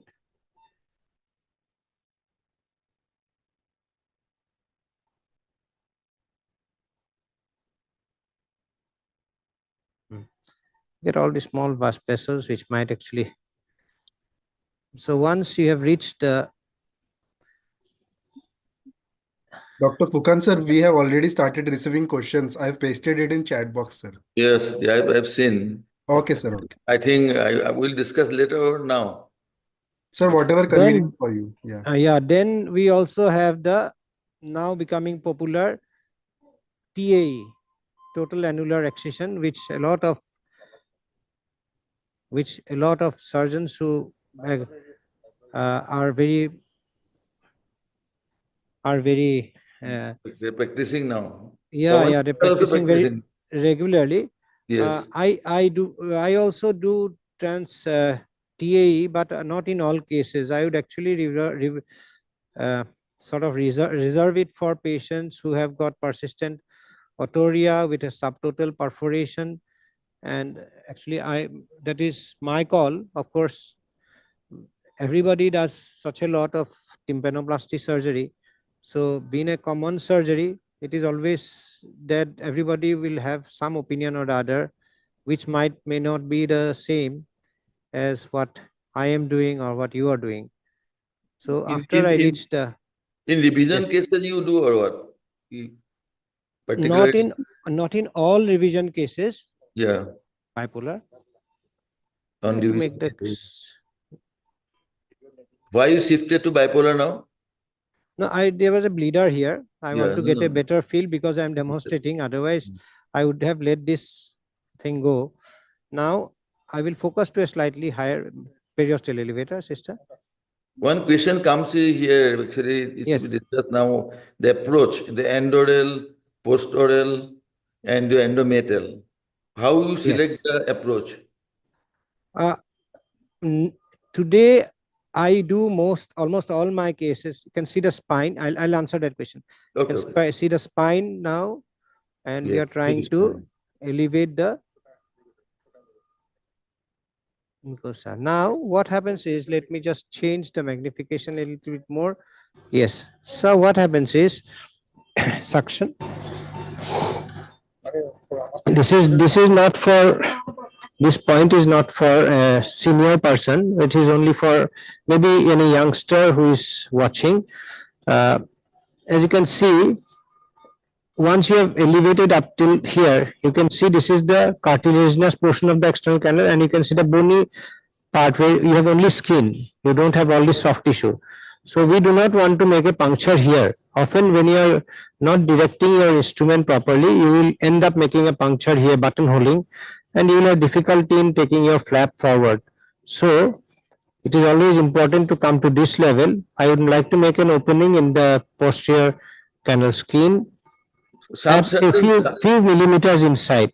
Yes, now regarding your question about endoral, and regarding your question about whether my preference is for a transoral or transendoral or endoral incisions, I don't do normally bipolar. Endoral incisions, I used to do again, which I'm not doing nowadays. Transcanal again I used to do, but transcanal has got its limitations. In all cases, you are not very comfortable. Of course, the endoscopic ear surgeons would disagree with me, But then I also do endoscopic ear surgeries sometimes, but not as a regular thing, because I am more comfortable using both my hands comfortably. Of course, Mubarak and Dr. Anupam have got their temporal bone holders, which can be used to make both hands free. One question side by side here. When you cut the posterior canal wall, some people give incision transmeathly. 11. Yes, yes. I think there's a lot of people who do go through the canal and would put a incision here through the canal. But I actually don't do that nowadays. I was a follower, because I have been following a lot of people. I used to be a follower of Ravi, and initially, so I used to put the canal incision, but I like to keep my things simple. So here I am just making an incision. You have to be careful when you're making this incision not to make the point of your knife hit the anterior wall of the and cause unnecessary injury. So we have made a incision. I curved this incision a little outwards to avoid any tears. So it becomes a sort of a bucket handle sort of incision. So once that is done, we will put a ribbon gauze. One question here, Gautam, side by side. Yes. How Yes. do you differentiate between cases requiring tympanoplasty only or versus those who require ossiculoplasty also? Depends on the hearing loss, number one. Correct. How much hearing loss is there? If you see a perforation of this size and you have a hearing loss which is say around 40, 60 dB, you naturally think there must be some problem in the ossicles. Either it's a tympanosclerotic fixation, or it might be a discontinuity of the bony. So we have put the ribbon. Now we'll focus more. I hope the picture is okay. Yeah.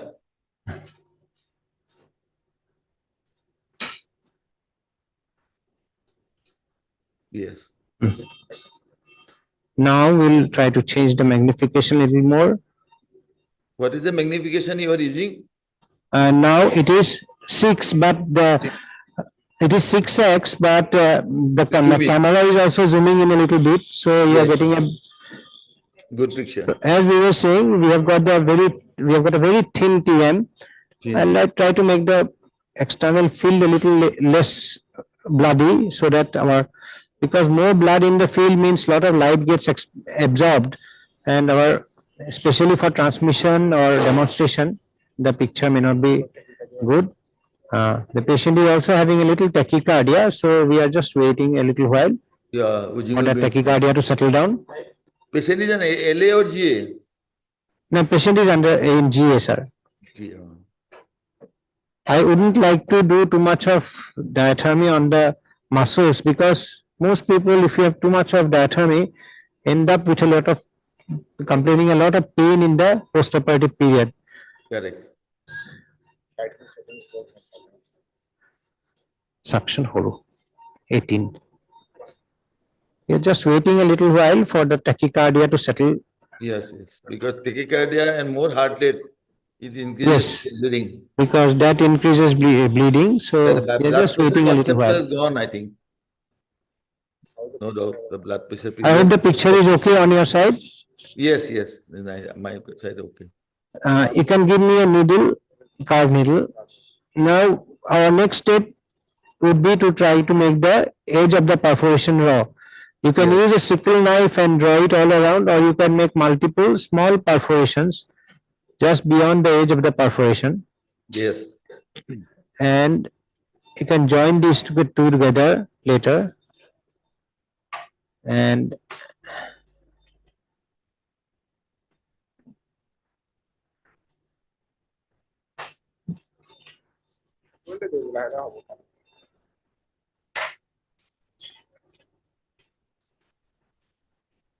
now I take a sickle knife and join these perforations together, and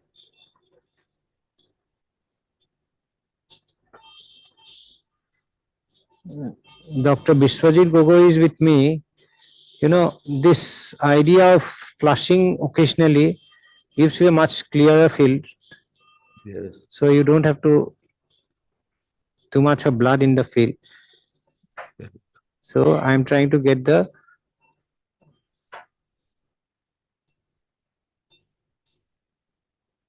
What about the hearing loss? Why it is here less, so much big perforation? it is in the anterior inferior segment. Correct. And the Posterior ossicle superior will be more heavy, hearing loss will be there. microcaesar. Yes. Ossicular side. When the perforation in the ossicular side, hearing loss will be more. Caesar microcaesar condition. তাৰপিছত crocodile.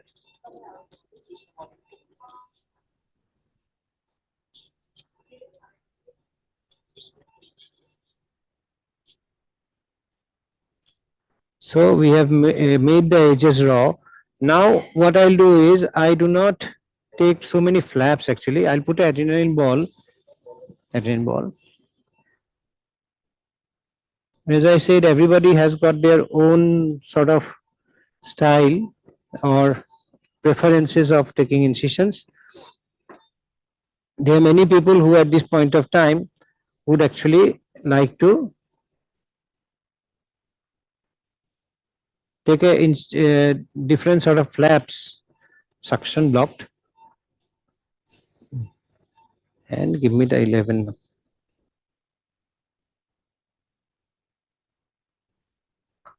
Our tachycardia is slowly settling down. A little bit of oozing is there because of the tachycardia, which will settle down. So how much you rely? You have done CT scan in these cases. yes. Normally we don't do a CT scan, sir. Yes. But this case was for demonstration. That is why only we did the CT scan. Every case we won't do a CT scan in this part 11 number of knife. It helps in some this editors patency, some helps or CT scan. Actually, as far as editor's patency is concerned, preoperatively eustachian, one is eustachian tube function. If you do a CT scan, you can only comment about the eustachian tube, what it looks on morphology, but the best way actually is to do a tympanometry. When we do a tympanometry, what happens is you are closing the ear canal and you're increasing the ear pressure. So if when the patient swallows, the air pressure should go down because the isthmus will open up. So that helps, according to many people, for assessing the eustachian tube. But normally during surgery, I would just take a ball probe and see if there's anything blocking the eustachian tube. So this is the handle malleus, the lateral process. You can see the white thing is the cartilaginous cap on the lateral process of the malleus, which was referred to as the Mahadeviya Sir's cap. Since he described it, it seems. And so I am taking an incision from the annulus up till the edge of the skin with a 11 blade knife at almost the 1 o'clock position. This is my first incision, and this is again the edge of the skin, and the other incision will be at 11 o'clock position, and I'll take this incision a few millimeters away from the annulus, and I'll gradually bring it laterally and to meet this edge here. Okay.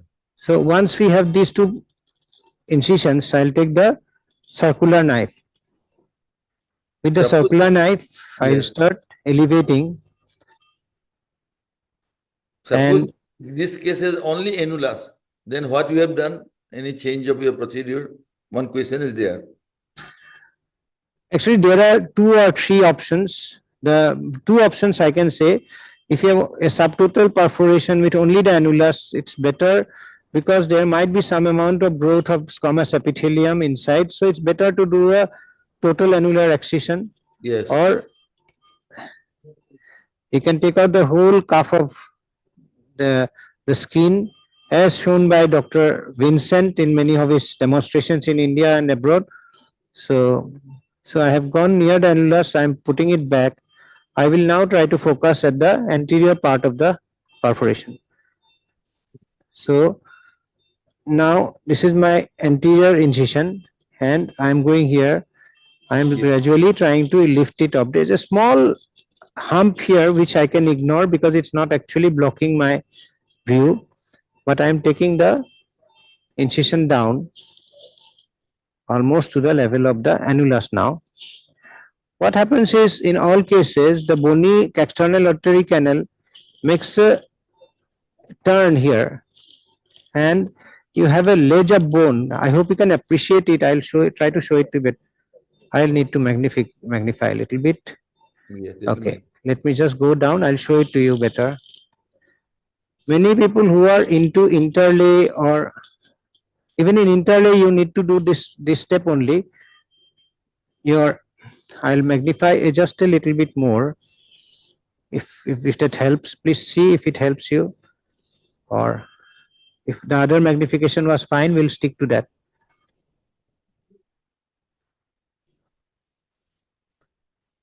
No, I think that was better. Yes, that is better. There's a little bit of blood. No, I think it's.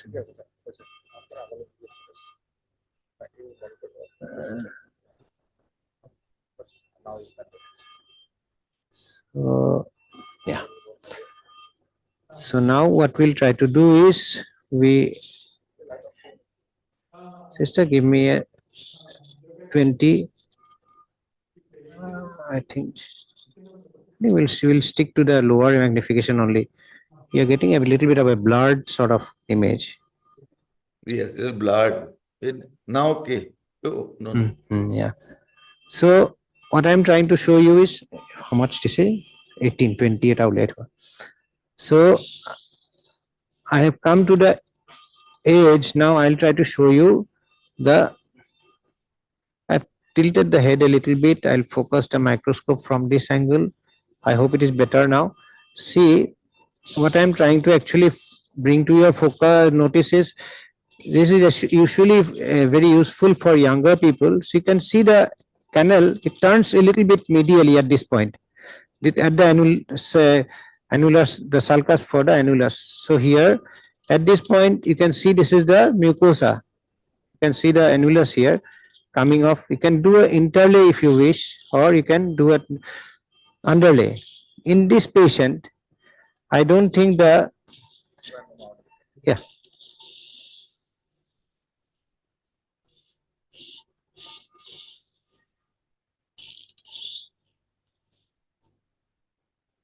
Put some adrenal swab, I think better.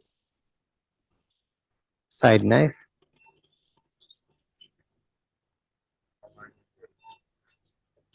Side knife.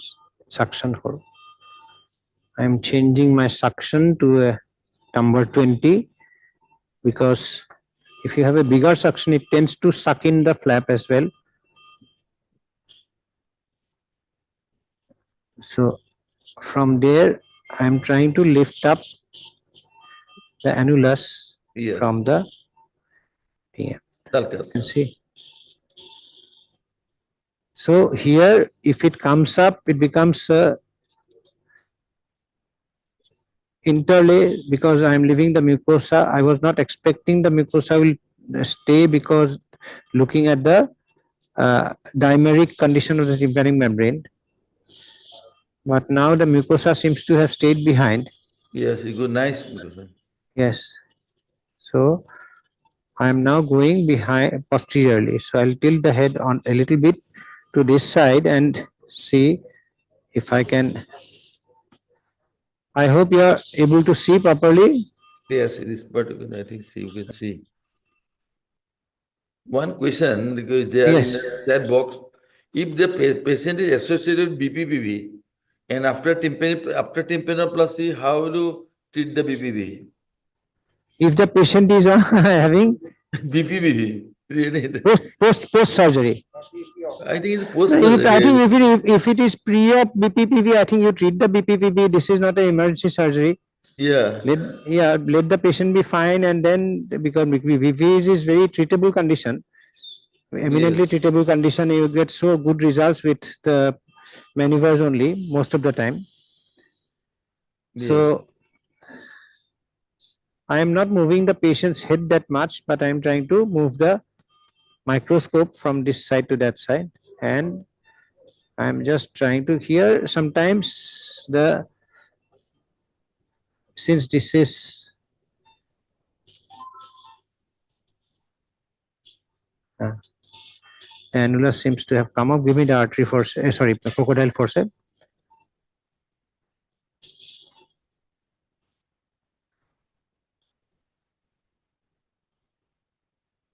So I'm trying to lift the annulus up from the. Now you can see the ossicle here. Little side knife again.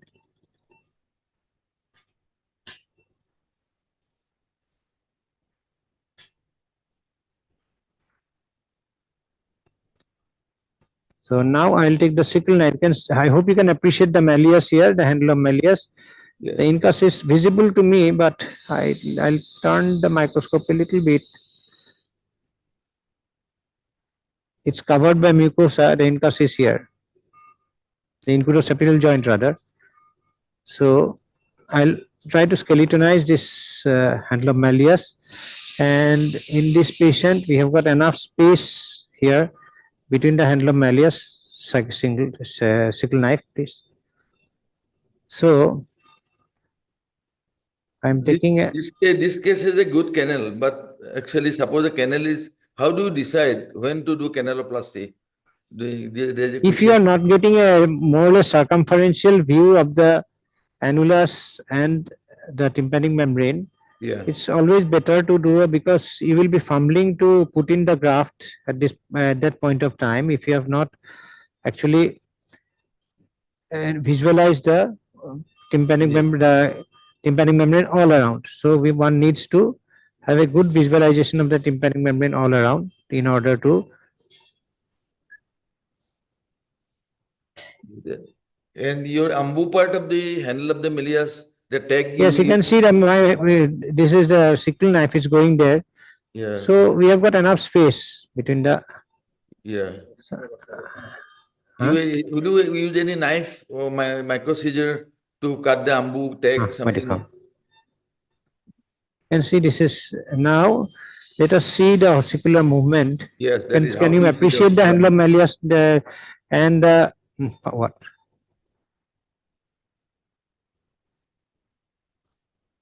Wash it is. Can you see the incudostapedial joint here? Yes. Yes. So when I'm moving, can you see the movement?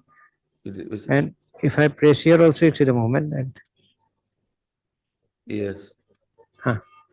I'll magnify a little bit so that you can see better. Yeah. Little to clean up the blood. Yes. Can you see the movement now? Yes, it's clear. So the ossicular chain is intact as we expected. So now we have to see if we can. Is it necessary to see the step movement? Actually, in this case, not necessary by audiogram. Yeah, but it's. I think one should get into the habit of doing it all the time because. Yes. We will check the anterior and posterior aeration pathways and the eustachian tube patterns. If there might be a web formation in the eustachian tube and things like that. I would not actually go for a cortical mastoidectomy in this case because this is a dry ear not having the forceps crocodile. How will you know the patency of the editors from just by doing the CT or anything? Yes, any test is there. So this is to do a posterior hole. Yes, there are many people actually who do that posterior hole routinely. I do it in a patient who is a failure or in a patient who has got persistent otorrhea, or if I find mucoid discharge during the surgery, because it is again a thing which depends from schools to different schools of thought have got different ideas. So I wouldn't do it in all cases, all of my cases, ball probe. There's a question. If you find cholesteatoma like thing in this case, then what will be the type of, how to modify the operation? It often happens if you have not, somebody else has assessed a patient, or even if you have assessed, you might have a surprise sometimes. Yes. Then if you have that surprise, I think you will have to definitely tackle the cholesteatoma according to, I mean, the extent you have your cholesteatoma, you cannot leave behind if you have found it X-ray. Okay. And what steps will you take if there is ossicular reconstruction is necessary?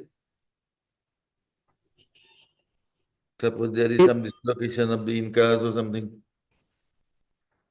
My first preference is homograft incas. If I can save the incas and put it, can I have a cotton ball? I would always like to sculpt the incas and put it back. Okay. I do use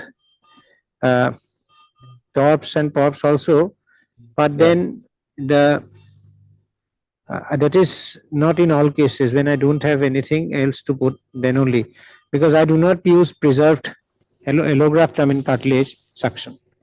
Many people tell that it is purely theoretical, or there is rather than the viral disease transmitted from the homograph. No, I know it's, but then you have to be medical legal issue.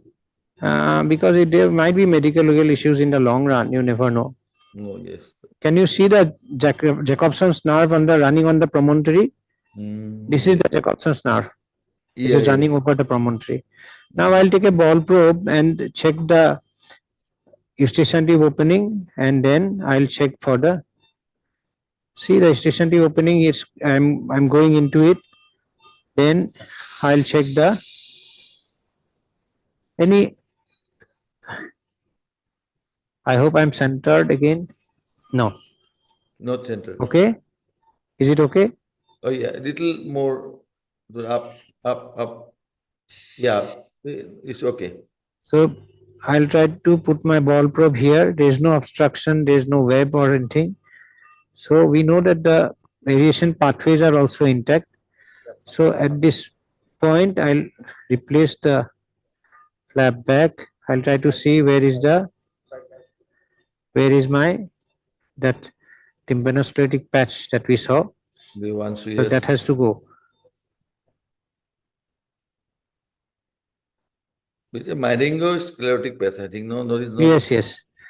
See, as I told you, this is a very thin TM.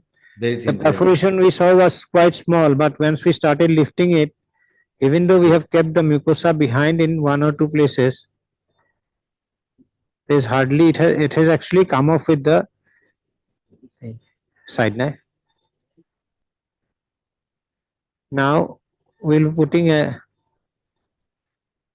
we don't see the tympanosclerotic patch now. It was a myringosclerosis. Here one small thing is here. We will just try to excise it. The one that was here has come off. There's a little bit of a patch here. Yes. We'll see that again.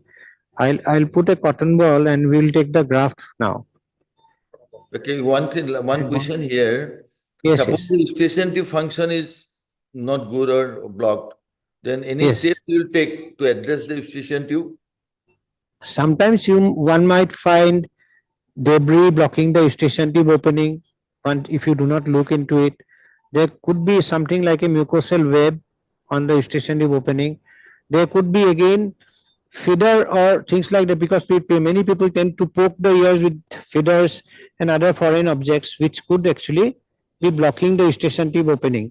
So all these need to be seen once you have the view, I mean everything in your view. So now I'll reduce the magnification a little bit, and then we will take the graft. Suppose there is one question is there. Suppose there is a much middle layer mucosal disease and obscuring of view during operation. Then how will you tackle this? If there is a lot of mucosal disease, first of all, I would definitely open the mastoid. I would definitely open the mastoid. check everything. And of course, preoperatively also your assessment has to be good. One needs to. Have you got any choice of graft? This is the searching for temporal spacer. Any tecal pericon? I am more of a. I am more of a temporalis fascia graft man. Most of the time in temporalis, I do take the tecal pericordium, but mostly in patients of.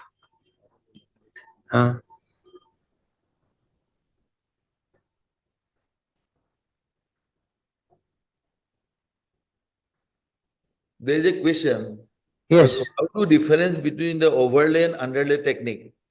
Advantage and disadvantage. In which case you will do overlay, in which case you will choose for underlay. Then that again is a matter of choice, because practically my initial training was for onlay. Overlay. My initial training was for onlay. Frankly speaking, onlay technique, if you ask me, happens to be, I don't need saline. I am not injecting saline because I have already found a plane. Yeah. So I have not inject. Normally I would inject saline to push the graft up. So, but I can see the graft very nicely. My instrument is inside. So normally coming to your question, when I have a onlay, onlay tends to be a much more difficult surgery in the sense that every little speck of squamous epithelium overlying the graft, overlying the bed, has to go. If you leave behind, you end up getting epithelial pearls, which need to be addressed from time to time. Yes, there is the epidermal layer and fibrous layer of TM. Yes, yes. But nowadays, present thing scenario is that pars flexida is also have got this your 3 layers. Do you agree? No, pars flexida actually. No. No. I actually pars flexida, Caesar. Pars flexida is so thin. Yes. The comment about that is, can you check here?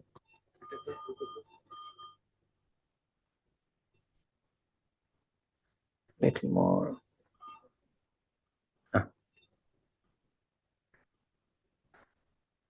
So, how will you take it? What materials do you use for packing the middle layer? And how do you only in tympanoplasty only abgel. Abgel, yes. Correct. Only abgel, absorbable gel form only, nothing else. Do you use in a middle layer cavity? No. No, I won't. I don't use it in. I used to use it in the earlier days. Yes. When I was doing underlay, and when I was doing onlay also, but then I stopped using a long time back. There's a question: how do you this troubleshoot intraoperative situation where the graft edges do not adequately settle the perforation, increasing the risk of reperforation? Suppose I am taking a graft now. If my graft size is small, suppose I have taken it in and I find that the graft is not big enough to cover everything. I think it's better we go in, because this is the best chance when we are doing a virgin case.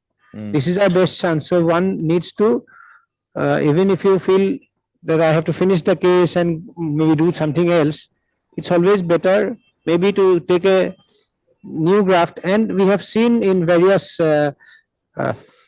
situations where Dr. Vincent, if you remember, has demonstrated a number of times, he does not put a single graft, he cuts his graft into so many small pieces. Yes. And then uses it to repair the eardrum.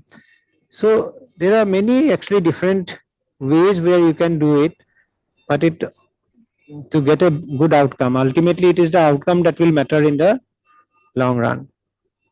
Suppose it's shallow middle layer, then you do not put gel foam there in the middle layer.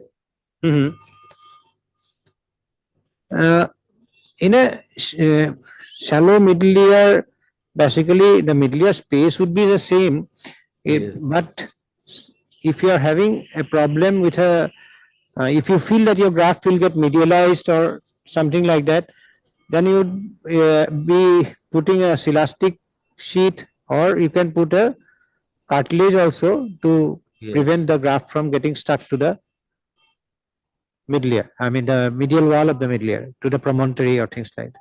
There is a question of the eustachian tube dilatation that coming up in modern days for poor ET function. What Yes, about?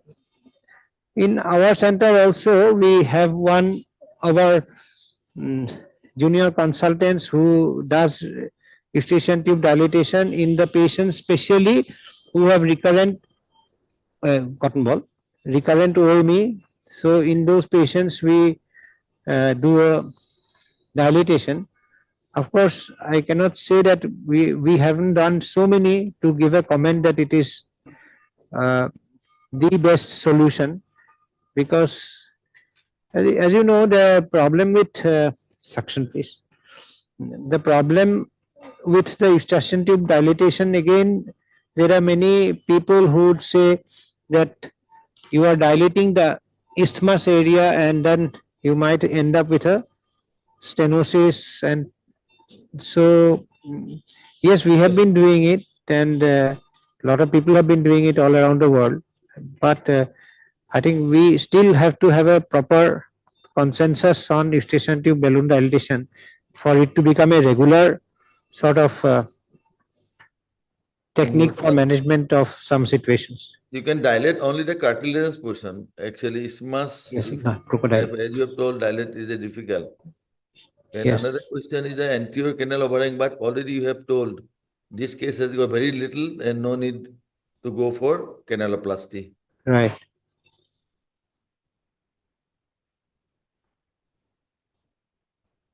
So, Dr. Biswajit has helped me prepare the graft, and so we'll put the just scraping off any muscle or soft tissue that might be stuck to the graft. So we are ready to actually put the graft in. But I have seen you have done your from bed to this your operating side directly the graft, wet graft. But you will here you will put the dry graft here. No, it's not dry. Only it is the wet graft only. There might be some muscle fibers and excess soft tissue making the graft a little thick. So we are just scraping that off so that we can put the graft comfortably. Yes. Always any.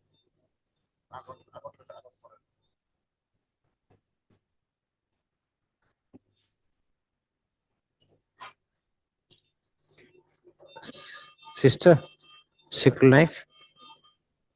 What is the idea of putting cartilage graft? Yes.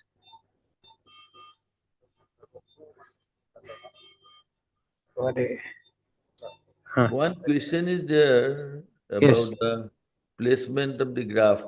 How do you manage difficult or irregular perforation? Irregular perforation, I don't understand. Traumatic cases got irregular perforation. And that complicates graft placement. I don't know. In our center, our practice is not to do a traumatic perforation immediately. We give time for the traumatic perforations to heal. 1 month is because yes, and so do some patching. I'm trying to put the graft under the handlum malleus. Yes, very nice.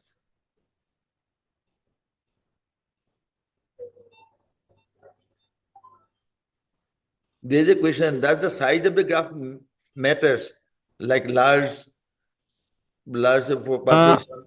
There are many people who have a standard sort of size for the graft. They say it should be 2 centimeter by 1 centimeter. So it's difficult to say that you have a fixed size for all the years. If you have a visual sort of assessment, just like you do in stapes surgery, and try to get the graft accordingly.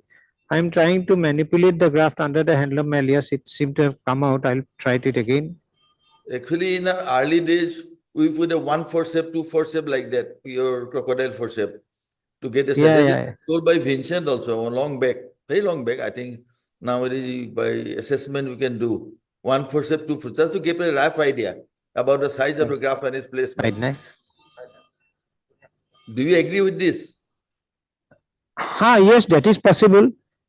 But gradually, as you keep on doing more and more surgeries, you tend to get a visual sort of assessment of the graft size.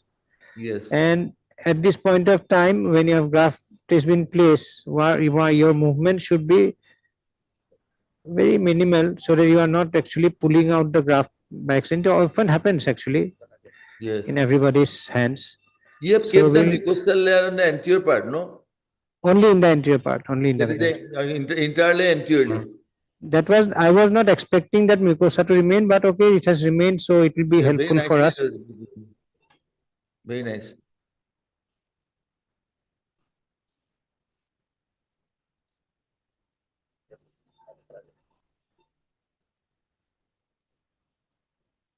So we'll start putting the flap back, trying to oppose it properly from all the sides, trying to ensure that we don't have a, if we actually do a cortical mastoidectomy, then we can always test whether the graft is stable by putting the suction. Yes. But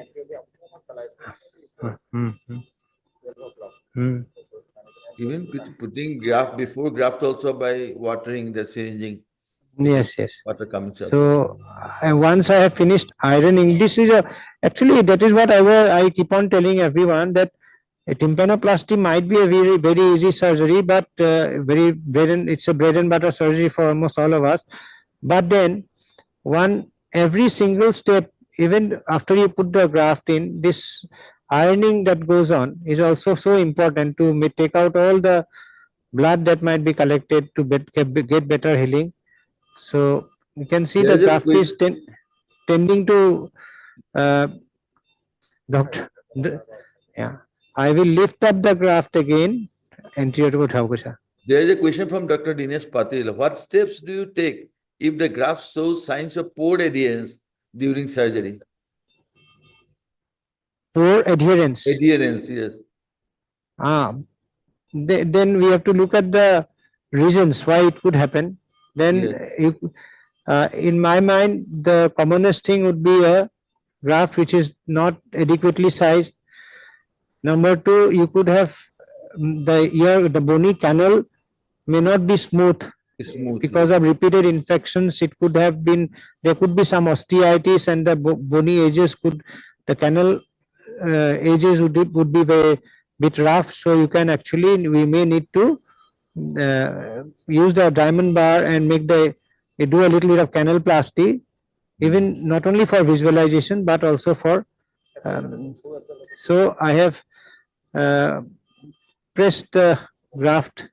Your stationary function indicates by bulging of the graft. Beg your pardon, sir? By bulging, see the bulging of the graft. Yes.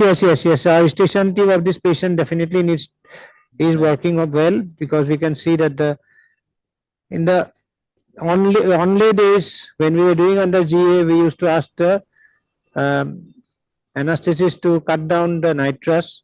But nowadays with this thing, we are okay with nitrous because it only helps to push the graft a little laterally, so it does not really do any harm. Yes. Yeah. Now we will put small pieces of gel foam on the sides of the perforation, on the edges of the perforation. Sister will keep on giving me small. That you will give the ointment or this ear drop picking, no? Yeah. Initially, I won't put ointment. The first few Abgel pieces would be small pieces which I just like to them. I always start from the anterior end, just a habit. I think so that I'm trying to press it. I'm trying to press it against the wall so that it sticks well, because Abgel, as you know, is almost like a glue when it is in place. It sticks very well.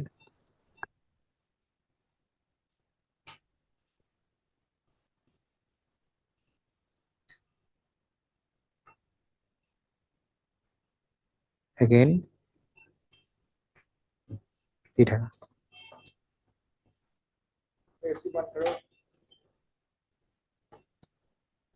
Have you got any sequence? First dry gel form, wet gel form, ointment form? Yes, many people actually start off by giving the ointments. I usually put dry gel form. I find Yes, it easier to manipulate on against the edges of the where the graft and the skin, I mean the flap and the skin meet. Then I will put ear with Neosporin H ear drops and things like that. Sorry for making a name of the company, but that is the usual. Similar sort of combinations can be used. Mm-hmm. Wait. Yes. Fukan sir, I can, if there are any questions, I can take the questions while Dr. Gogoi will actually do the. Last question is, when will you finish the surgery? One question from Alembic. One question from Alembic, Dr. Dinesh Patil, that when will you finish the surgery? You will coordinate the next surgery, I think. I don't know. We are almost at the end. I wanted just Dr. Gogoi to show that most of the time, because we have patients coming from a distance, we don't want to be there to spend, ask them to spend a lot of money.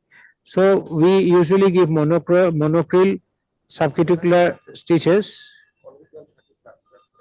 Monocril.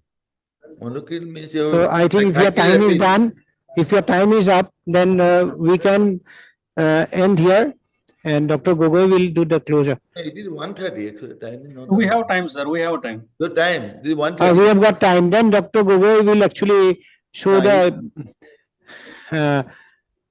he will give the interrupted stitches, subcuticular, which actually is useful when we. I do not give any oral pack. We'll just filling up the whole. We'll just fill up all the whole of the ear canal with Abgel, and we call the patient for review after 3 weeks. If we put stitches which need to be removed, only then we call the patient at 7 days. Otherwise, there is already a question whether you should remove the gel form or it should come out automatically. No. We don't remove the gel form. We just call them. We don't remove the gel form. You may need to remove it at 3 weeks if some of the gel form which is not absorbed. By the time it's 3 weeks, most of the Abgel will be absorbed actually. If it is not absorbed, not absorbable comes out. So this is how he is applying the monocril. The first layer is putting one layer, then he will give the monocril. Absorbable or non-absorbable? Absorbable. This is monocril. Bacterial rapid over. No, monocril, monofilament. Monofilament.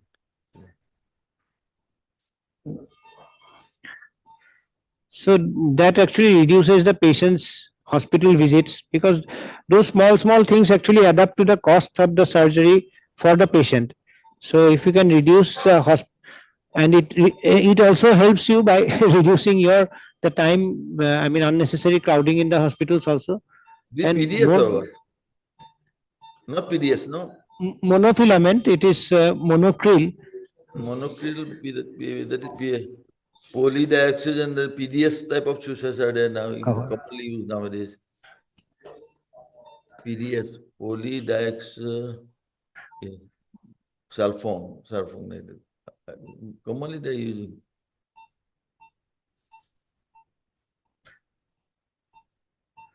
There are many centers who would give number of antibiotic cover for during the postoperative period. So I think it's good to have a good antibiotic cover, because and also an anti-allergic, because at least in our region, a lot of people have allergies, and because of which.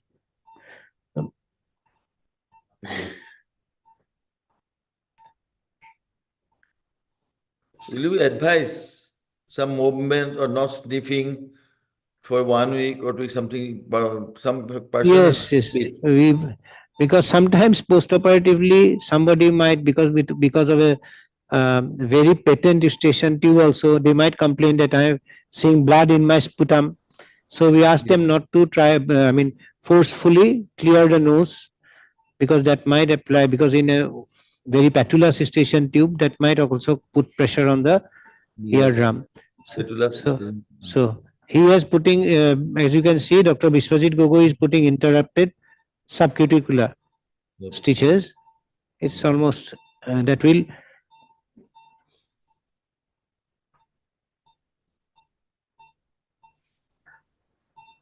actually, all our CI kids, this is the closure we are doing regularly. Oh. So that they don't have to come repeatedly to the hospital. They can only come for the switch on directly. Moreover, children are difficult to remove the Yes, switch. yes.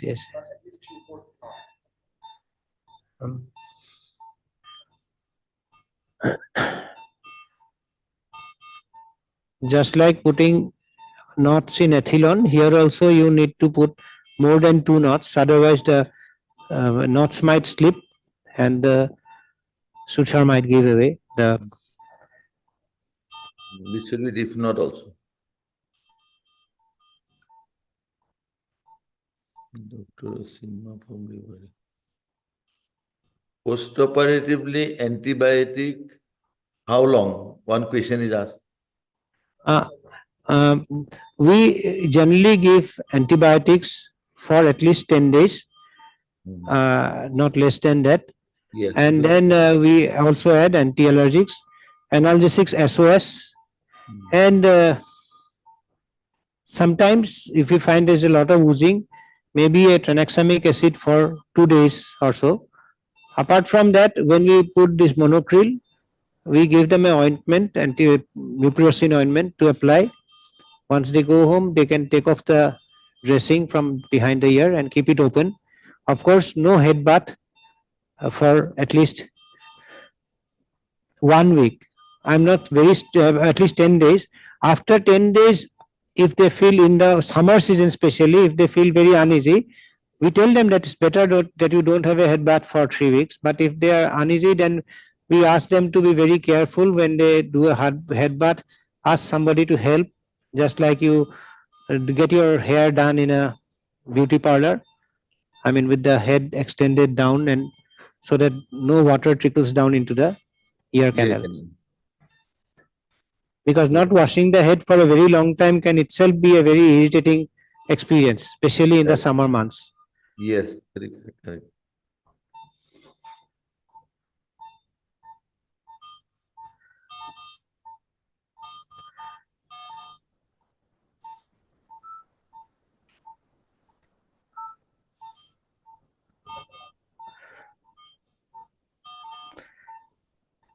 Many questions. So actually, I remember in ISOCON this time, Dr. Satish talked about a very important point, that we should not be telling about our success rates just based on a couple of months or 1 year's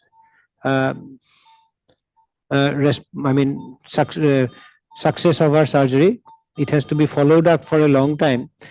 Most of us do not have long-term follow-ups, and that is why we do not have true success rates to talk about in our. So keeping Actually, good you are very records. right. It is mentioned in the textbook also. The success rate declines after year by year. Yes. And therefore, you cannot tell. In one number, I think you don't remember. I also don't remember. In 2012, we have done, both of us have done one case, bilateral single sitting meningoplasty. This is from Bihar. Now she has come from Darbhanga, and he is again perforation, both sides. Right. But he used to tell me the last 10, 11 years, he was quite okay, nothing.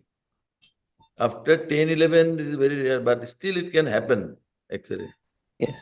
Yes, it is said that over a period of time, maybe 5 years or more, when we follow up the patients, the success rate might drop down to around 70 to 80% actually. Right.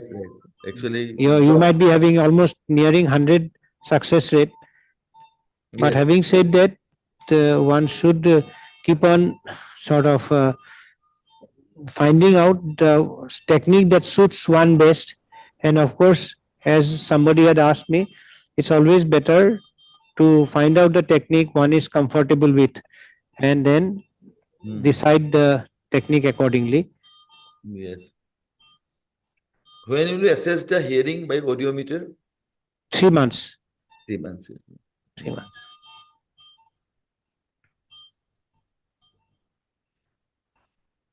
I think we can end our Yes. session here. I would like to thank you, Dr. Fukan sir, and I thank Alembic and the organizers. I'd like to thank the OT staff, the sisters who have been here, the anesthesia team. On a Sunday, we have kept them all busy till their lunchtime. Thank you very much for your help and cooperation. Thank you very much, Alembic. Thank you, Depayan, for giving us this opportunity. Yes, Depan This is also. from the Koras Pratiksha Hospital, Guwahati, signing off. Thank you very much, Alembic, for giving us a logistic and a platform to discuss one case done by Gautam, and nicely done, very rhythmically, and I think it will be successful. Thank you very much. Thank you, sir. Thanks a lot, Dr. Gautam, sir, for a wonderful surgical demonstration, and Dr. Fukan, sir, for the moderation. We extend our heartfelt thanks to Dr. Gautam, sir, for the exceptional live demonstration of a tympanoplasty surgery today. Thank you. And, Thank you very much for the opportunity. And Fukan, sir, for skillfully moderating the session and offering a profound insight that enrich our understanding. Thank you very much, sir. Thank you, Dinesh. Thank you very much. Now we are moving to the next surgery, that is the CSF rhinorrhea repair surgery. The surgeon here is Dr. Monish Grover, sir, and moderator is Dr. Divya. Sir is a professor, ENT, and additional superintendent, SMS Hospital, Jaipur. He has expertise in pediatric otolaryngology, endoscopic sinus and skull-based surgeries, and parathyroid surgeries. In past accomplishments, sir, currently the president of All India Rhinology Society, presently secretary Cochlear Implant Group of India, and treasurer Metabolism and Molecular Research Society. Sir is pioneering role in starting cochlear implant program in Rajasthan, done more than 1,000 surgeries, and has helped more than 10 centers to start the cochlear implant. He has more than 90 publications to his name in various journals. He has also written many chapters on parathyroid disease and cochlear implant. And he also received the numerous awards, include the state level merit award by the Honorable Chief Minister of Independence Day for exceptional work in the field of ENT. Welcome you, sir. And we have the moderator for this session, Dr. Divya. She is a senior resident at SMS Medical College, Jaipur. Over to you, Jaipur OT. Over to you, sir. Respected all, I am Dr. Divya Jangid, senior resident at SMS Medical College, Jaipur. I have got the privilege of introducing the case which will be operated on by our respected professor, Dr. Monish Grover, sir, who is not only a distinguished ENT surgeon and cochlear implant specialist, but also a revered teacher, mentor, and guide. Now we are heading towards our case.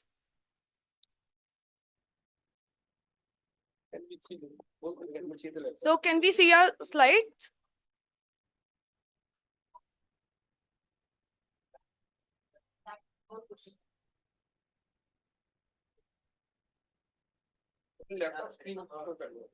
Please show the laptop screen.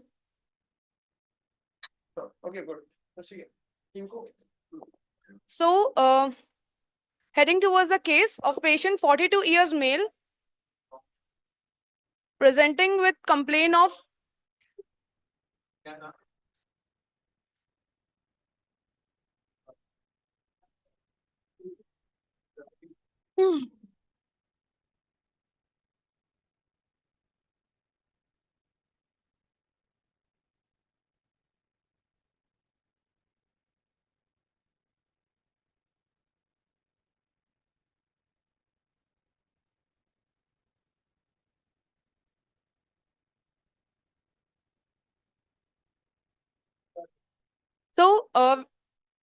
heading towards our case, it's a 42-year male presenting with a complaint of left side nasal discharge for last 2 years.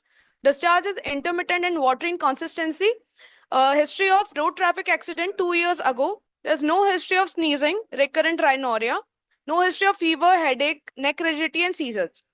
So we have evaluated patient using chemical markers, NCT, nose, PNS, brain, and MRI brain with MR cystonogram. These are the chemical markers, the CSF glucose level, beta-2 transferrin, which comes positive, and trace proteins. So NCCT scan PNS reported the small defect noted in both body of sphenoid and superior part of the left side. Also, there is no obvious defect noted in the bilateral cribriform plate. In MRI cysternography, there is a suspicious bony defect in the floor of anterior cranial fossa at the level of lateral lamina of left cribriform plate with the extravasation of CSF into the left nasal cavity. Also, these, so I would like to request Dr. Moni sir to discuss the scans of the patient with us. Okay. Good morning, all of you. Rather, good afternoon. And let me just thank Divya for this short presentation. And before we start off, an official thanks to the AOI team, especially Dr. Vijendra sir, Dr. Deepak Haldipur, and Dr. Dwaipayan for giving us this opportunity to involve SMS Medical College for these live surgeries. Now, as Dr. Divya just mentioned the clinical history and examination part of this particular patient, the radiology becomes important, and she did read out the reports which were given to us by the radiologist. Now, the first thing which we always tell our residents and the junior colleagues who are probably attending this is, please do not go ahead just with your radiology reports, right? These are the last things which we should see, because unless you see the things yourself, you would probably not be able to really realize and plan your surgery. Now, as we saw, the CT scan actually mentioned that there was a defect in the sphenoid, while the MR cystonogram report mentioned that there was a defect in the cribriform plate. And that's why probably, these reports are not the best things to look at. Now, let's look at these scans. What you can see on your screen are the DICOM images of the CT scan of this patient. Now, ideally what I would love to have is have the DICOM images, as well as, if you can see here, the films also present in the OT, right? I would like to have both of them with me, so that if you want to review anything, you have both the things available. Can we go to the laptop screen now? So what I'm going to do here is, can we have the laptop screen here? So what I'm going to show here is the DICOM images, the CT scan. These are the CT PNS cuts going from anterior to posterior. Most importantly, now we have kind of stopped calling them NCCT PNS, better to call them HRCT PNS, like we go it for temporal bones. So it's kind of an HRCT PNS which we are doing. Now these are the coronal sections. Now let's look at the coronal sections. We're going from anterior to posterior. Look at these nasal bones. Let's just skip them for the interest of time. We see the orbits on both the sides appearing, the inferior turbinates, the frontal, which are really well pneumatized in this particular patient. We see the maxillary sinus starting to appear now. The first cell which we see as the agonisi is really visible. Go more posteriorly. Now that's where the interest area comes in. Whatever the structures which you need to identify, this bone between the septum and the middle turbinate, that's the medial lamella of the cribriform plate. So this is on the left, this is on the right. Now if you look at these sections, the history is of left side CSF rhinorrhea. Look at this cribriform plate, looks pretty good to me, right? Keep on going posteriorly, and we see this is all good. What we also see at the same time is the middle turbinate is pneumatized, or what we call as a concha bullosa. We start seeing here the various bulla ethmoidalis and the various anterior ethmoidal cells. Keep going posteriorly, we still keep on seeing the cribriform plate area. The frontal, you see how well pneumatized it is.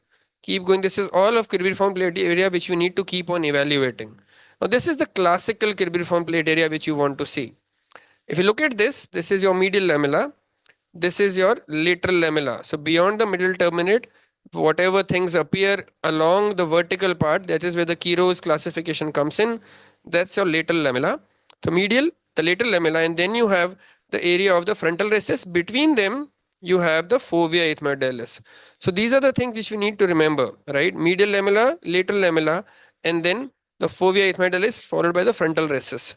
Now, interestingly, have a look at this particular area, right? Now, if you look at it, you cannot see much of the bone here. And that's why sometimes we or the radiologist may get confused, because if we see no bone here, we think that there is a dehiscence present in this particular area of the cribriform plate.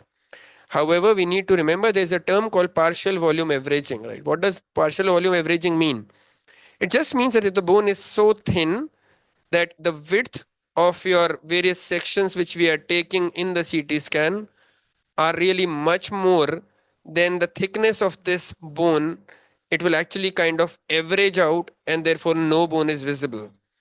So many a times when you think that there is a dehiscent cribriform, in fact there is a normal cribriform plate. Now how do you make sure there is a CSF or no CSF? Now if this soft tissue density which you see in the intracranial part would have been extending much more inferiorly, let's say up to the level of the middle turbinate or just a bit higher up, especially if it's unilateral, we might start thinking that there is a defect here. However, this is still not confirmatory, right? Because it may be a very deep cribriform plate here. But the most important feature, however, remains that do not just consider that there is, if no bone is seen on a CT scan, that would mean there is a dehiscent cribriform plate. That's all partial volume averaging which is happening, right? We see the frontal sinuses very highly pneumatized, even they are present even now, and that is somehow going towards a condition which we call as a pneumatosis dilatans. Sometimes that is even more, pneumatized, even what we see here. But that all means that probably when we go inside, we will have a really well pneumatized, a view of the various sinuses. Even the other side, middle turbinate, shows some kind of a concabulosa, less well pneumatized as compared to the left side, but even the right shows some pneumatization. Keep going posteriorly, we still see very thin bone or no bone at times in the area of cribriform plates. However, no kind of a thing going inside the nose here. So I would not really consider this as a defect right now. Keep going posteriorly, we see the crista galli, right? And these are the various still seeing the cribriform plate. Now that's the advantage of DICOM images. You can see minutely every section here. This is the starting of appearance of the superior turbinate now. That's the inferior, middle, and the superior turbinate. And you have the various parts of the orbit and the ethmoid cells which are visible. Right? We are going posteriorly again. We see the superior turbinate now well visualized. We see all these areas again, as I mentioned, because of partial volume averaging, we may not be seeing any bones, but that doesn't mean there is a defect present. Keep going posteriorly. We see this kind of a paradoxically turned superior turbinate. Not that it really matters, but this is something which is very evident in this particular patient. Now, as we go posterior, now these are the areas of interest which are. So for me, cribriform plate was like a normal cribriform plate in this particular patient. Let's not go just by the report. You have a pneumatized septum here. And as we go posteriorly, these are the posterior ethmoids. And then you have the starting of the appearance of sphenoid sinus. This is where the area which kind of interests me now. You look at this part, there is as if there is a small depression appearing along the roof of the sphenoid sinus, the posterior wall and the roof. As we keep going posteriorly, we still see this kind of a depression, which is not what you usually see. And then you see it's going all along the sphenoid way posteriorly, right? It's still present right here. And this is not a normal thing. We know that. Now, in this particular section and a few sections which were just before this, you don't see any bone, right? Sphenoid usually has a thick bone. I don't expect a sphenoid to be having a deficiency of bone, probably because of partial volume averaging. So for me, any dehiscence which has seen the sphenoid with a bulge like this could be a small meningocele and a defect in the bone here. We go posteriorly, we see the pneumatization of the clinoid process. We see the pneumatization of the lateral recess. We see the vidian, we see the foramen rotundum, and that's how well pneumatized this particular side sphenoid is. The septum per se was in the midline, just that the left is probably a bit more pneumatized than the right side. Keep going posterior, we still keep on seeing this deficiency. We see again the optic nerve kind of getting dehiscent inside the sphenoid.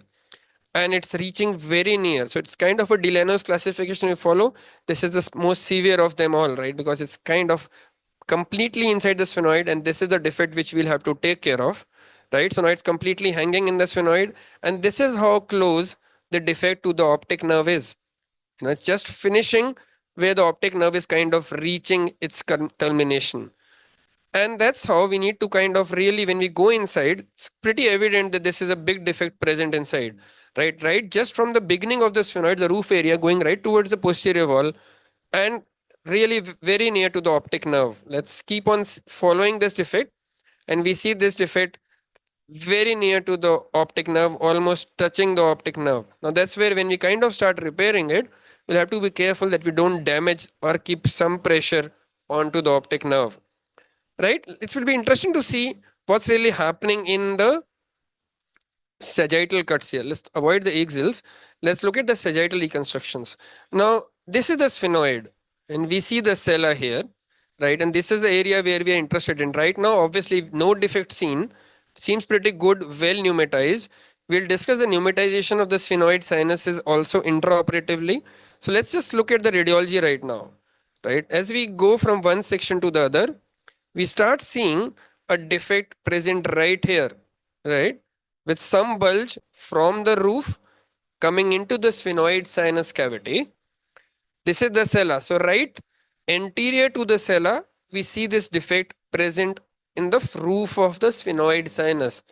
So when we are going to repair it, we now know that it's very near, adjacent to the optic nerve, as well as just superior to the sella. So we have many vital structures which we'll be dealing with in this particular case, right? And this is where the defect kind of finishes. So this is whole defect which you see here, which is again a very important sign which we need to take care of. Now, what is also important is, to be sure, let's look at the MRI sections. Now, these are the the coronal sections, MR, hyperweighted T2 images, what we call as kind of an MR cysternography. Let's go about reading them again anterior to posterior. Right? These are the sections. We start seeing this. This is your nasal cavity, both the sides. These are the eyelids and the the eyeball now starting to appear. Keep going posteriorly. No kind of a hyper intense thing which is seen in the nasal cavity right now. It's pretty good. We don't see kind of imagine or think that there is any CSF present inside. These are the middle turbinates now coming in. These are the frontal sinuses which are seen as hypointense structure because of air. This is the intracranial cavity with the CSF inside it. We also see the eyeballs which are hyperintense. Keep going in posteriorly. This is the area of cribriform plate. Nothing seen going inside the nasal cavity. So the patient was leaking actively when the scan was done. It's pretty obvious we don't have a defect in the cribriform plate, right? We keep going posterior. We see the optic nerves. Right? These are the kind of features which we have to be very careful. This patient has a history of post-trauma CSF rhinorrhea. However, if the patient would have a spontaneous thing, we would always be very vigilant to look at the optic nerves. Now, when we kind of go ahead during the surgery, maybe we'll discuss why looking at the optic nerve in imaging is more important, especially when dealing with spontaneous. Let's go posteriorly. And this is also well seen. You don't see any hyperintense area in the nasal cavity. So that means cribriform plate for me here is pretty good, right? Not at all an issue for me. But still intraoperatively, we'll go ahead and look at the cribriform too. Now this is the area of the sphenoid, and we start seeing some fluid density in the left side sphenoid, right? This is the first section of the sphenoid. Keep going posteriorly, that soft tissue density somehow disappears. And then we start seeing this kind of a defect which is coming in, sorry. Here, this defect which you start seeing here now, right? A kind of a hyperintense shadow coming from intracranially, just bulging inside the sphenoid sinuses, but no active fluid leaking still into the sphenoid. But this kind of a bulge itself, which is asymmetrical, which you don't expect to see in the roof of sphenoid, is good enough to indicate that there is a small meningocele coming into the sphenoid sinus from the roof, right? So these are all those areas where you can probably make out the defect, and therefore this is the area of interest which we'll kind of have a look at when we go inside, right? So that's your radiology. If there are any questions for radiology, we may just take them before we begin the surgery. And let me just in the meantime go back to Dr. Divya for finishing off this presentation. So let's, as a take home message, let's not go about reading the reports. That's the last thing we want to do. Look at the images yourself, preferably as DICOM images, and then maybe you can correlate with the report if you really want to. Otherwise, it's just the images which you want to look at. Right? Thank you. And now I'll go and wash in. Dr. Divya will complete the history, and then we'll go to our anesthesia team before we start the surgery. Right? We had Dr. Mamta with us, senior professor in anesthesia. She has been in ENT OT for us for many years now, and Dr. Arshana also, who is accompanying her. So we'll talk about what importance, anesthesia has, especially when it comes to rhinology and let's say CSF rhinorrhea once Dr. Devya finishes the case presentation. Thank you. I'll see you after this presentation.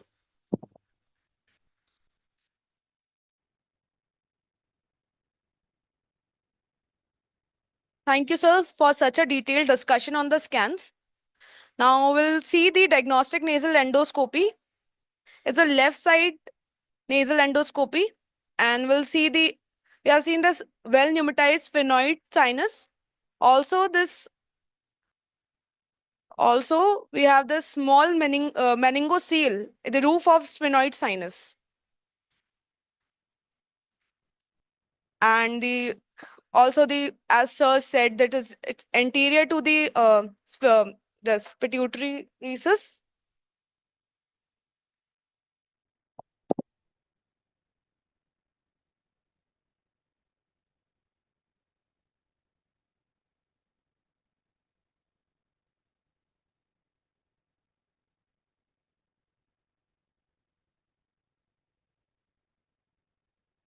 So this is the small meningocele, the optic nerve vertex.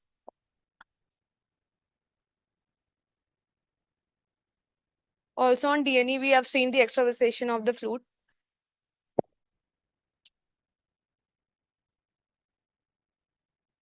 So the diagnosis is post-trauma left side CSF rhinorrhea. The site of defect is left side sphenoid roof. So for that, we are planning for endoscopic repair of the skull-based defect. I would like to invite Dr. Mamta ma'am, senior anesthetist. Good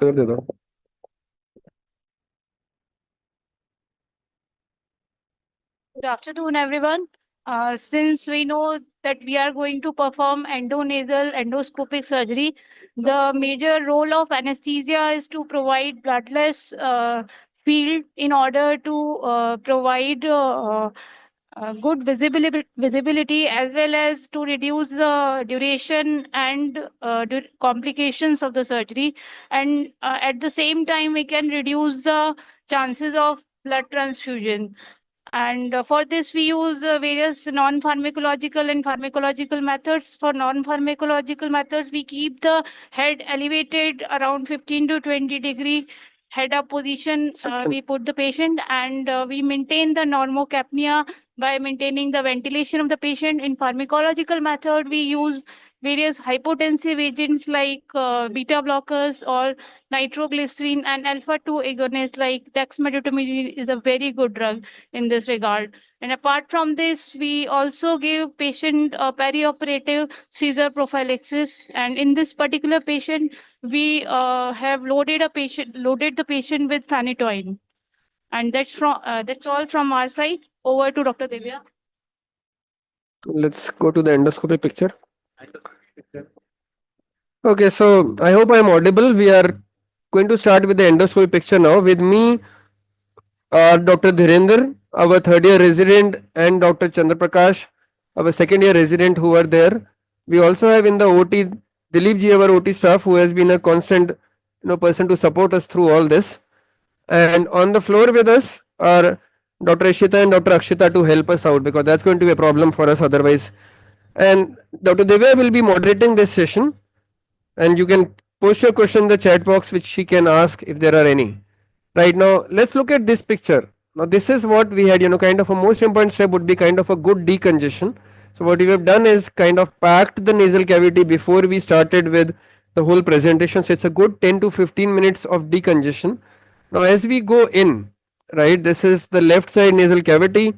And if you can see that this good space inside, we have packed the area of interest. That's the area of the cribriform plate and the sphenoid sinus. Wash le lena haath mein. Right. Now let's look at the cribriform plate, which was a doubt in the reports. This is the whole cribriform plate in view. Right. Absolutely wonderfully seen. No defect. I am very happy to see this cribriform plate. So that means let's go to the area where we are interested in. So middle turbinate, and then we have the sphenoid, before that the superior turbinate, and then the sphenoid sinus. That's your choana. Now, sphenoid sinus, you can see the ostium very well visualized here, right? That's the decongestion also because maybe the preoperative endoscopy which was done a couple of days ago. Let's look at the right side nasal cavity, just a mild DNS, packing forceps. Just a mild DNS, and if you see that's one of the packs which is still remaining. So we go inside and remove this pack, and then let's try looking at the sphenoid ostium on this side. Now, why am I interested on the sphenoid on this side?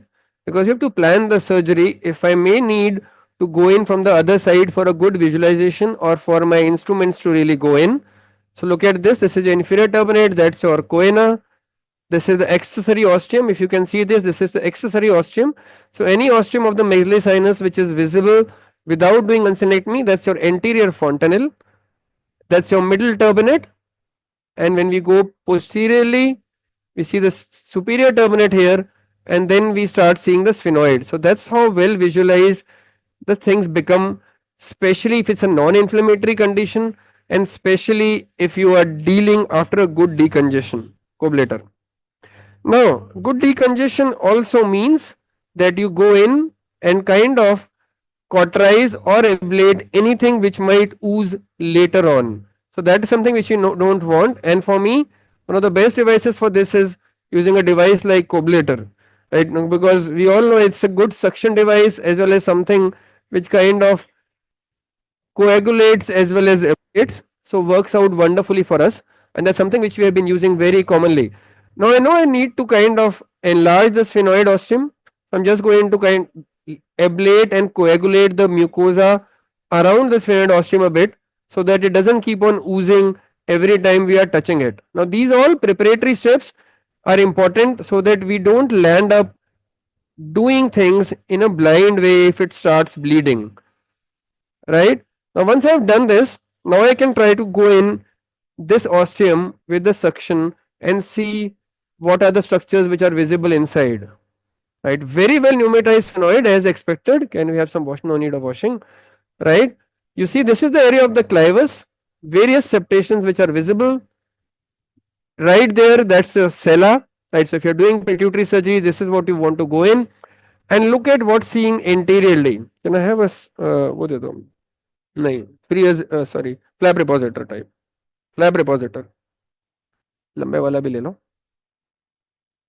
right? So when we go in, we start seeing this is your clivus, that's your sella area, that's where you expect your carotid to be, and superiorly optic, and this is the meningocele which we have to deal with, right? So this is how near we are to the sella and to the optic nerve.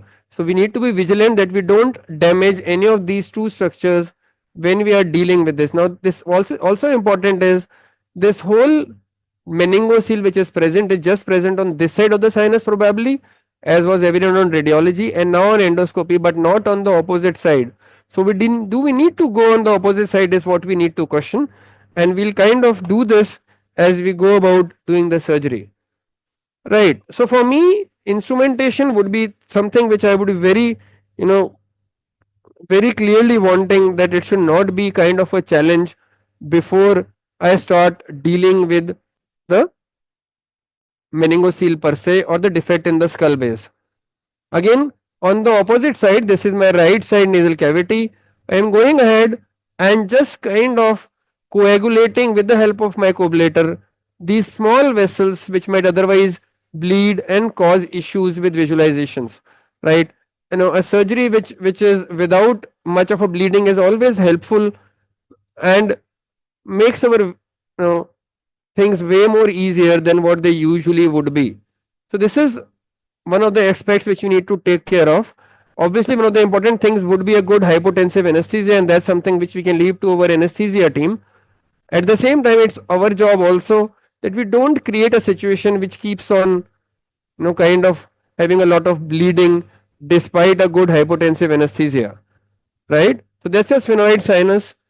On the right side, that's a kind of a septum which I have coagulated a bit because my plan here would be to go in and do a small posterior septectomy which allows my suction to go in and instruments to go in from both the nasal cavities, right? Just widening this ostium a bit and then planning to go inside and have a look at this side sphenoid 2.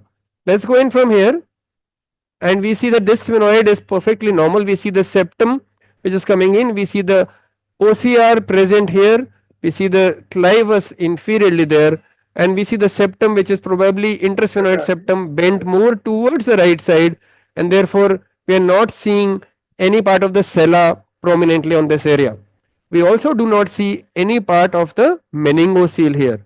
So now, do we really need to remove it? Yes, I would say we do, because we want a good kind of an approach towards this whole defect and not just go in right now to deal with the meningocele, right? Because though we can see it well, I am still not very convinced enough that my instrumentation would not be a problem.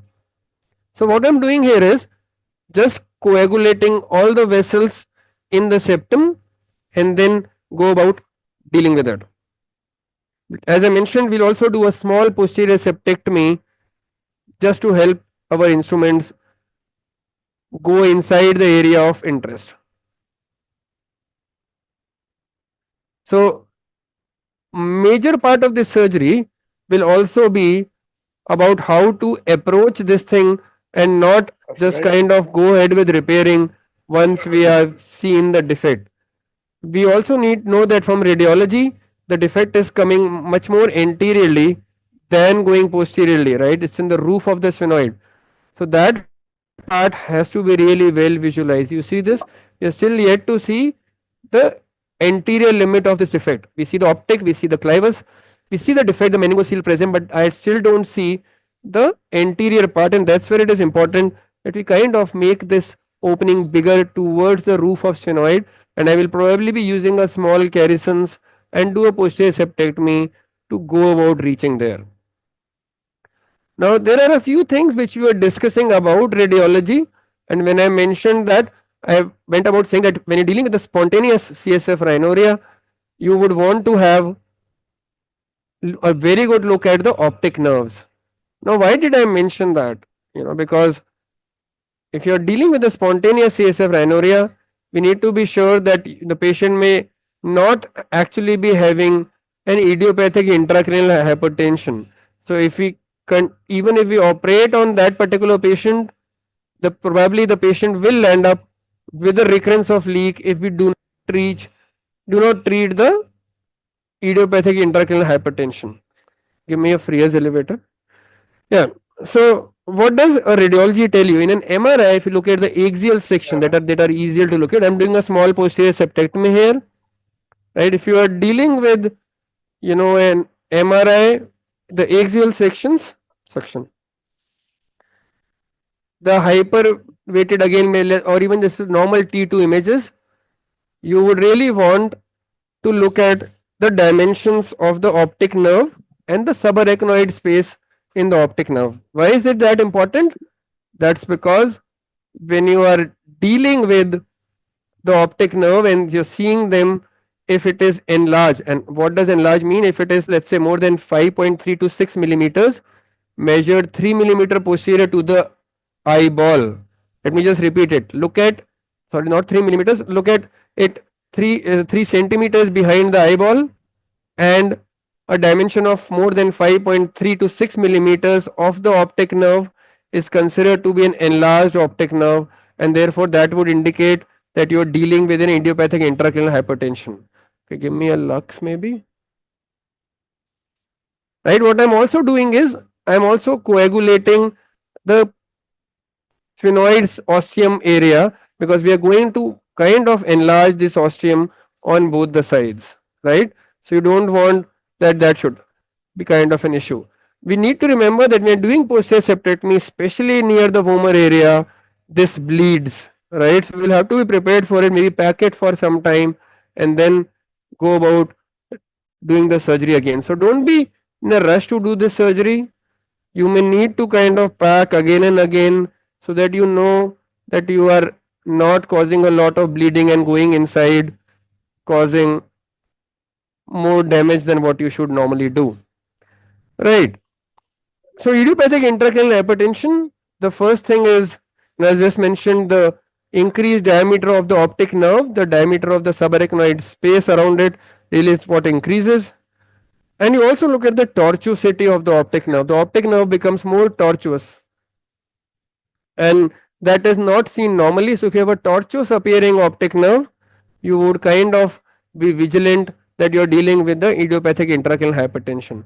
Going posteriorly now, that's my intersphenoid septum and the posterior part of the septum going, right? The third thing which you need to see again in the orbits for idiopathic intracranial hypertension is look at the posterior part of the eyeball, right? The posterior part of the eyeball shows two things: a flattened eyeball posteriorly and an impression of the optic nerve disc, which is too prominent inside, would mean that you are dealing with an idiopathic intracranial hypertension. Okay, so this is the small posterior septectomy which I just did. I'm going to ablate off these small mucosal tags, right? This is how the mucosal tags are taken care of. Now go back to a bit of a coblation in the area of the vomer, not really bleeding, but this can. So we will still kind of cauterize this a bit. Suction. Now we have both the sphenoid sinuses right there in front of us. Wash. Meningocele appearing on the left side, intersphenoid sinus septa, and the right side sphenoid with this mucosa present here. Now it is also important that the mucosa goes off. Give me a Blakesley forceps. Going to remove this part of this, intersphenoid septum, really not going anywhere, which is very tricky. So we can easily remove these very small punches. If it is really hitting any of the areas which are vital, we would kind of like to drill them. But if you take small punches, it's okay, it's safe enough.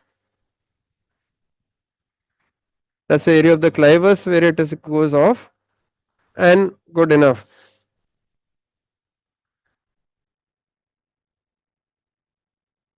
Right.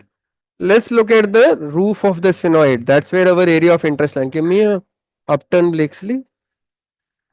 So a good panoramic view of the whole sphenoid.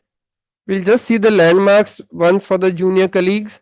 Now we had two cases of CSF rhinorias, and one of them was, that's the area of the mucosa which is coming in. One of them was in the cribriform plate, the other was this sphenoid thing. Now usually the cribriform plates are very common, and Dhirender here is somebody who would always put people to task, and he suggested that let's rather go about dealing with the sphenoid sinus, and that's what we decided to do. Now usually the sphenoid sinus spontaneous defects are and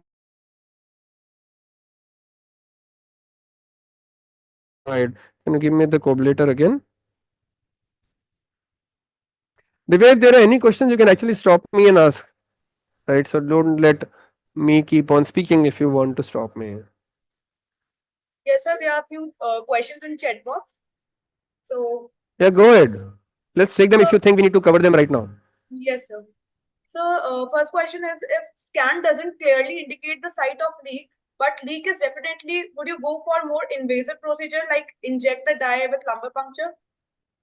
Okay, that's an interesting question, and I'm happy this question was asked. Now, you see, now there are advanced techniques which are available, which are, I can probably going more towards what we call as the gold standard towards it. We all know there was a time when CT cysternography was very commonly being done. It's almost not being done now.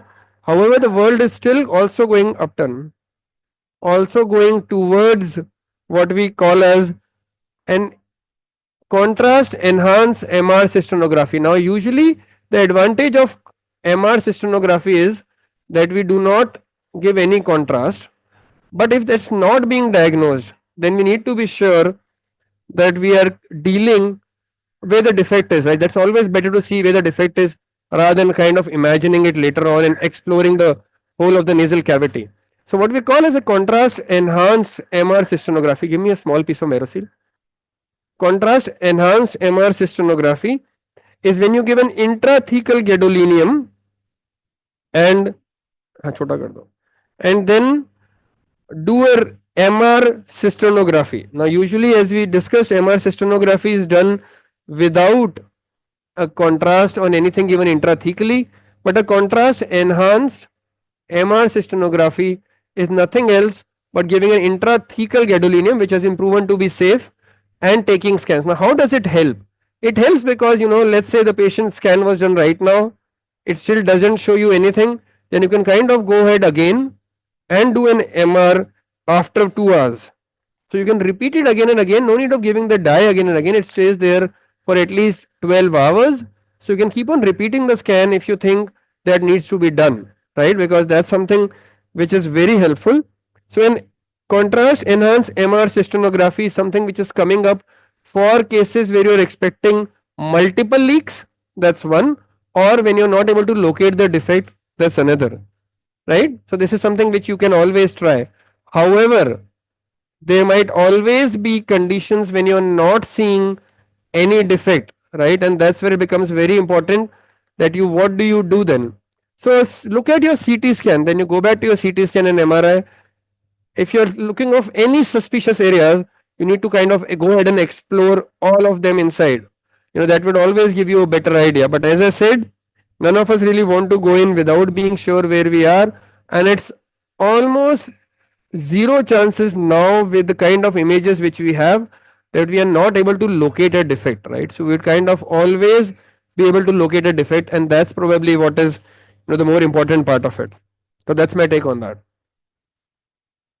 So more questions, like what factor determine whether a patient is suitable for endoscopic or the open repair? Endoscopic or open repair? Okay, interesting. Now, when we started this, and I remember my MS days, Dr. Alok Thakkar used to do a lot of those CSF rhinorias in those days, and then PGI Chandigarh we had Dr. Ramandeep Virk and Dr. Ashok Gupta sir doing so many CSF rhinorias at that time, and there was time when we are shifting from an external to an endoscopic approach.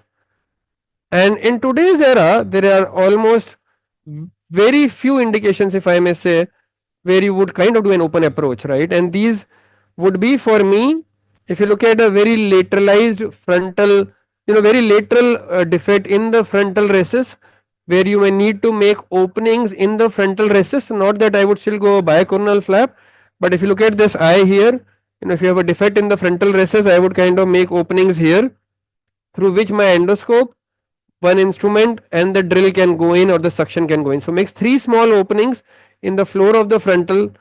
Endoscope goes in from one, the instruments go in from other, section may go in from the third. So you have these small 3 openings, and this is a kind of an open approach. That's one. The second is, again, if there are multiple defects, especially post trauma, there are times when I still go about preferring an external approach. So we discuss with the neurosurgeons, and then we go about doing that. So very limited indications, but yes, let's not have our ego, deciding that we have to go in endoscopically. We need to kind of modify our approaches, discuss with the team we are working with, look at our limitations, and then go about. Give me a curved kerosene. Yeah. Straight. Any other questions, Divya? Or do we go about discussing the thing which I was talking about? So, do you use hypotensive anesthesia? Do you use adrenaline pre and intraoperatively? Yeah, so nasal packing which we are using does have adrenaline intraoperatively, right? Nothing which is done post-operatively, right? Obviously, hypotensive anesthesia is something which is of paramount importance in all rhinology surgeries, especially CSR rhinorias, because there is not an inflammatory condition. So you want that you should be able to see the things very clearly and not just be going inside a very bloody field. So hypotensive anesthesia is paramount importance here, and not straight suction, not to be in a patient which, if a patient has a high blood pressure, many things will not go in. So look at this field here. I'm so happy with this field. Now, other thing which you also know is that if you have oozing present, pack and wait, wash with warm saline, don't really meddle inside, coagulate where you need to, coagulate where you need to, and then keep going inside, right? So this is the advantage of the posterior septectomy which we did. We are going on from both the sides, the instruments are there, and if I need a third instrument or a fourth instrument, we will probably need it as we go in. Glue ready kar lijiyega Dilip ji, right? And if you need a third or a fourth instrument going in, it won't be a lot of an issue. Curved suction. Now let's do a suction in this area.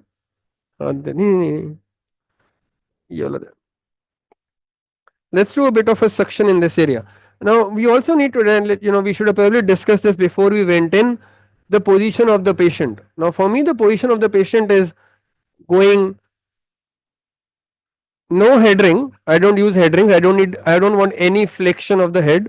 For me, it's basically just doing the whole body tilted in a reverse Trendelenburg position, so that the head end is elevated, the foot end is lower down, and that's what we are using. So that's my whole, kind of the meningocele. I would still go about coabulating this and dealing with it. This is the big defect. Post trauma, again, you expect bigger defects than spontaneous. Spontaneous defects are smaller usually. Post trauma ones can be bigger, and we need to be ready for it. So let's look at these various kind of things which we are seeing in here, the various landmarks in the sphenoid sinus.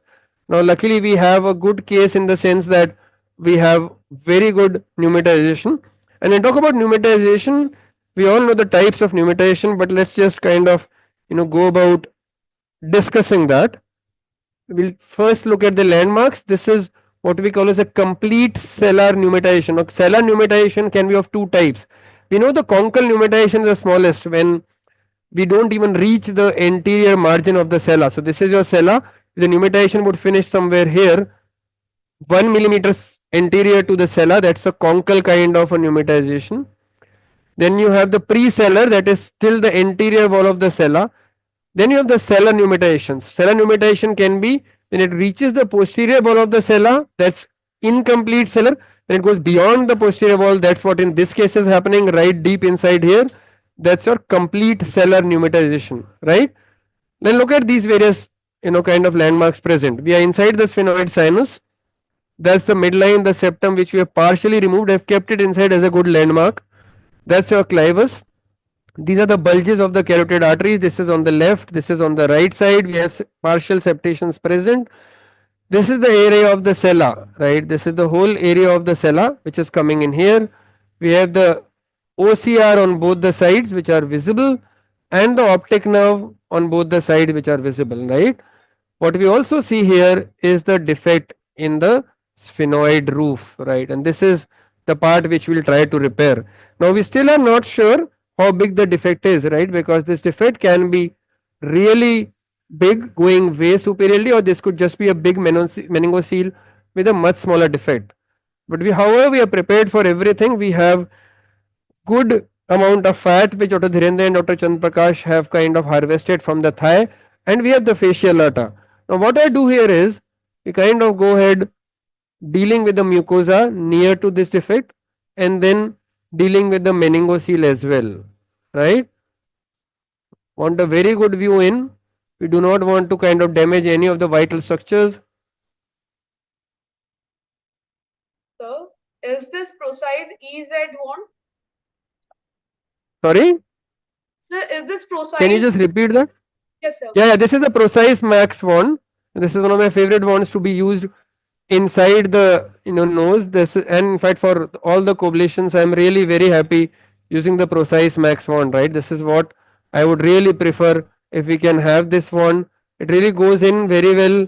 We can see all around it, doesn't occupy a lot of space, and is a very versatile tool. So really works out, doesn't get clogged a lot, but then you also need a good support in the sense that you have people in your with you in the team who would kind of keep opening this thing if it closes. We all know that coabulator wands can get closed at times, so you need somebody to clean them up for you, so you don't land up with any problems for that, right? But this is the precise max wand which we are using. What we also need to realize is intermittently we see there is a lot of fluid coming inside the field, and that's one because of coabulator. The other, when Dr. Dhirendra kind of washes the nasal cavity. Now this wash which is using is warm saline. Again, one of those steps which would kind of help in the coagulation cascade, so that you have a very good view of the cavity. Use every small thing which you can for a good hemostasis and a good field inside. So all these small steps, coagulation, warm saline, packing, hypotensive anesthesias, not be in a hurry, are very important if you are dealing with a case in the rhinology field, right? Let's pay no less importance to these steps than the other things which are existing. And I think that's the first thing. And the second thing will be always to have a good team with you, because this is something which you can't really do without. Definitely, Now, sir. luckily, we have all these technologies. Like, so in the trolley, we have a drill available with us, which we'll be using if required. We have coagulators, we have debriders. So we have almost everything which we may be needing. And for hemostasis, we have various forms of, Surgicel, which is there with us. So if needed, we'll go about using it, right? So let's say this is a small ooze. I'm trying to work on it. If it doesn't stop, we just pack and then go back again after half a minute or so. Can you give me a small Merosil, please? I don't want to have a lot of bleeding. Now, especially with these post-trauma patients, when you have these defects, I have had experiences when we have done an endoscopic repair and these bleedings can be really tricky, which is not an issue with spontaneous leaks as much because they don't bleed, but these fracture lines can be running anywhere and lead to these small oozes. So if you repair this defect without taking care of these oozings, then this is bound to lead to some issues present intracranially. That's your CSF leaking out from the defect which is present, right? Let's just pack it again. Sir? Wait for a minute or two and then come back to this. Hello, sir? Suction straight there.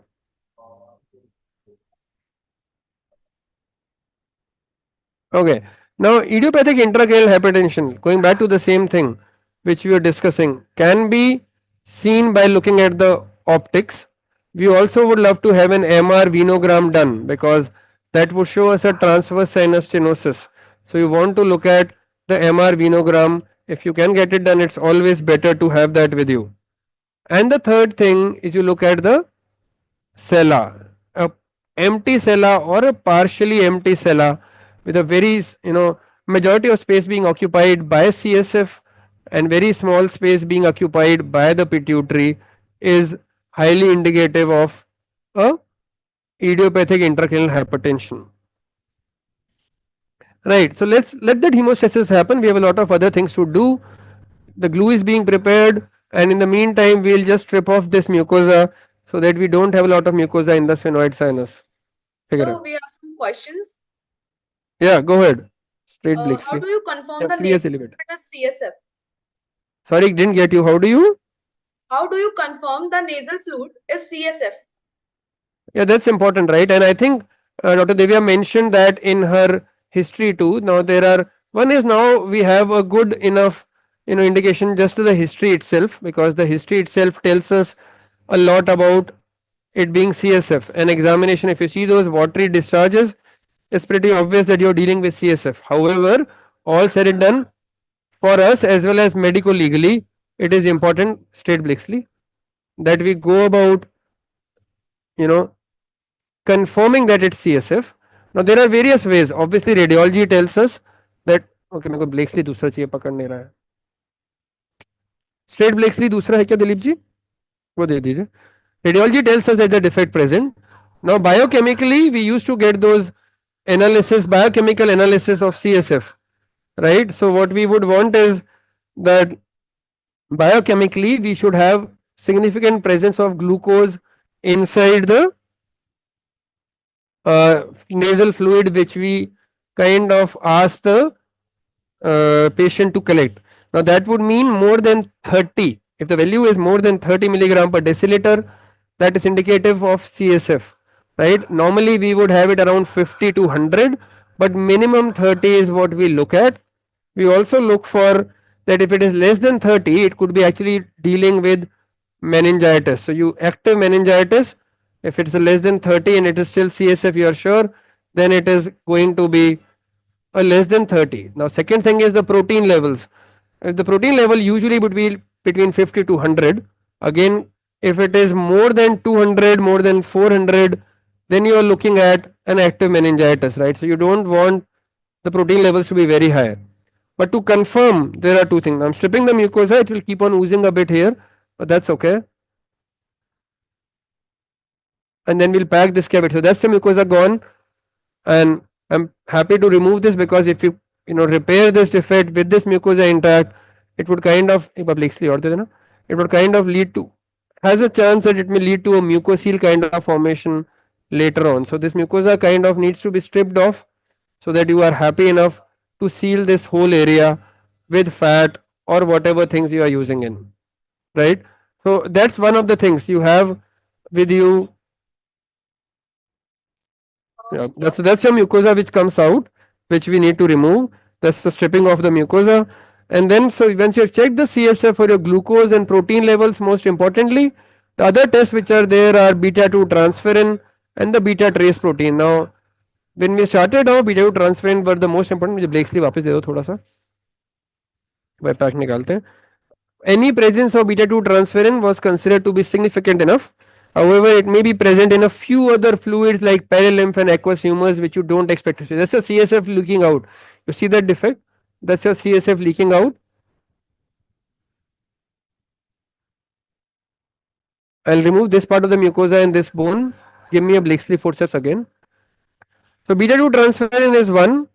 The other is beta trace proteins. Now beta trace proteins are becoming more and more popular for confirming that we are dealing with CSF, and it's a very simple test, much less expensive than beta 2 transferrin. So yes, and more specific. It's almost 100% specificity and a sensitivity of around 90 to 95%. So that's how good the beta trace protein has become. So these three tests, good enough, and that's where you kind of go about. वापस से obliquely दे दो. Remove all the bits of mucosa which you can, so that you don't land up with any kind of an issue later on. So, what's your experience with water clot solution and Meracil in controlling the bleeding?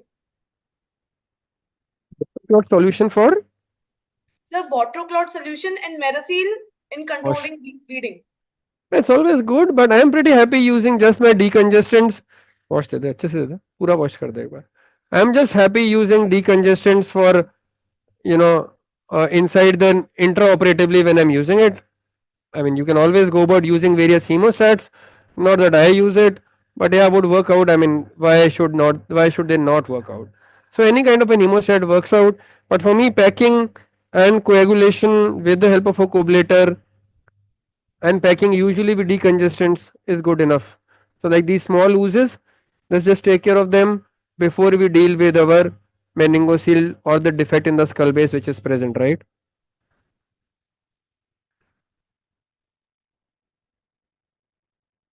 मुझे बस मेरोसिल से pack दे दो छोटा सा. So that's right above the sella where we are having these oozings. Need to take care of all these small things, and we'll maybe just pack this up and deal with this our area of interest, and by the time it really stops. Fat को आधा काट लो.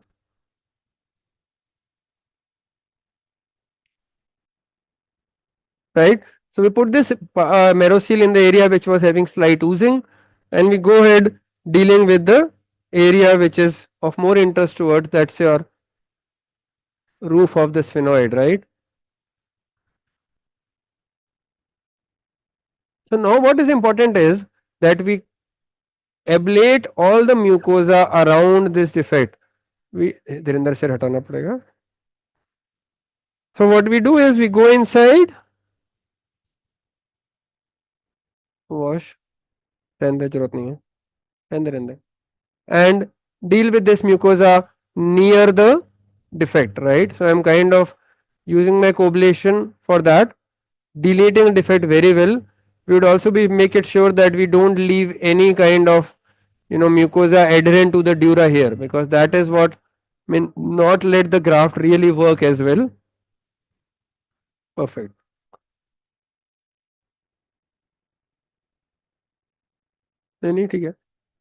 Right, so this is where I'm dealing with all the mucosas. We realized that there was a slight oozing before, earlier when we were dealing with this area. Now that we had packed it and worked on the other area, that bleeding is completely gone. So for me, as I mentioned, pack and work in other areas. Don't keep dealing with the same area when you are having oozing in that part, right? So don't do that.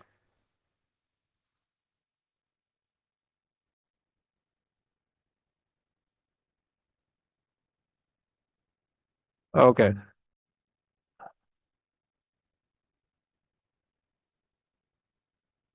They they wash कर दे Sir, there are some questions in chat box. yeah. How do you handle cases where the leak is difficult to assess endoscopically? Okay, I think we discussed that. It's kind of dealing with, when you want to go endoscopically or external, right? So, as I mentioned, the areas which can be critical for us would include the far lateral defects in the frontal sinus, and rest of it usually are easily accessible endoscopically. So, for that, you need to kind of make openings in the floor of the frontal and go about, dealing with that area, right? So, that's your fracture line.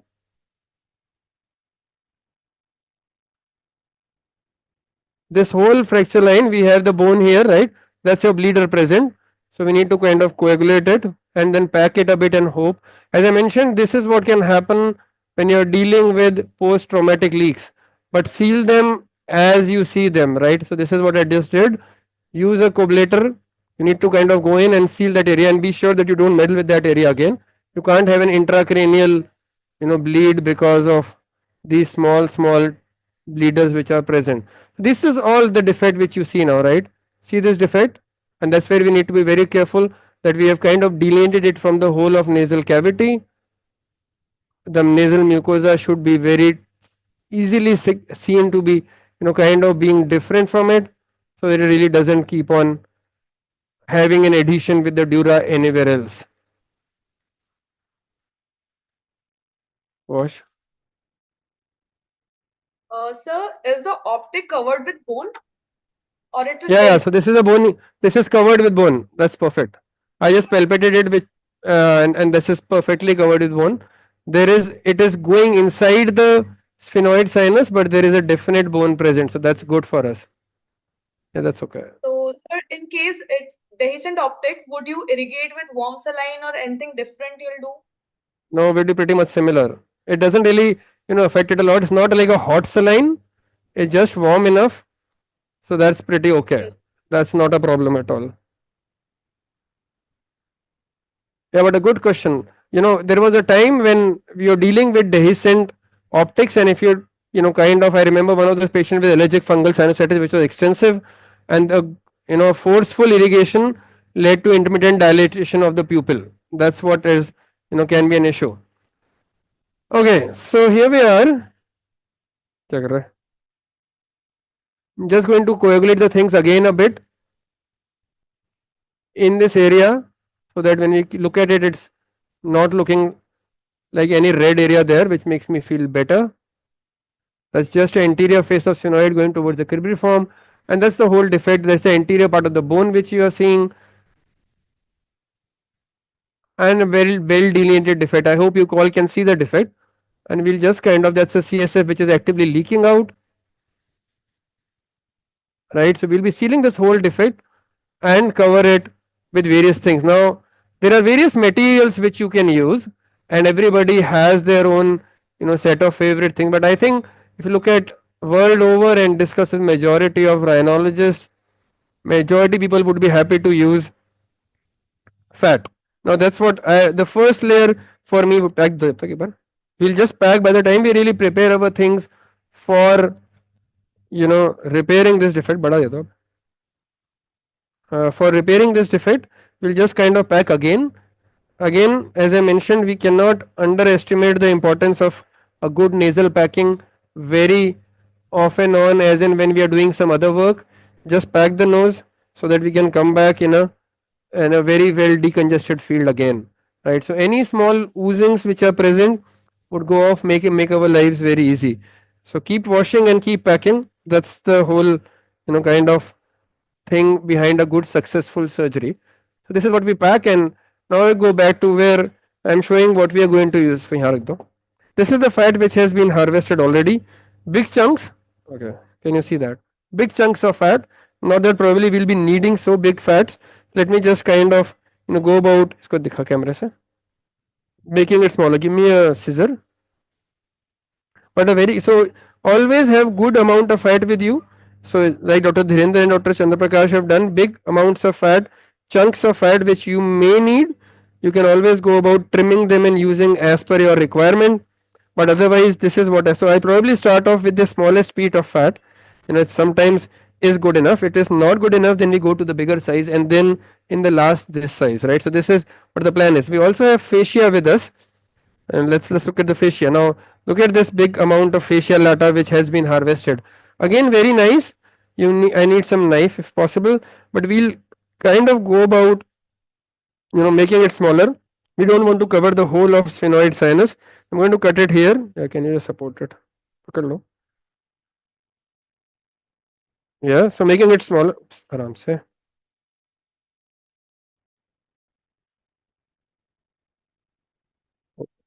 So we make it kind of a smaller facial later. So my first preference would be to use this. So thoda smooth kar lena idhar se aap. We start with this facial letter which is smaller.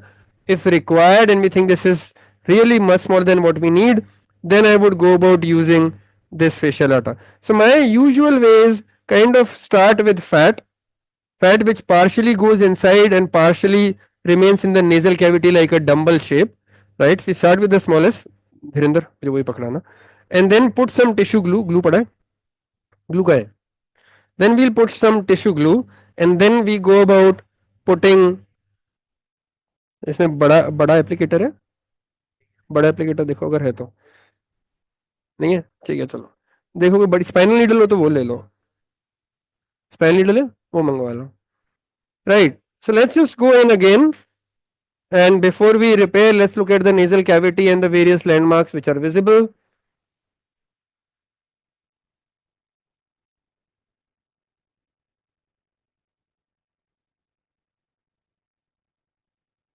Now and at the end we'll also be using Surgicel, right? Surgicel and a piece of मुझे Surgicel का piece निकाल ही दो.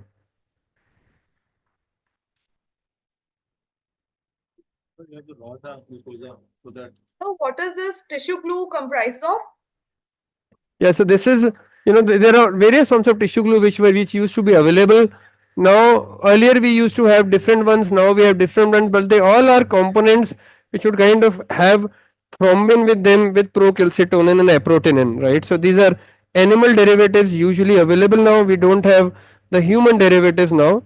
Earlier we used to have the human derivatives also available, but now we only have the animal derivatives. So with all those animal derivatives, there's a small chance of an allergic reaction.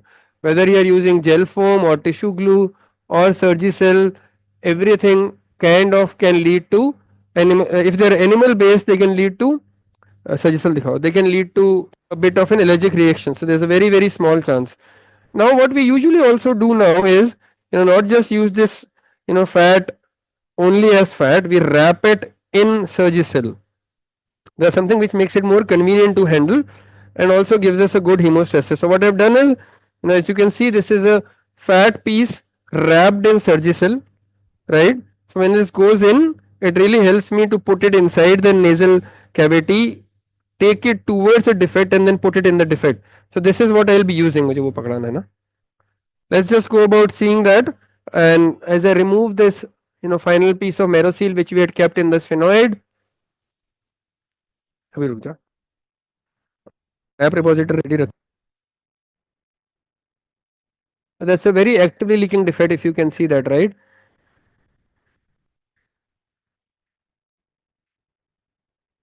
Cool. Fat दीजिए. Sometimes you may need to use more than one piece of fat. दूसरा fat भी है ना, wrap करके रख लो.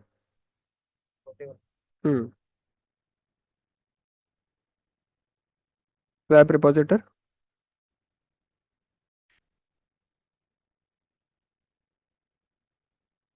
Right. So what this does is this Surgicel makes it much more comfortable.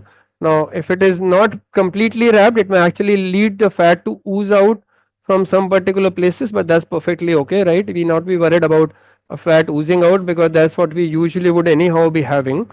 But this is just that it helps me to handle this in a much better manner, right?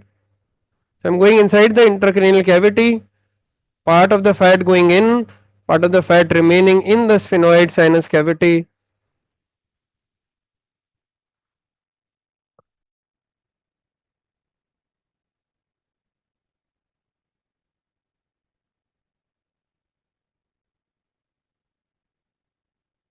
You need to be sure. You see, the fit seems to be pretty well sealed. It was very active leak before this. Now it seems to be pretty well sealed. I'll not be pushing in a lot, because this is a sensitive area. You have a lot of vital structures, as we, saw. The optic nerve and the sella both are there, and we have vessels which are very important, the superior, hypophyseal, etc., which come in.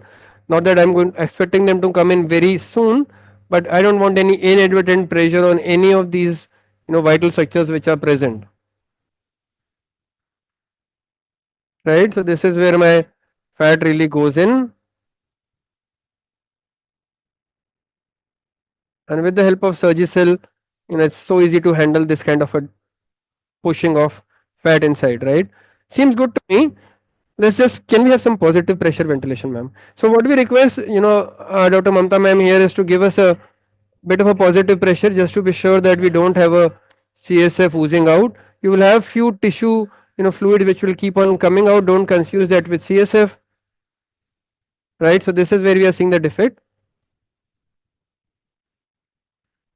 Again, let's look at the carotid, the optic nerves, the clivus, keratico-optic recess. So now you see there is a bit of an E defect present. You see that? Very slight ooze, but let's just be sure again. So I'll push a bit more of fat. Maybe yes, maybe no. But let's be very sure we are not leaving out any openings, right? Seems pretty good. But still, let's push a bit more of fat inside. Thank you, ma'am. एक बार और बाद में करेंगे. वापस से flap रिपोजिटर. नहीं ठीक है.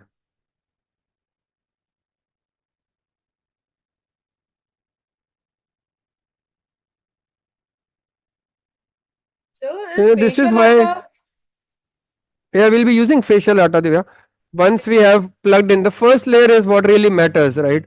Anything above is just for our own, belief that is helping us out.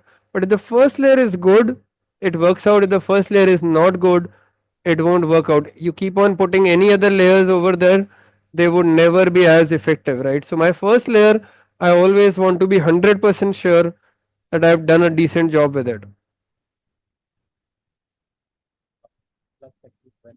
Yeah, many prefer karta, so I don't use that a lot. Okay, let's go in again.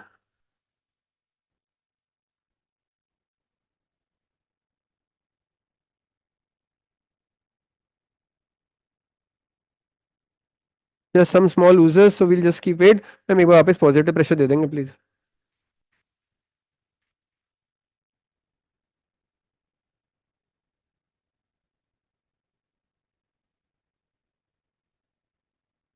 So giving positive pressure again, nothing leaking out this time makes me feel happier. I think that's where we kind of confirm that our first layer is okay. Thank you, ma'am. Right, so that's my first layer, which makes it look pretty decent. Now we'll still take care of this small ooze before I kind of put the fat, if at all we have a significant ooze. No, let's not disturb this side. ऐसा कुछ ooze नहीं है. Whatever put as Surgicel will probably take care of it. Right, so this is my first layer, and I'll just leave it there, and then we put tissue glue and then the fascia. Right, now this is the tissue glue which we are going to use, and एक और spinal needle चाहिए होगी अपने को. Right, so we are using a spinal needle here. I hope it works out, because this kind of tissue glue is very defect not in the cribbery form but much deeper. So I've guided this thing. This is where my needle is reaching. And then we go in, start from the superior part, right? पकड़ रखना needle को थोड़ा सा. Needle को निकलनी नहीं चाहिए. नहीं बाहर ले. Okay. छोड़ दे एक बार. छोड़ दे. Okay. टाइट पकड़ रखना उसको वहां से. टाइट लगी हुई नहीं है शायद. छोड़ो. देखो एक बार कितनी टाइट है. So this is where when you're using some kind of bigger applicator, इसमें leak a bit, and that's why we want. मेरे को दूसरा दे दो normal वाले. अगर नहीं जा रहा तो normal applicator लगा के एक बार try करके देख लो बाहर. ये तो normal applicator लगा लो. Right, so there were times when we used to do a surgery without tissue glue. Now this just makes me feel happier. So if you have tissue glue, it really helps. Many a times we have done surgeries without tissue glue previously, and even now that really works out. My first layer is working out fine. I will not keep on waiting that you have a good tissue glue. So let's just hope that this tissue glue works. If it doesn't, then we will just put the second layer and then come out of it. Like again, guiding it. You don't want it to, kind of touch the other structures and cause any bleeding. हाथ हटा भी, तेरा हाथ हटा भी नहीं. Right, so I'm supporting it with the endoscope. पकड़ लेना उधर से. Hey, छोड़, छोड़, छोड़. छोड़ दे.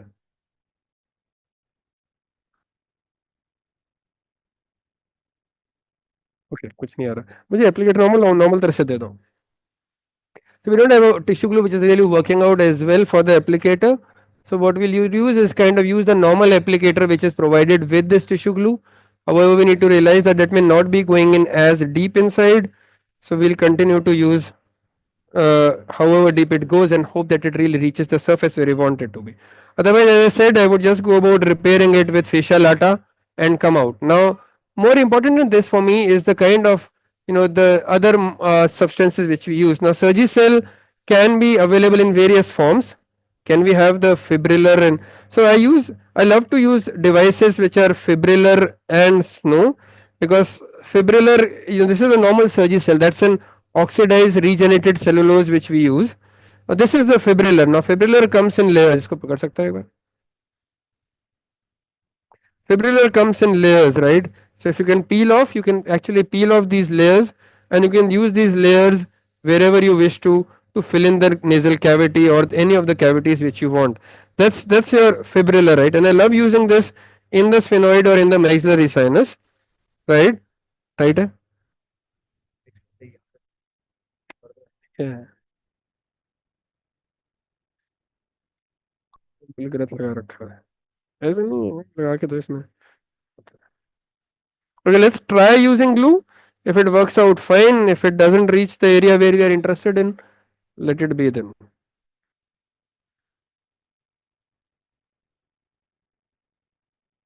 Okay. Guide it through one nasal cavity, looking from the other, and then pushing it in. Useless. कोई और है? Section दो. Right. So what we'll do is now we'll just go ahead and cover this up with fascia lata and take care of that. But as I mentioned, the Surgicel layers which are available to us are really something which are very good. I will use fibrillar. मुझे fibrillar दे दो. Fibrillar दे दीजिए. Fibrillar is, as I said, it can be used as layers. So this is the layer of fibrillars which are available to us, and let me just kind of put it inside. Packing forceps. So this is the fibrillar layer which I am going to use. That's my fibrillar which goes in. It goes in very smoothly, not like the routine Surgicel which would kind of get crumpled up a lot. And this I can place it on various oozing surfaces. So that's fibrillar for me, right? This is good to cover up all these small oozing surfaces so they don't keep on oozing. That's one. Then you have snow. Now snow is something, a device which is more commonly used for endoscopic world, right? That helps you because when you're taking it in, it really goes in the shape which you want it to and not in any other shape. So really helps us out. In the meantime, let's just repair the defect. Fascia de do. We'll use this small piece of fascia which is there and put it on the defect which we have covered with fat, right? So fascia lata use as like underlay or overlay technique.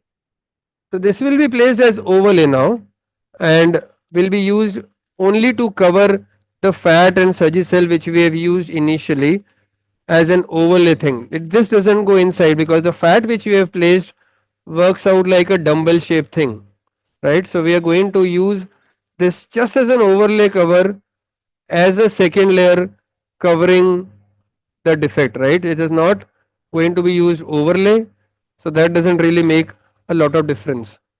Snow ka hai. Right? So this is where my second layer of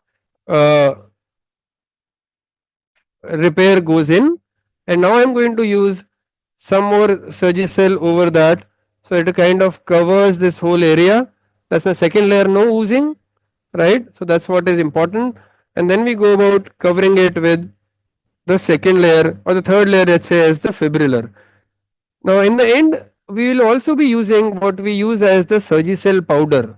Surgicel powder is a very interesting tool. Now, that's one of the latest formats in which you have Surgicel being used. So, and this is the cover layer of fibrillar. I would love to use this. Then the Surgicel anyhow नहीं चाहिए Surgicel क्यों दे जा रहे हो? Let's use मुझे Surgicel का powder दीजिएगा. Now, Surgicel powder would kind of go inside and cover the whole area wherever there is any oozing present. Now I'm just going to use it here, not that we usually need it, but I would still use it and it's not really oozing here. But what that does is a very different kind of a feel, and I love to use this whenever having a diffuse ooze, especially when you are dealing with an ooze which can be a problem, right? So what we do here is, this is the Surgicel powder, right? If you can look at it, this is the Surgicel powder, right? This has its own nozzle inside. Let's see if we can reach the area where we are interested in. So that's where we are going in, right? And when I push this, it actually kind of puts Surgicel powder. Now this is a very fast acting, this is a very fast acting thing and covers the whole area, right? So you are rest assured that any oozing which is present, that's my sphenoid sinus which I use it in. I might use it in the nasal cavity. So let me just put that over the various surfaces on the septum and the turbinates, because the plan here is that we won't be packing the nose. It's been quite some time that we do these surgeries without any nasal packs, but for that we need to be 100% sure that we are not leaving behind any oozing which can be troublesome later on. So something like a Surgicel powder really works out best. Now look at this whole cavity, all covered by Surgicel. Nowhere is it blocking our nasal cavity, and that takes care of any kind of ooze, right? So no nasal packing required, and this is where we finish off the whole thing, right? If there are any other questions, Yes, sir. we can discuss those. And we had one thing which was cool though, was the Surgicel which is coming in the form of snow. Iska packet dikhao. This is Surgicel snow, if you can see that. The Surgicel snow is the best thing which you want to use endoscopically. Not a Surgicel. Fibrillar is for packing the cavities. We packed the nasal cavity, the sphenoid sinus cavity with fibrillar. Snow khol do isko. Snow is something which goes inside the nose and maintains its shape completely. Right? This is how snow appears to be. So kaat do thoda sa. Right? So when we use this should be kind of not having any issues when you put inside. So if these are made specifically for endoscopic and laparoscopic surgeries, right? So this is, if I'm holding it this way, this would keep on going inside with lots of ease without causing any change in its shape unless we force it in, right? So doesn't get crumpled up, looks beautiful when you use it, and kind of works in the most effective manner which you really wanted to, right? So these are the various forms of Surgicel which we use, right? And you should be ordering all of them and having them all in your OTs, so that it really makes it much more easier. You're doing angiofibromas or post-FES, you can just go about doing that, right? I think we have done with the surgery. If there are any further questions that we can actually go ahead and discuss those. Yes, sir. So facial aorta is not vascularized. So whereas the nasoseptal flaps are, so there is any difference in the results? Back कर दो इसको. Okay, external camera ले लेते हैं. So nasoseptal flaps or the Hadad flap, right? For me, very frankly speaking, there is a very limited indication when you have a big defect created, usually post trauma, that I would use it. For majority of my pituitaries or craniopharyngiomas or CSF leaks, I don't go about using this Hadad flap for anything, right? They are not required. Very big defects which you think may be an issue with your free mucosal grafts or fat grafts, only then a nasoseptal flap or a Hadad flap. For me, nothing more than that. So I don't usually prefer them a lot. For me, these vascularized flaps can be used only if nothing else seems to be working out because of the size of defect. Yeah. So how many weeks for epithelialization, sir? Interesting question. Now, what's the post-op protocol? Let's take it that way. Now, this patient would be put on ceftriaxone. We don't use any mannitol, that's gone out completely. We use ceftriaxone in anti-meningitis doses. We started today morning. 2 gram IV twice a day is what the dose which we should use. And we also put the patient on acetazolamide. Now, acetazolamide to start off, we give it in complete doses, that is 250 milligram 3 times a day. Add potassium chloride syrup to that because you don't want any hypokalemia to be there. So we have these three things which are always going to be there. Then obviously you keep on adding, analgesics and cough suppressant and stool softener so that you don't have patients straining on anything. The patient is on bed rest for a day and that's it. We don't keep the patient on bed rest for any longer than that. No nasal packs, so they don't require removing. The first endoscopy which we do is 2 weeks post-op, right? So between 10 to 14 days is the first endoscopy. We obviously don't see any epithelialization by then. The epithelialization which we start seeing is any time after 4 to 6 weeks. This is the time we start seeing good epithelialization. We just want that there should be not many major crustings. If you have kind of exposed a lot of bone, there can be extensive crusting. Luckily, we did not do anything like that in this particular case. But that's what we need. We need to take care. There is not extensive crusting inside.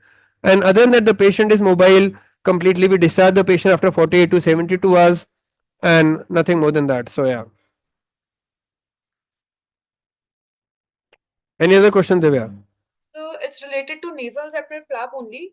Yeah. Like, how do you ensure proper harvesting and positioning of flaps, nasoseptal flaps? Okay, interesting. Now, we could have probably gone in and decided that, but there are two incisions which you need to make, the inferior incision and the superior incision. Now, the inferior incision can be taken even to the nasal floor.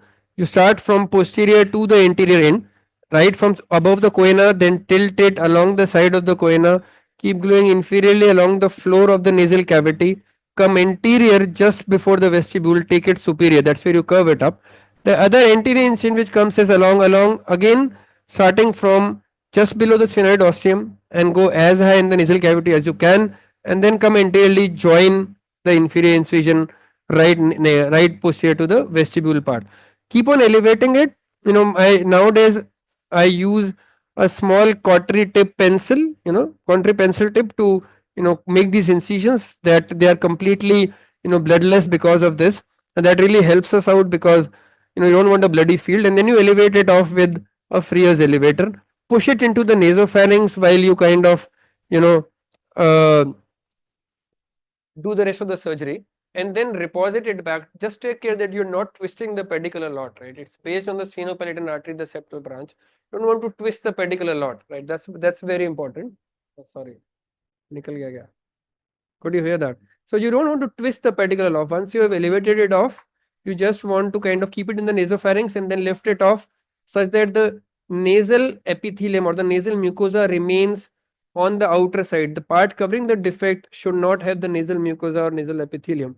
It should be the raw surface which was near the nasal septum, which should be on the defect and not the other way around, right? So it doesn't twist and it heals very well that way.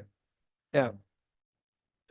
Okay, sir. So post-op, do you prescribe nasal steroid spray? No nasal steroids, right? You're not dealing with an allergic condition. You may just give saline nasal spray so that there is no crusting. You don't give nasal douches a lot. You don't ask the patient to blow a lot, especially during the first 1 month. You'd avoid that thing. Just a saline nasal spray is good enough. We'll putting the patient on xylometazoline, and somebody mentioned hemostatic nose drop, that's hemocoagulase, and saline nasal sprays, and that's good enough, right? You don't give any steroid nasal sprays. The patient is not having any allergic issues, so they are not really required, right? We may give anti-allergics as an oral thing to prevent any excessive sneezing if you think that's happening, but not something which you routinely want to do as a steroid nasal spray. These are all the questions. Thank you, sir, for Cool. answering. Thank you, and thank you everyone. Again, let me thank Alembic for such a wonderful academic activity. It really helps us out all, and and Alembic has been doing it for long. It's the 13th masterclass which they have been conducting, and thanks again, the whole team, Dr. Vijayendra, Dr. Deepak Haldipur sir, and Dr. Dvaipayan for involving SMS Medical College in this field. Thank you, sir. Thanks a lot. We extend our heartfelt thanks to you, sir, for the exceptional live demonstration of CSF rhinorrhea surgery today. I would also like to thank Divya ma'am for skillful moderating the session and keep the entire surgery engaging. Now, I would request Dr. Sanju is from our team Alembic, Marketing Manager, Mega Care team for the vote of thanks. Over to you, Dr. Sanju. Great. Thank you so much, sir. Thank you so much for that wonderful surgery, sir. And we are at the end of the session. That was really a great surgery. So at the end, I would like to take this opportunity to express my heartfelt appreciation to all the delegates and our esteemed speaker for participating in today's 13th Masterclass program. It's almost a decade program that we are doing it. And thank you so much, sir, for this. And I would like to extend sincere gratitude to Dr. Deepan Mukherjee, Dr. Deepak Haldipur for their invaluable guidance in organizing the event, particularly in selecting the topic and speakers, which greatly contributed toward the program's overall quality and engagement. I would like to especially thank Dr. Amitabh Roy Chaudhary, Dr. Pawan Singer, Dr. Jaya Prakash Reddy, Dr. Nausad, Dr. Manish Munjal, Dr. Gautam Khond, Dr. Monish Grover, Dr. S.V. Fukan, Dr. Samitra Ghosh, Dr. Rajiv, Dr. Divya, as well as the Alembic team, including Dr. Onkar, Dr. Dinesh, Dr. Darshan, and the complete sales and marketing team for their excellent coordination with the doctors, hospitals, and ensuring that the program starts on their time. It's really great to have you all the delegates. Today, the event has been attended by more than 2,200 ENTs across India. So that's a good crowd that has really come up. And that really shows that the ENTs are eagerly waiting for such kind of events to come up. And with all renowned speakers, especially sir like you, I think that's really makes the whole event a wonderful event for each one of us and makes a day very special for us. Thank you so much, sir. And this last statement, we eagerly anticipate coming together again for another masterclass program that will showcase even more captivating content and the speakers. In the meanwhile, please stay connected and enjoy your day. Thank you so much, sir, for the wonderful event. Thank you so much. And have Thank a you, great sir. day. Thank you so much. Thank you once again. Thank you, sir. Thank you so much. Thanks, Dr. Dinesh. Thank you. Shall I end the meeting?